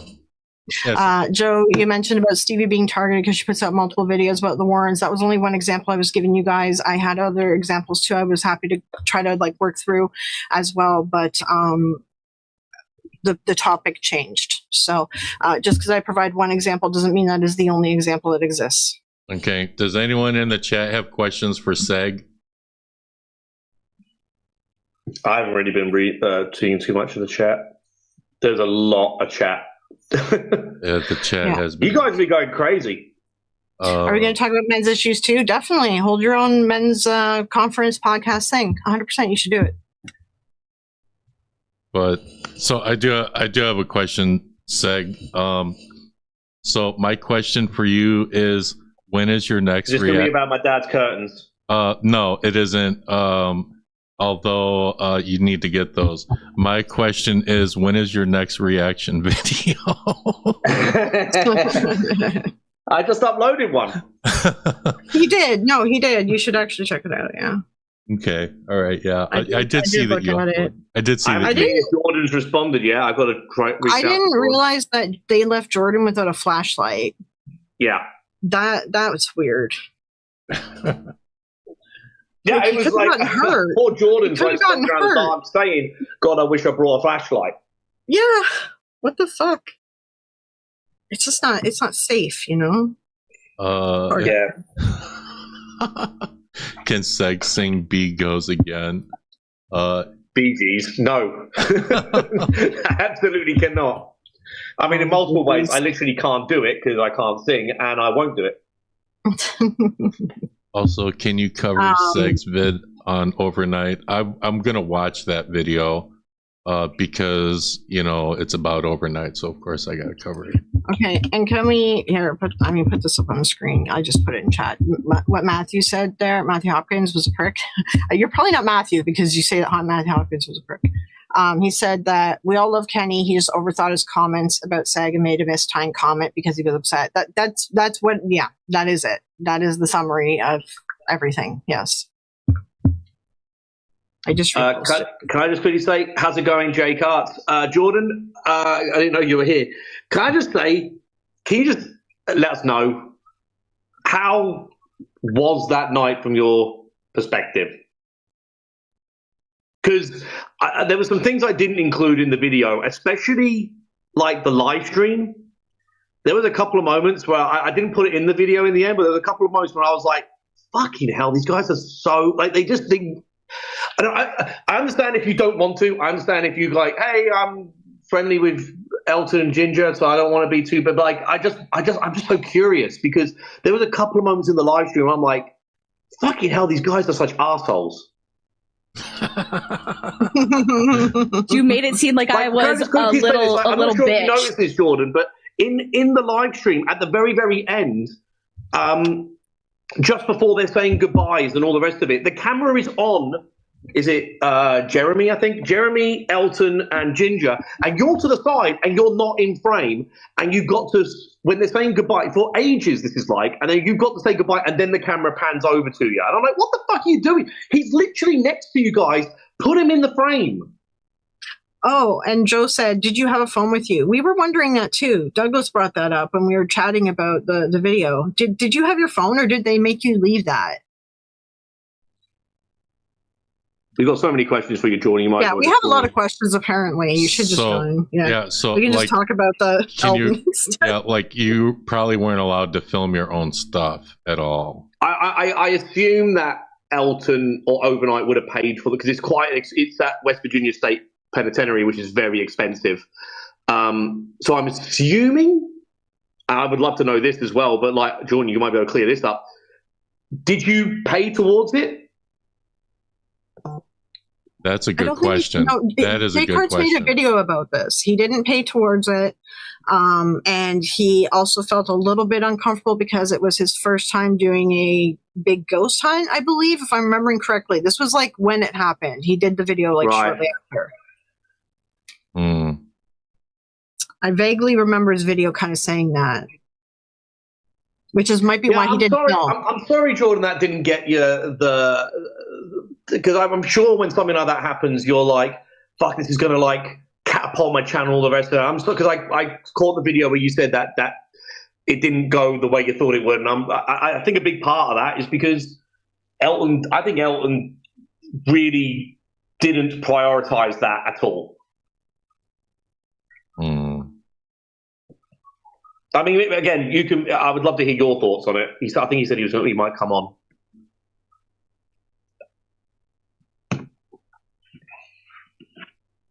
Click the link. Give us the tea. What's the tea? The link is pinned. I can try to link it again. Yes.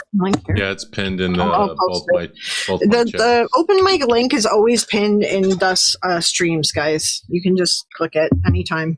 Yep. It don't cost you nothing except your time. Except your time, and maybe your sanity sometimes. Depends on what I'm streaming about.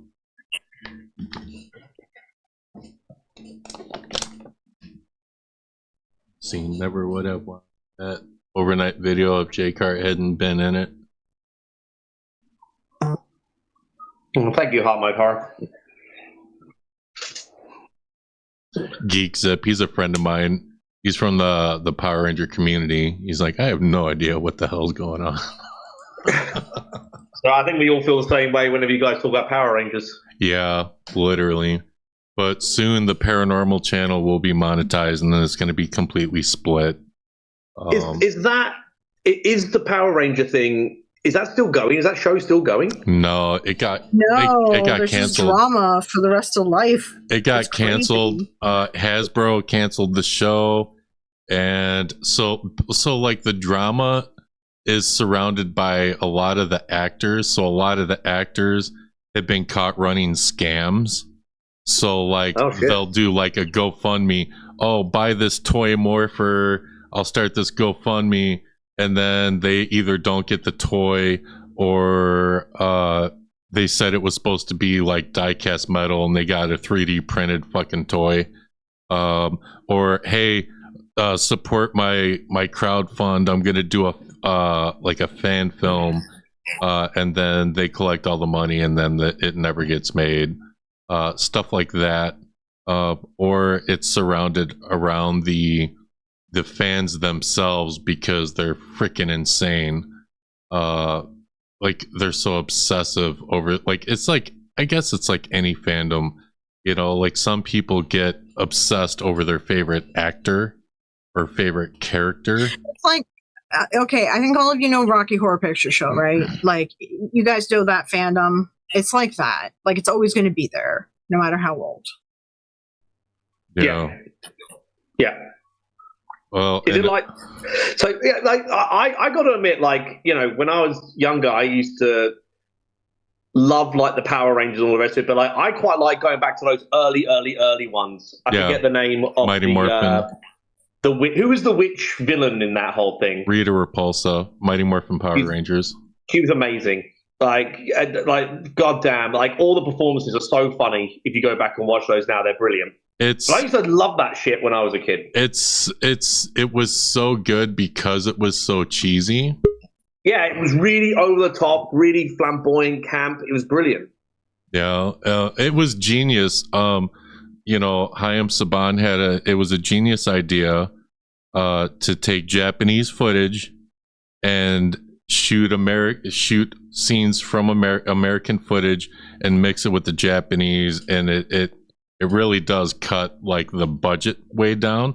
You would think that the actors would have gotten paid a lot more. No, they were getting paid like, I don't know, $300 or $400. It was like $400 an episode and went up to $700 an episode, which is crap even back in the 90s. But we do have J cards here. I'm gonna bring them up, ladies and gentlemen. Okay. J cards. Oh, hello. How's it going, Jordan?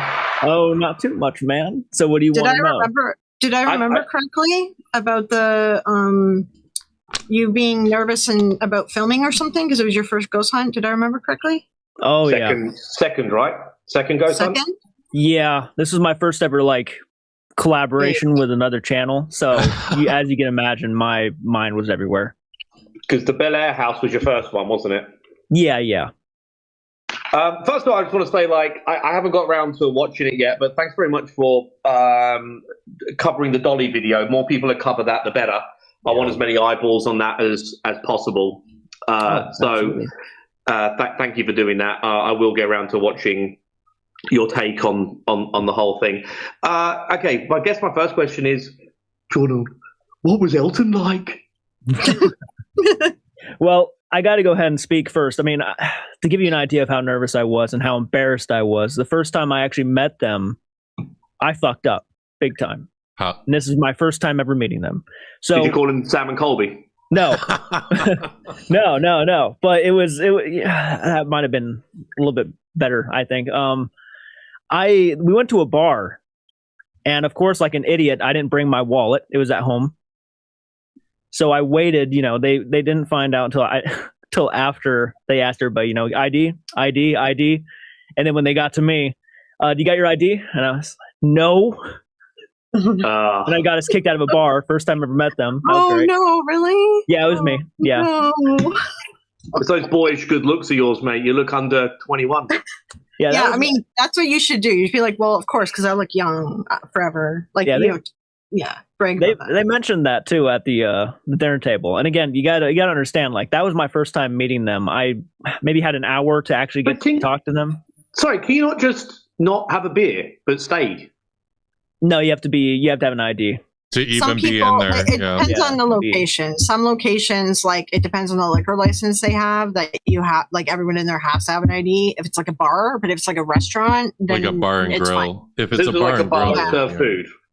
Yeah. If it's a bar, even if it serves food, if they have a liquor license labeled as bar, then everyone has to have an ID. Okay. In there. Yeah, it's annoying, but Now, what if you're clearly 60? Do they still? That's okay. Yeah, if you look old as fuck, they don't care. They won't ask for it. Unless they're an asshole who just wants to ID well, you anyways. That's true. Yes, that's true. That's true. My dad's been ID'd before, and he certainly looks his age. So. No, tell him he looks young. He'll like it. I get mad when they don't ID me. I always get ID'd. It doesn't matter. So what? So after that, I mean, were they cool about that, or they were cool? Yeah, they genuinely, I will say, as people goes, they were very nice. I had no beef or they never. I'll tell you right now. I will be honest. I started seeing a lot of the points people were making though, after a while. Like for me, I was just so grateful that I got an opportunity to go out and do something with a big channel. And that's just how I view it. That's how I'll always view it. You know, they didn't have to reach out to me and invite me to do something. But after, you know, everybody kind of telling me certain things, after a while, I started to kind of see their points. I get it. I really do. I can never sit there and not see what everybody was talking about when they said like how they would send me off no matter what, have me go off on my own. I already knew about the whole getting sent off into the prison by myself. I knew about that. I did not know though, and it didn't occur to me until after I watched their video, that they actually had said, oh, he's leaving without a flashlight. I didn't know they said that. I didn't know they realized that. I was so caught up in the moment. Really? I was so caught up in the moment that I just walked off. I didn't think about grabbing a flashlight. I was just kind of wanting to do my thing. And but I didn't know they actually had said that after the fact I walked out of the room. Like, hey, is he going to leave without a flashlight? Were you aware in the moment that at no point he's like said you're a YouTuber, what your YouTube channel is about, or again was it just a thing in the moment you just didn't really clock onto that? Like him giving me shout outs and stuff? Yeah. Well, the thing Did you notice is, that was kind of sparse? Yes. Someone, I think you mentioned earlier the live stream. Yes. They actually, and the reason why the internet cut out was because when you go into the basement of the prison, the internet gets all wonky, and that's normal. That's around the time the internet started, kind of freaking out on us. And it was literally, they literally had said, and they did do this. They actually did give me a proper shout out. Oh. They did, but the internet cut out, and nobody saw it during that live stream. So, but still, shouldn't they have like introduced you from the beginning? Because that's usually what you do when you collaborate. You get the person to introduce themselves like, right away. You know? Yeah, they kind of had two moments, in my opinion. Like one when you're walking outside of the prison, that could have been a very good moment, and the other when you first walk into shot, outside the cells. Yeah. And he does say J-Cut Arts kind of stumbles across that a little bit. But for some reason, that didn't make it in the video. I'll tell you, that's man. only in the live stream. I'll tell you, I've gained more subscribers from your little video today than I ever did with Overnight. Yeah, that's crazy. I can see Yeah. that. I think that video is like anytime Seg or Beardo like features someone, they get like a ton of subscribers, which is good. That's crazy, man. Because like I think that video is on like over 200,000 views. Yeah, it was very. How did you feel when they did send you off? Were you a little bit like, because you did say, I didn't know this was going to happen. Did you feel like they were trying to get rid of you, or did you just think, hey, this is a cool thing to do? I'll tell you, like at the time, I still do now. I'm very happy I did that. Like I'm still happy, they sent me off to do my own thing and everything like that. But then I started to and again, it's not until after I start hearing everybody's kind of sides of it, like they look at it differently than I will, because I just view it as a great opportunity for myself. But everybody else, who's on the side, I mean, I got so many messages of my buddies, and my friends on YouTube kind of telling me they kind of did you dirty. And I never viewed it that way. Right. Yeah. And it's hard when you're the one there in the moment to what we see on screen, to be fair. You've obviously got a much broader sense of what happened, of course, you were there. But it like on my side, and there was a bit as well, when they're like, oh, we got rid of Jordan, are you able to, because he's a security guard, are you able to talk more to us now? And I'm like, fucking hell, guys, come on, just put him in the same room as you. Yeah, that's another moment. Like I would not have noticed that until you mentioned it. Like they kind of did push me to the side again, didn't they? And I never realized it in that moment. That's what they were. Can I ask one more question? Is Jeremy a bit of a dick? Jeremy? They're never going to watch this. Don't worry. No offense, Dust. They're never going to watch this.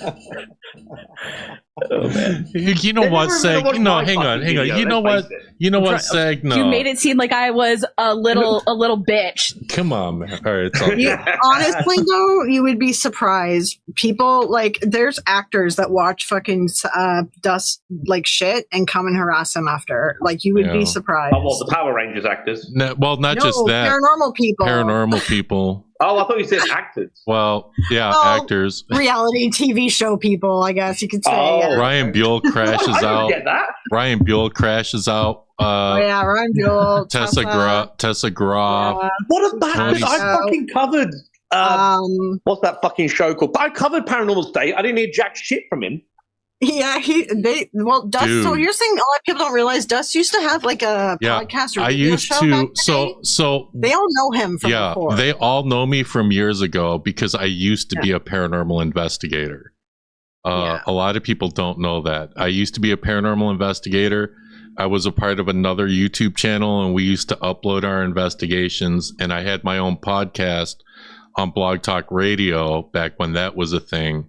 And I used to interview all sorts of people in the paranormal field, which included a lot of famous people that were in the field at the time. So when I came back into the paranormal community this past year, all of them saw that I came back, and so they get triggered. Like, me and Ryan hate each other. Anytime Dust mentions Ryan in a stream, we see like a reel or a short will go up from Ryan the next day where it'll just be something stupid like "You Can't Hold Me Down" like song or some crap, and he's singing it in front of an Annabelle replica doll, and it's always anytime Dust fucking talks about it. It's the funniest shit, man. Ryan, it's like.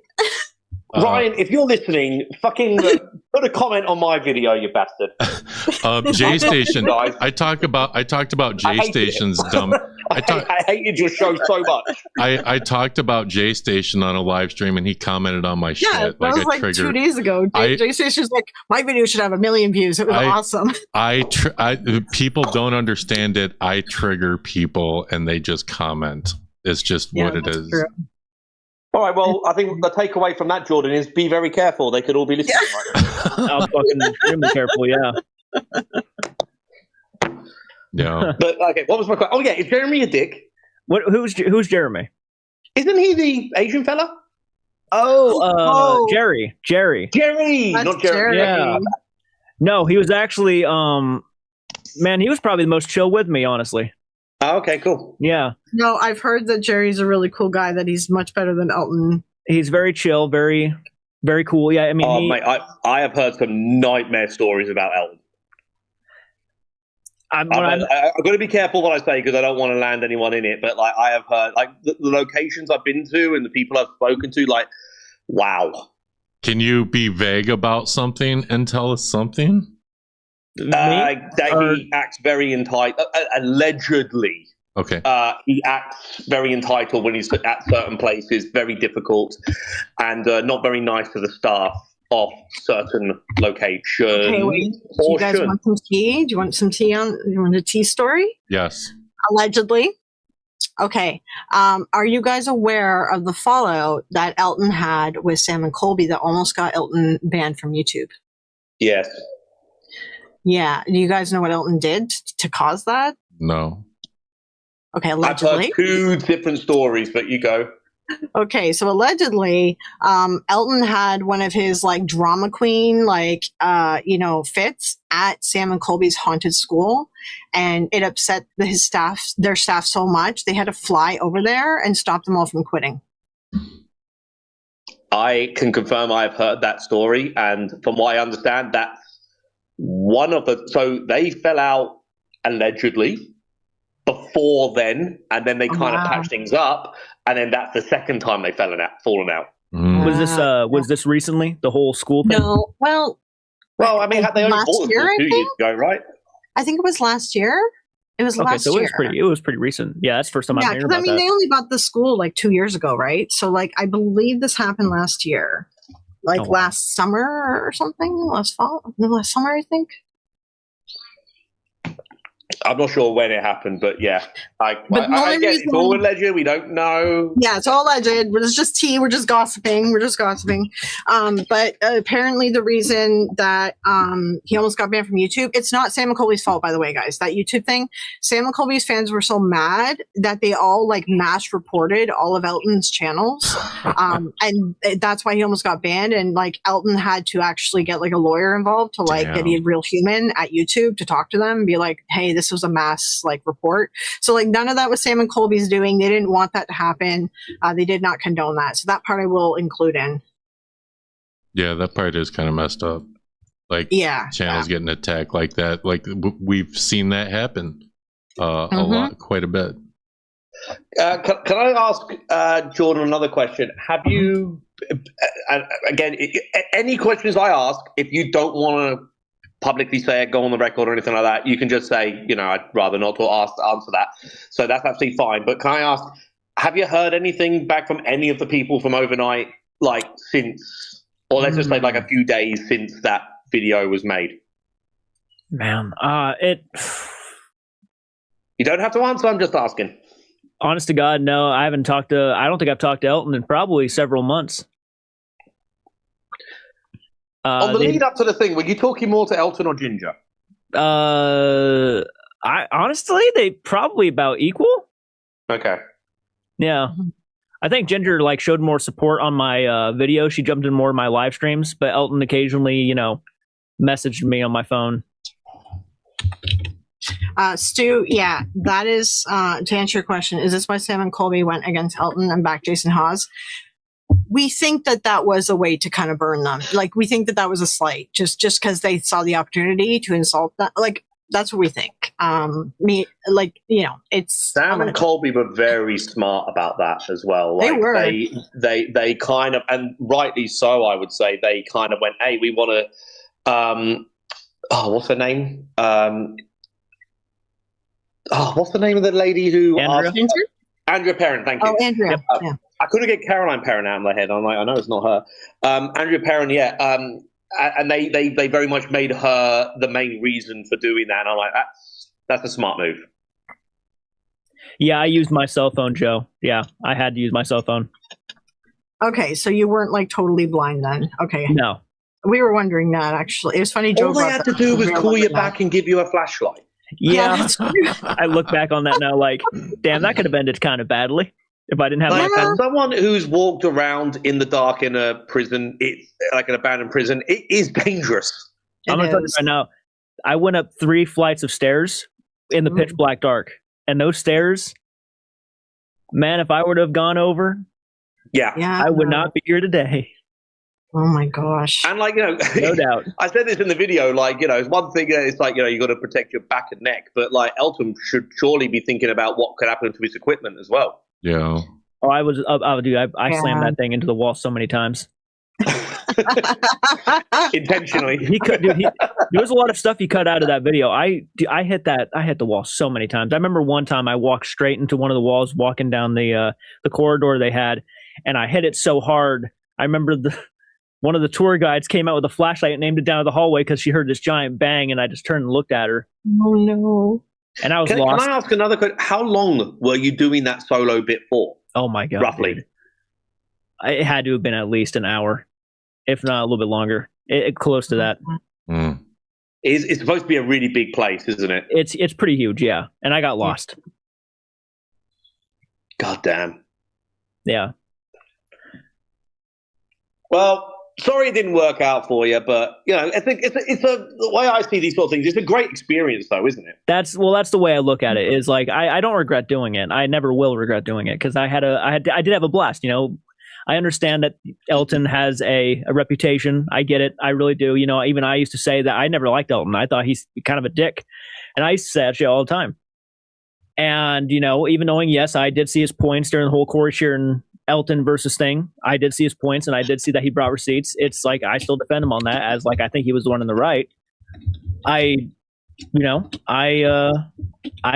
genuinely did have a fun time, and they were nice. All of them were nice to me. At least I think they were very, very nice to me. I don't know. I think there are things to be nice to you in the moment, but maybe the editing not so much. I don't know. I don't know if I should probably go ahead and tell you this while you're here, Seg. They did cut something out of the video that I was very upset about, and I'm not sure if it's in the extended edition that they posted on Patreon or not. But somebody said I'm not watching that. That's for sure. Yeah, they said they had an extended edition, but I debunked my paranoia. I was hearing all these noises and these footsteps, and they said it was footsteps in the video, and it was not footsteps. I debunked it as the rain hitting the roof. Oh, interesting. And it was echoing like crazy. And I caught myself and I realized, like, if you actually pay attention to the video, there's a moment up when I'm upstairs and I'm already calm.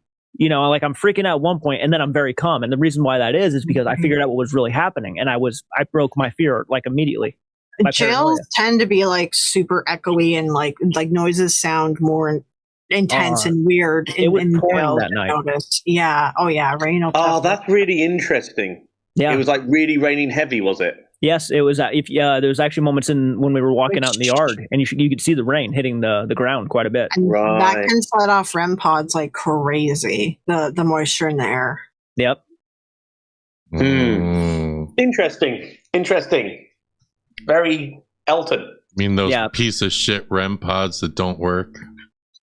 Yeah, all these devices are so silly, but whatever. People like them for entertainment purposes, I guess. So, yeah, I was upset about that they cut out some of the moments that I genuinely think they should have kept in, but I'm not surprised at the same time because they are an entertainment channel. Yeah. Well put. I would love to go there myself, though, one day. I'm jealous you got to go. It's awesome. Really amazing things about that place. It's awesome. I genuinely, the best part of it was the tour that we got in the beginning. Loved learning the history, walking around, seeing all the sites. Yeah, considering you've done like the house thing and the prison thing, ain't the prison thing so much more exciting to do? Oh, 100%. Not even a contest. I get so bored with haunted houses. Prisons are cool and like old big buildings, asylums and stuff, because like you get to see like the historic building and everything. You get to see something that's like different, you know? Yeah, I'm more interested in like the history of a place like that. Too. So like out where I live, I tell everybody, yes, I live out in Indiana. And if you guys know who John Dillinger is, I've been to I've heard that name. Yeah, it's he's that like Indiana State Pen or something? He escaped from the old jailhouse in Crown Point, Indiana. And he basically, it's the story where he made a fake gun out of a bar of soap and some shoe polish and then escaped and whatever. And he was shot outside the Biograph Theater in Chicago. Famous American gangster during the Depression. Okay, interesting. Yeah, so I've been there, and it is a creepy ass place. They filmed the movie Public Enemies there at the old jail, and the old courthouse. But that's a really cool place to go to. Like I went there, I experienced I felt a little uneasy, whatever. You're going to feel that in an old ass building at night, just holding a damn flashlight or looking through a night vision camera. But I just like the history and the architecture of like buildings like that. Was Public Enemies about him? Yeah. Oh, I've seen this movie. I didn't know that was about Dillinger. Oh, okay. I didn't really realize that was a real person. I thought that was like a... No, Dillinger's a real person. Okay. That was right around the Bonnie and Clyde era, like when they were alive. Which, funny story... Yeah, there was a bunch of crazy stories from back then. Funny story, my grandparents met Bonnie and Clyde. Really? Yeah, they did. Holy crap. Because Go ahead. They used to... because they would run and hit back roads everywhere, and my grandparents, they lived by State Line Road where Indiana and Illinois are, and my grandfather, he worked at a automotive garage down the road, and so they met them there. Pretty much, they knew who they were. Interesting, huh? That's cool. Yeah, so my best friend's grandmother worked with the newspaper that invented Bigfoot. They invented Bigfoot in like a team meeting. She played me an audio of her grandma telling the story of what happened. No kidding. Did you put that audio on your channel? You should definitely do that. It's very hard to hear. I asked her if we could like get her grandma in a proper call because it's like she sounds like she's 500 feet away from the microphone. And I'm like, it's so difficult to hear. Like, can we try to get her? So she's going to try to bug her and see if she'd be willing to join a call. But yeah, I was going to do like an episode with KK about it. Sorry to do this, guys, but I'm just getting like a whole bunch of texts. I think I've got it. I'm just catching up even on a whole bunch of texts. I think I've got to go. But Dust, thanks very much for having me on. And for anyone still listening, I don't know, peace and love and all that good stuff, guys. Right? Yeah. Thanks for talking to me, Florio, and Jordan. Thanks for like clearing up a few things. Thanks. From that video. Yeah, thanks for coming up, Sig. Yeah, thanks for coming up, man. I appreciate you. Okay, all the best, guys. Cheerio. Yep, you too, man. All right. Well, I should probably shut it down. I am freaking out of energy. Yeah, it's been going for a while. Oh, yeah. And you need to eat something, right? Yeah, I didn't eat. I'm supposed to take my when I take my meds, I'm supposed to eat. That didn't happen. I'm probably going to eat something and then jump in my voice chat for a little bit. You should get like a protein bars or something like that you can eat when you're doing a stream and doing this. Yeah, I definitely need to do something. Yeah, I usually have some protein bars around. They're kind of gross, but they're good for you. And a pinch like this, you know? Definitely. Well, thank you, Florio, and thank you, J Cards, for coming up. I appreciate both of you. Absolutely. It was fun. All right, man. Yeah. Bye, Dust, and thank you, J Cards. Talk to y'all later. All right, I'll see you all later. Bye, guys. Bye. Bye. All right, sorry I cut him off. All right. Oh, my damn camera's off. All right. Let me close out some stuff here. Definitely. Man, I really look like shit. All right. Yeah, Brian, if you're watching, Ryan Buell, if you're watching, I'm going to be doing a stream on you soon. I got some stuff. And your little fan that left a comment calling me out, that didn't do you any favors.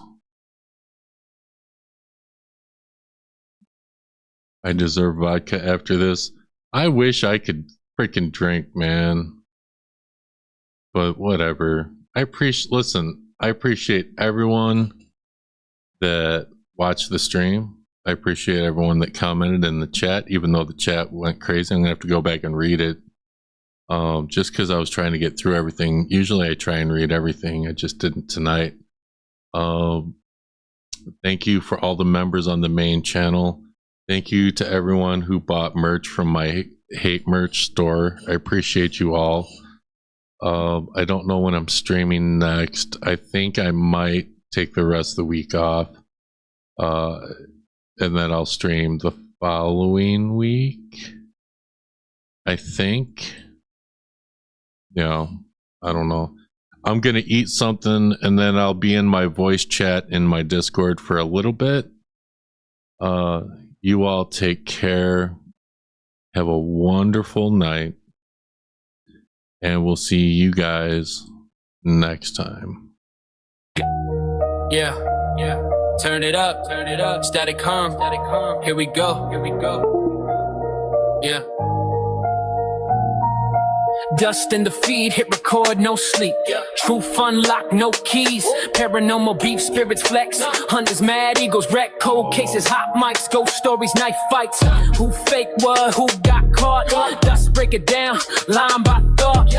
Laughs first, facts stay, troll a bit, then explain. Cross that line, he won't hide, owns the mess, takes the ride. Dust productions, clear the smoke. Drama loud, truth gets spoke. Join the Dustbusters, stand up, sweep the lines, hands up, hands up. Dust Productions, night to day. If it's messy, on display. Join the Dustbusters, stand up, sweep the lines, hands up, hands up.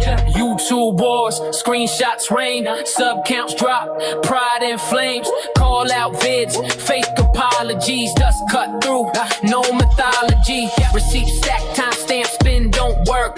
Facts glam coming Just stay cool, calm the stage. Jokes fly, chat, laugh, but the point always lands. Say it straight, no disguise. On the wrong, look alive, yeah. Look alive, yeah, yeah, yeah. Dust Productions, clear the smoke, yeah. Drama loud, truth gets spoke. Join the Dustbusters, stand up, sweep the lies, hands up, not hands up, yeah. Dust Productions, night to day, yeah.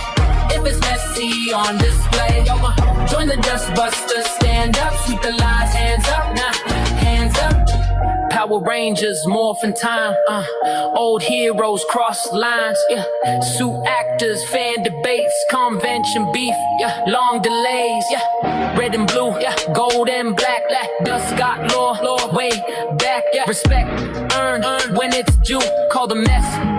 Call the truth, yeah, yeah. No cape, no ghost, just a mic that cuts close. No hiding, no spin, accountability wins, yeah. Dust Productions, clear the smoke, yeah. Drama loud, truth gets spoke. Dustbusters locked in, sweep it clean, all in, yeah. Dust Productions, end of dust, yeah. If it's chaos, trust the dust, yeah. Hit subscribe, stay sharp, yeah. Dust out, now, dust out, yeah.